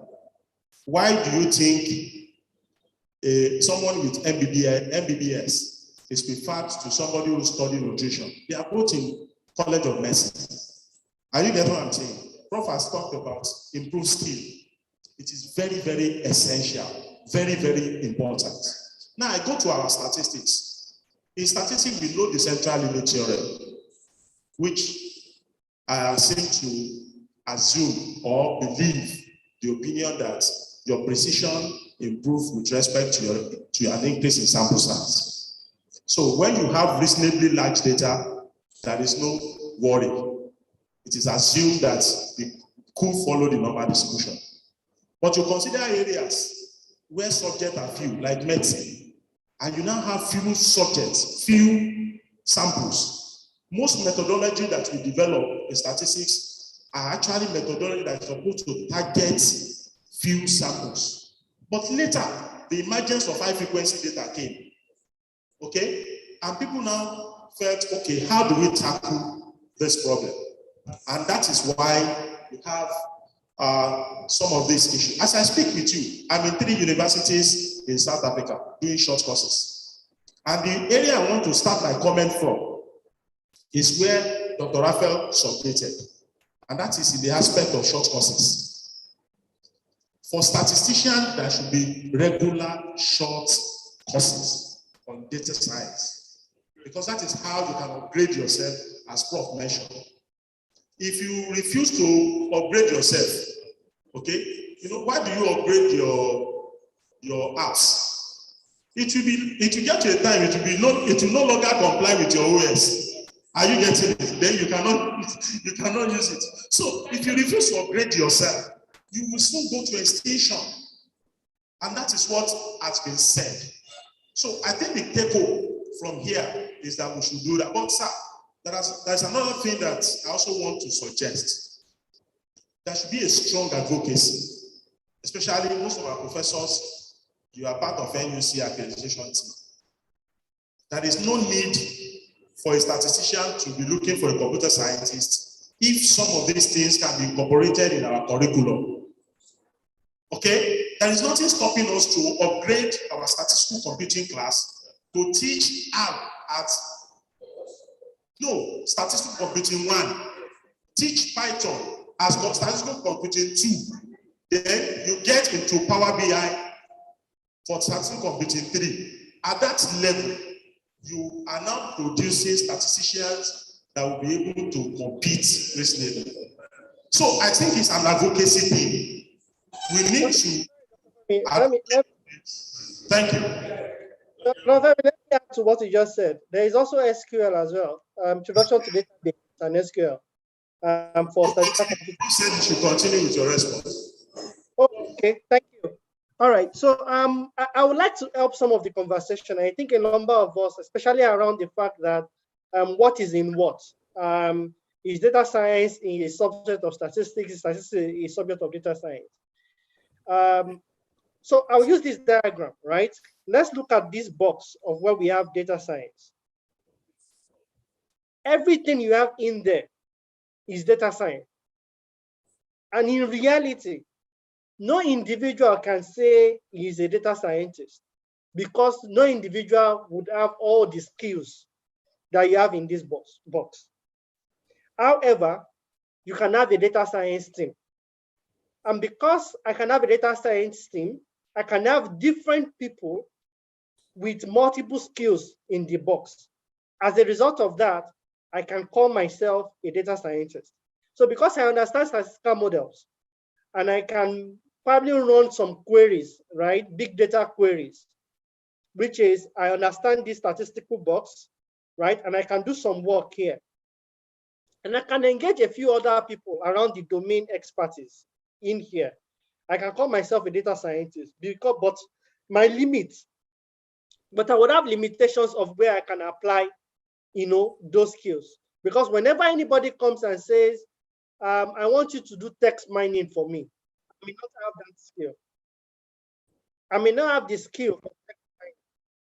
So if I don't have the skill for text mining, what that means, right, is that I will need to engage somebody else that understand text mining and understand the domain and can give the results.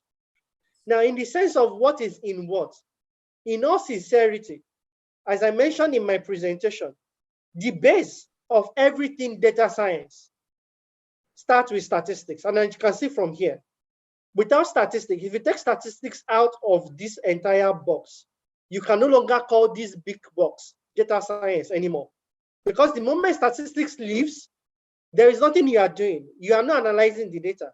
And the moment you say you're analyzing data, it means you are performing statistical operations, right? So I don't want us to go into the argument of statistics is the subset of data science, or data science is a subset of statistics.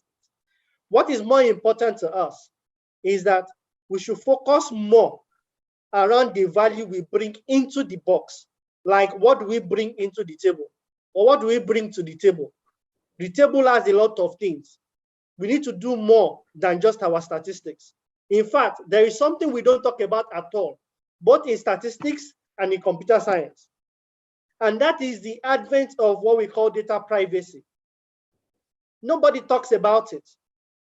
Data privacy is so important today that organizations get into troubles and are fined in billions of dollars. But we don't teach data privacy in our universities. We have things around data streaming. What does data streaming mean? I'll give us an example. When you do your bank transaction, what helps the bank to know that you are the one doing the transaction and not a fraudster? There are systems that have been built today. They call them fraud management system. That the background or the backbone of that fraud management system are statistical models. They call some of them are called machine learning models. Prof mentioned KNN, for example, right? You have things like segmentation models and a lot of classification models. Those models run in a real-time system, and they follow all statistical logic to ensure that they understand the characteristics of the person making the transaction.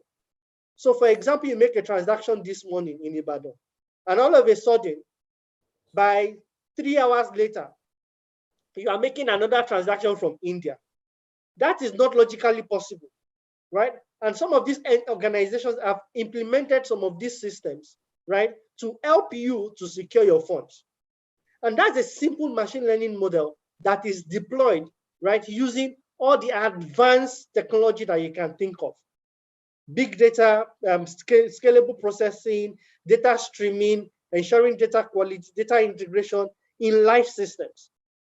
And so if you think about it, they will be able to build all of those systems. But if there is no data that they are analyzing, then the whole system they have built is built for nothing. So again, the root of data science is statistics. If you cut out the root, then there is no data science. I think that's going to be my landing on that bit. Now, on the other bit, which I think Dr. Femi talked about, in terms of short courses, I think short courses are important. In fact, not that I think short courses are very important, but we also need to consider sabbatical in the industry or in companies where we also learn more about the domain areas. I think I would stop there for now. I think some answers are up online. Dr. Kasim, Professor Kasim is like, I want to have one or two things. Yeah. Please unmute yourself, please.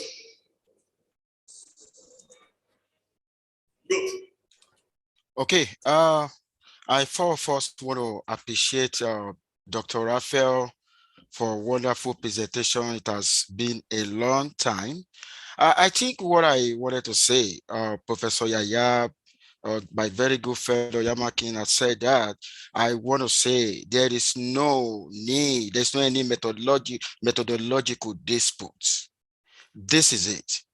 I'm not going to say statistics is a subset of, data science, or data science is a subset of statistics, but there is something I'm actually going to say.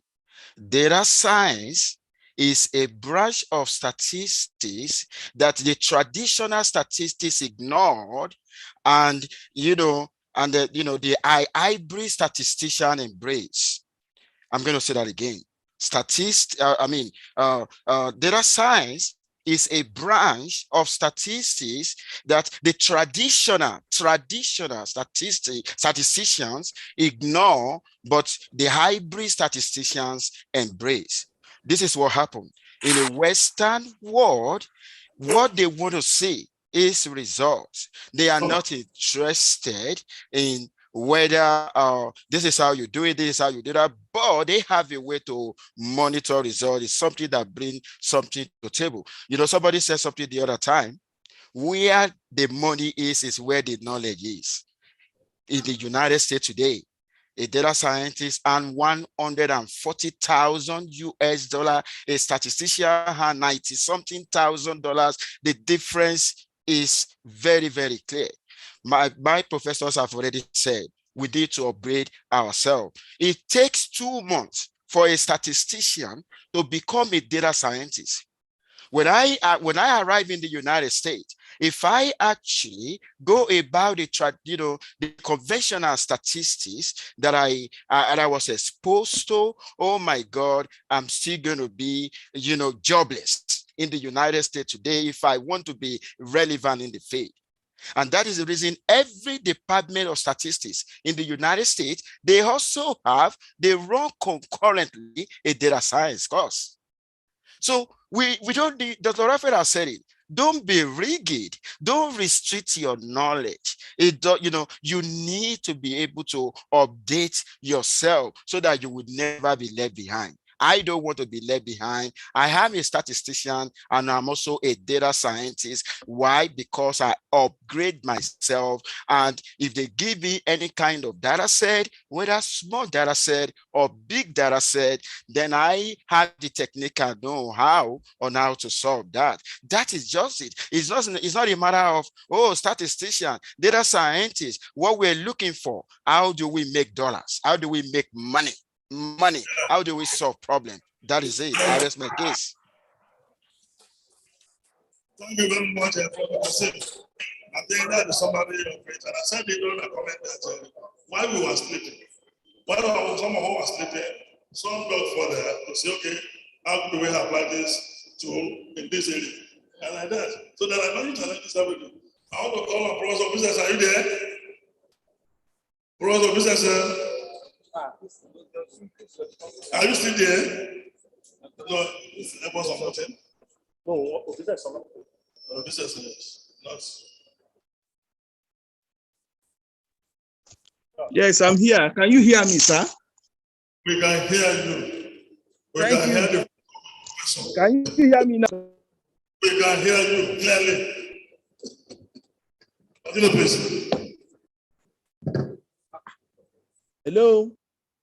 Can Yes, thank you very much. My question is directed to Yemington Raphael. I appreciate his lecture.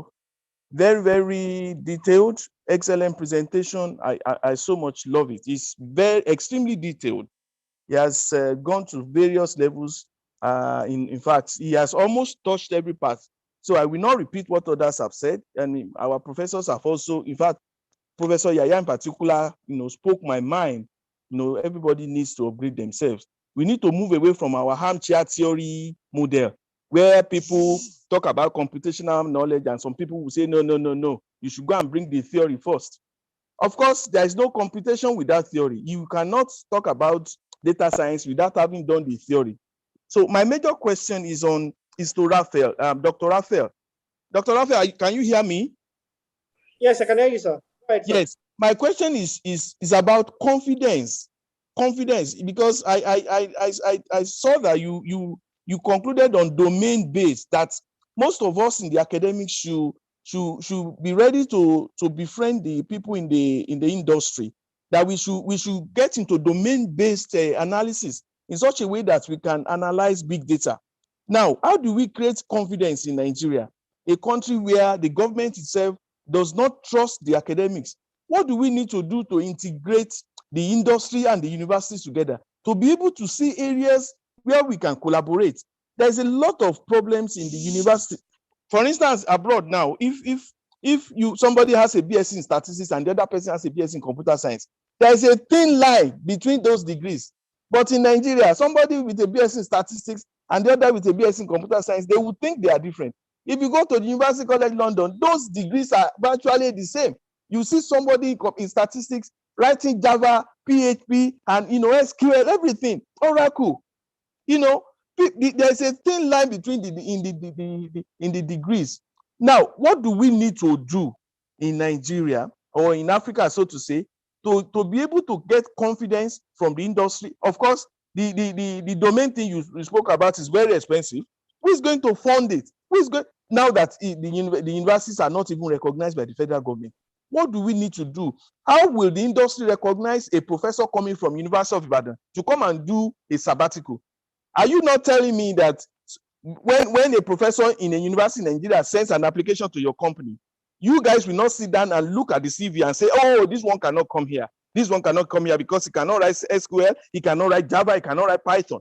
I mean, we need to create a kind of synergy, first of all, before we can get into the level you are talking about. Actually, it has been happening. Professor Lubusoye went to a financial institution in Abuja recently for a kind of a short stay. He is always working with the Central Bank of Nigeria. Professor J. Namaya was with INSEMA. It's not that our people have not been going to other organizations to learn, but unfortunately, there is no funding from anywhere. If I come to your organization, you first of all want to see my usefulness before you can allow me to come to your organization for a sabbatical. So how do we get funding to create the synergy such that the domain-based knowledge can be brought into fore in the universities? Presently, there is no funding. What do we need to do to establish the collaboration? Thank you very much, Yemito. Okay. Thank you very much, sir, for the question. And the first place I'll take it from is, I think, is where you concluded on. Now, things are changing really, really fast. And when I say they're changing really fast, is they're changing fast in the demand for these skills, especially for the statistical skills.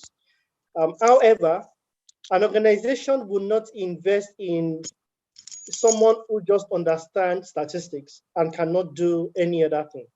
Any other thing in the sense that the person cannot engage a business.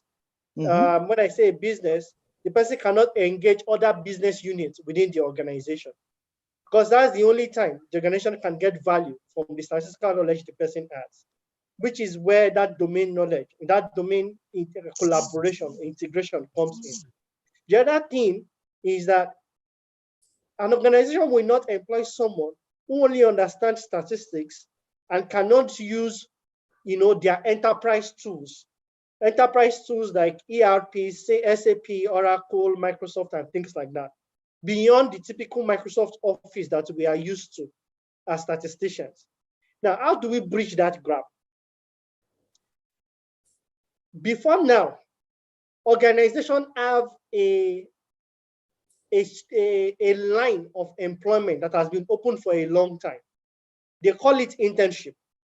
But most of the time, people think internship is only meant for people who are looking for IT roles or who are looking for short-term roles, maybe NYSC or postgraduate employment just before they get proper employment. One of the ways to bridge the gaps as academians, right, is to apply for internship. Your internship may be a 3-month internship. Oh, I want to come for internship in your IT unit. No internship would come without some form of stipend, right? And I believe those stipends are really reasonable. This is no disrespect, but at least if you compare the stipend you get, right, with the current pay,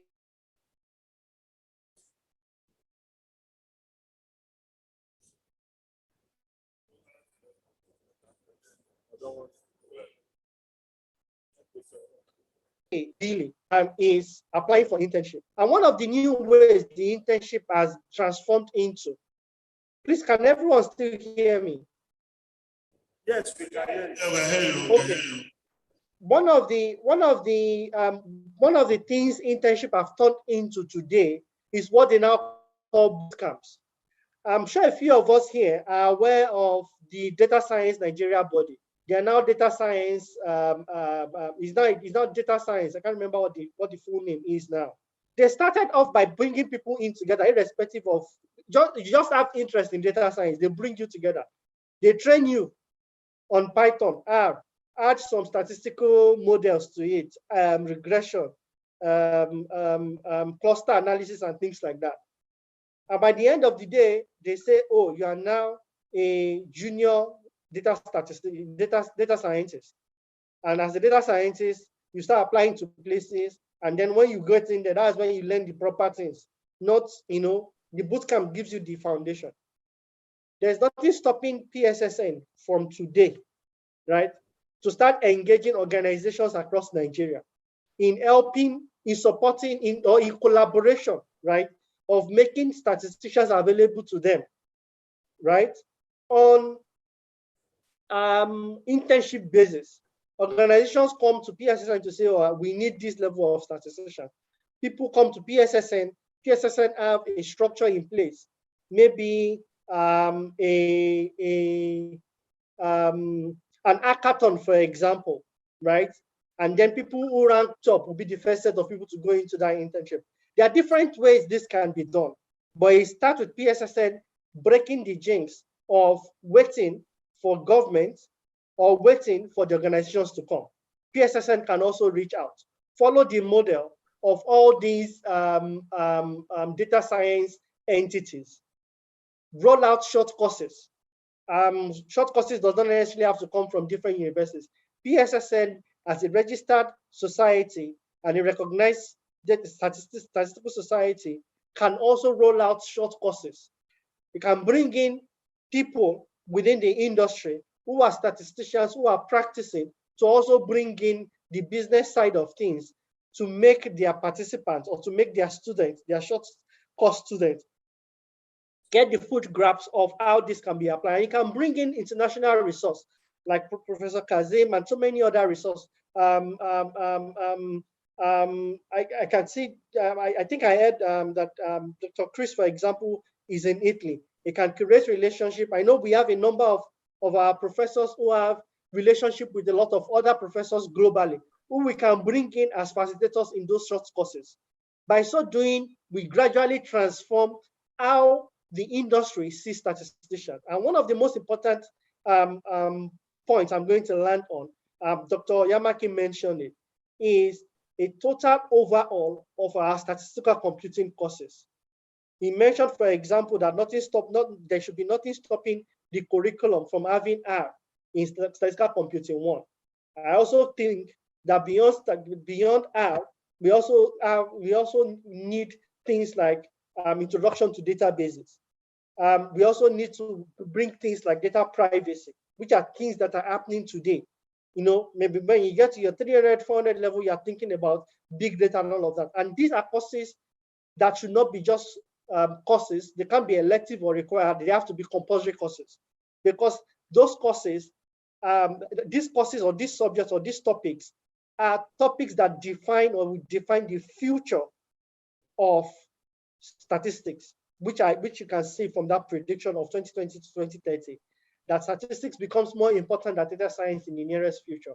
Today, data science is taking the shine, but the future is more of statistician. And the reason why statistics becomes more important than data science is because statistics is the root of data science. So if you understand statistics and you can use computer science tools, why do I need a so-called data scientist who is probably not a statistician? I hope I'm able to answer your question, sir.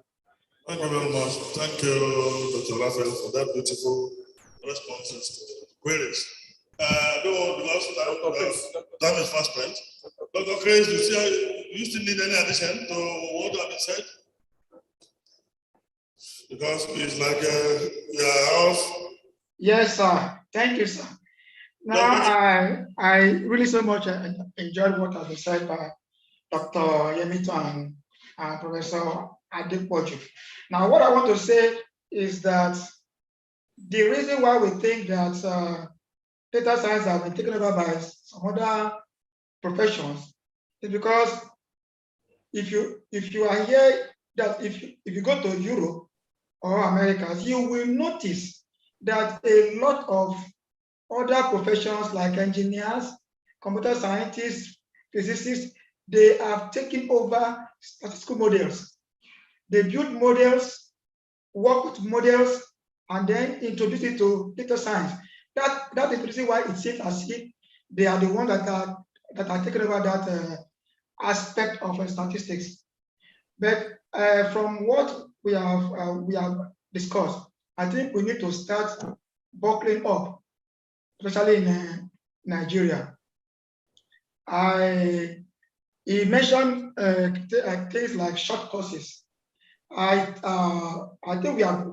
This is part of the things that PSSN want to start doing, to start bringing in short courses, and of course, if it can be piloted towards data science, machine learning, or statistical learning, so that we can start coming up and taking the space that others have taken in data science.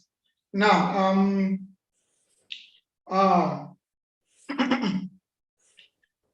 one thing where I am now is purely for physics and mathematics. But the reason why I am able to enter here is because I have some background in machine learning when I was doing my PhD.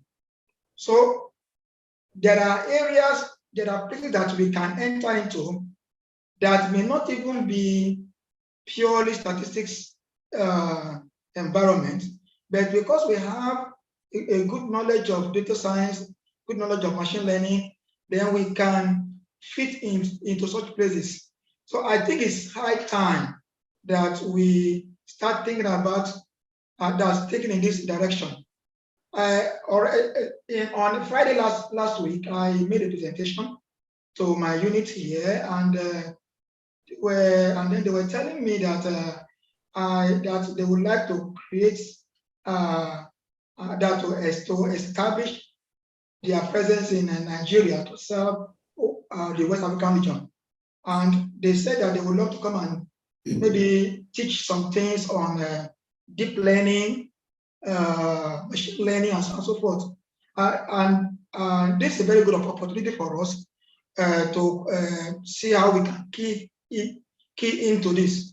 Now, apart from that, in statistics, we are so used to R. Of course, R is good. R is very, very good for statistics works or researches. But by the time you go to advanced countries, you will notice that R is not given prominence because of the fact that other software or programming languages have been projected as solutions. Sir? Yes, your message is taking the Okay. Maybe I should stop here. Knowledge upgrade in the field of statistics. And that's exactly what all of us are when we are contributing. Knowledge upgrade. As a statistician that wants to be relevant, going by the trend of things now, you need to upgrade. Thank you very much. We are going to discuss other things. I saw your chat on my mouse. Thank you very much. Because of time, we want to wrap up this discussion. I want to appreciate all of us that have been here this morning, especially our professors that are here. We have put you on the high table. This is the of the program. And we appreciate our two keynote speakers this morning, our host and the chief director and the director that giving us beautiful presentations this morning. And our participants, those of you that are here, we appreciate you. Those of you that are online too, we appreciate you. The message here, if there's no other thing that you take home, hello, I want everybody to listen to this. No side talks. The message here is knowledge upgrade. We must get it right. Okay? If you want to be relevant, and that is why our focus is on research and development. The focus of PSSN is on research, not sentiment. Okay? I don't think because of small statistics, there's somebody. No. You come here, we teach you statistics. Okay? We have experts here that can teach you statistics that will take you to anywhere. So we have proper experts within the PSSN, both within Nigeria and outside. Those of people who are they are members of the PSSN. They are part of us. Okay? So we are very rich. We are very rich in content and we are very rich in value. Okay? And when we make a statement, we make statements based on our authority. To be a professor is not a you don't give another profession. So when a professor talks, you keep quiet. That is the thing. When a professor talks, we keep quiet. That is the thing. So please let us get that takeover. We must upgrade ourselves. My brother here, since we started this, they have been with us. He doesn't need any further degree. He was a professor. Before we started PSSN, he's still a professor. You get it? He doesn't need any further degree. He doesn't need anything from us to enhance it, but he value what we are doing. You understand that what we are doing, the task ahead, he has a lot to over. We have been tapping in the area of research, review of articles, manuscripts. This is one of those that rejected your articles. If your paper have been rejected, Rob is the one of those that have rejected your papers.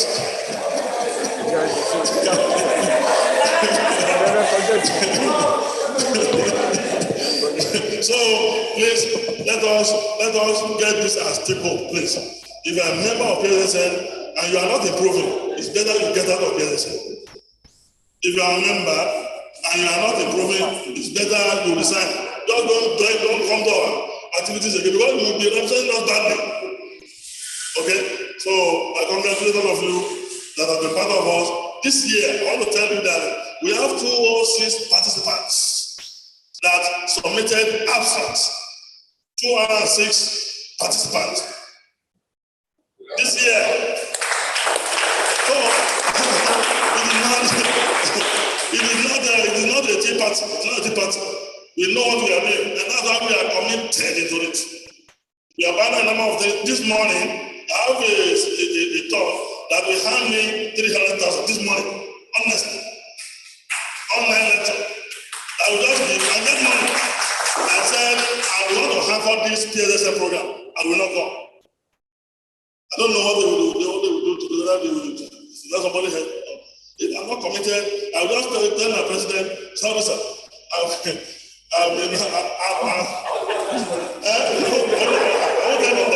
If I tell him that my friend enough money, if I tell him that he wants me to share my money with him, I'm not telling him that they have already called. You get it now. So I'm happy that all of us are on the same page on this project of improving the statistical practice, not only in Nigeria. Thank you very much. In the area of tomorrow programs, we are going to start by 9 o'clock. Our 9 is 9 o'clock. Because there's one Oyinbo that's going to give us his only paper presentation. And we have communicated to her that it's going to start by 9 o'clock. You'll be talking to us from the University College London. So you'll be talking to us from the University College London. I want to make sure that our 9 is 9, so that when she sees you joining, she'll be comfortable that at least people are ready to listen to the message that is about to present to us. So it's after our presentation that we're going to dissolve into parallel sessions. Okay? And I have my problem here to take up the parallel sessions after that presentation. Now, I'm still going to say this. Some people have been calling me that our certificate of pre-conference workshop. All the certificates will be accessed online immediately after this program. What I mean by this program? This conference ends on Thursday. If you go to the portal now, you can generate your tickets to print your certificates. But we have not activated that. We are going to activate it on Friday morning. So that both the pre-conference workshop certificate and the members certificate, you can download the two at the same time. So I think we are moving forward. Good. And again, we bend the road. By next year, God willing, we will not bend the road. There are some of our participants are members rather. It's only when it is a week to their promotion. They will not say, when are the name that they will require membership of a promotional body, they will not go to our online and pay 5,000. And now look for the panel where they list name of the secretary, the president, they will not be calling me. Sorry, sir. I've paid. Say, I've paid this morning or 2 days ago, and I need certificate. Say, is payment? Say, payment. Let us agree here. Does payment alone online convert membership of a professional body to someone? No. The answer is no. In the honor society that we normally attend, it was at the close of the conference that you have participated physically, where you pay for the membership and the conference participation, they will now issue you certificate of membership at the end of the conference. But we have been, in our own wisdom, we have improved on this. We are the first in Nigeria to do this. We are the first in Nigeria to make sure that we issue online e-certificates to our members. Okay? So that it will be seamless. You can access it at the comfort of your homes. But not that you pay money this morning and you now come with the evening that you need a membership certificate. That's an abuse of the process. You are a member of a professional body when you actively participate in the society activities. You attend conference maybe the last year or this year, then issue certificates. So henceforth, if you agree, and I know we agree, that before we approve membership of anybody from this year, okay, it has to be immediately after the conference of the same year that you approve the certificate of those that apply as fresh members. If you are coming for renewal of certificate, that is a different thing. But as a fresher, you need to at least attend one of our activities before you can call yourself a member. So the magnanimity we display at this level is going to stop immediately after this conference. So I think that is agreed by all of us. Once again, I thank the LOC for this wonderful moving around, trouble them so much. So they are not complaining. I don't know why I'm complaining of their yeah. So thank you for being here for us. The secretary and those honors. Thank you very much. Tomorrow is another day, and we're going to be here by 9 a.m. We will be logged on. So let's be here to listen to our paper for the center in the morning. Thank you very much. I don't know whether Prof has something to add. Prof, thank you very much. So on this note, I wish us safe trip back to our hotels. Is this a safe trip? Yes.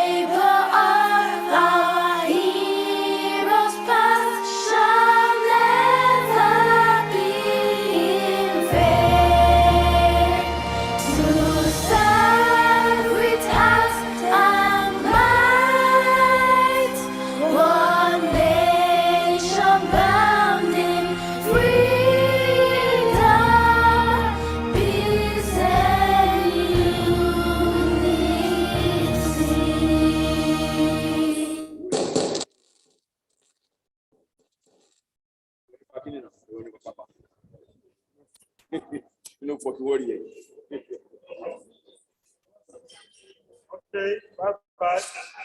See.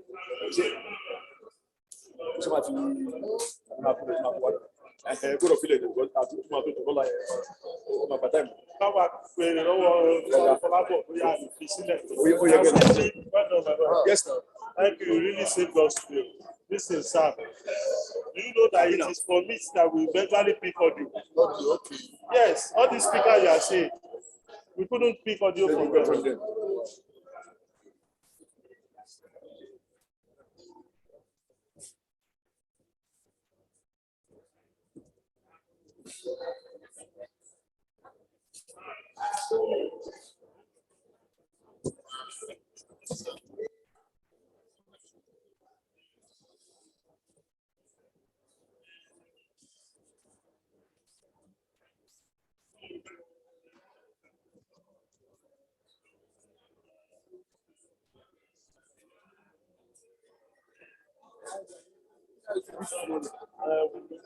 But it's subject to, do you work here?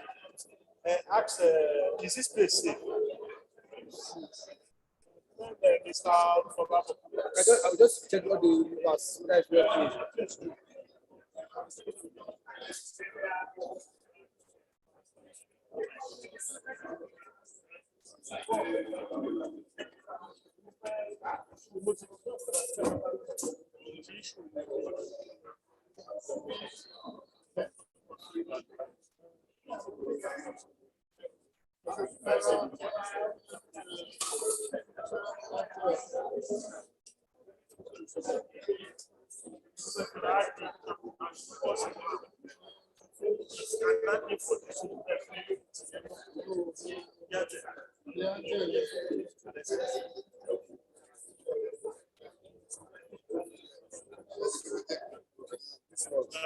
Oyamaki,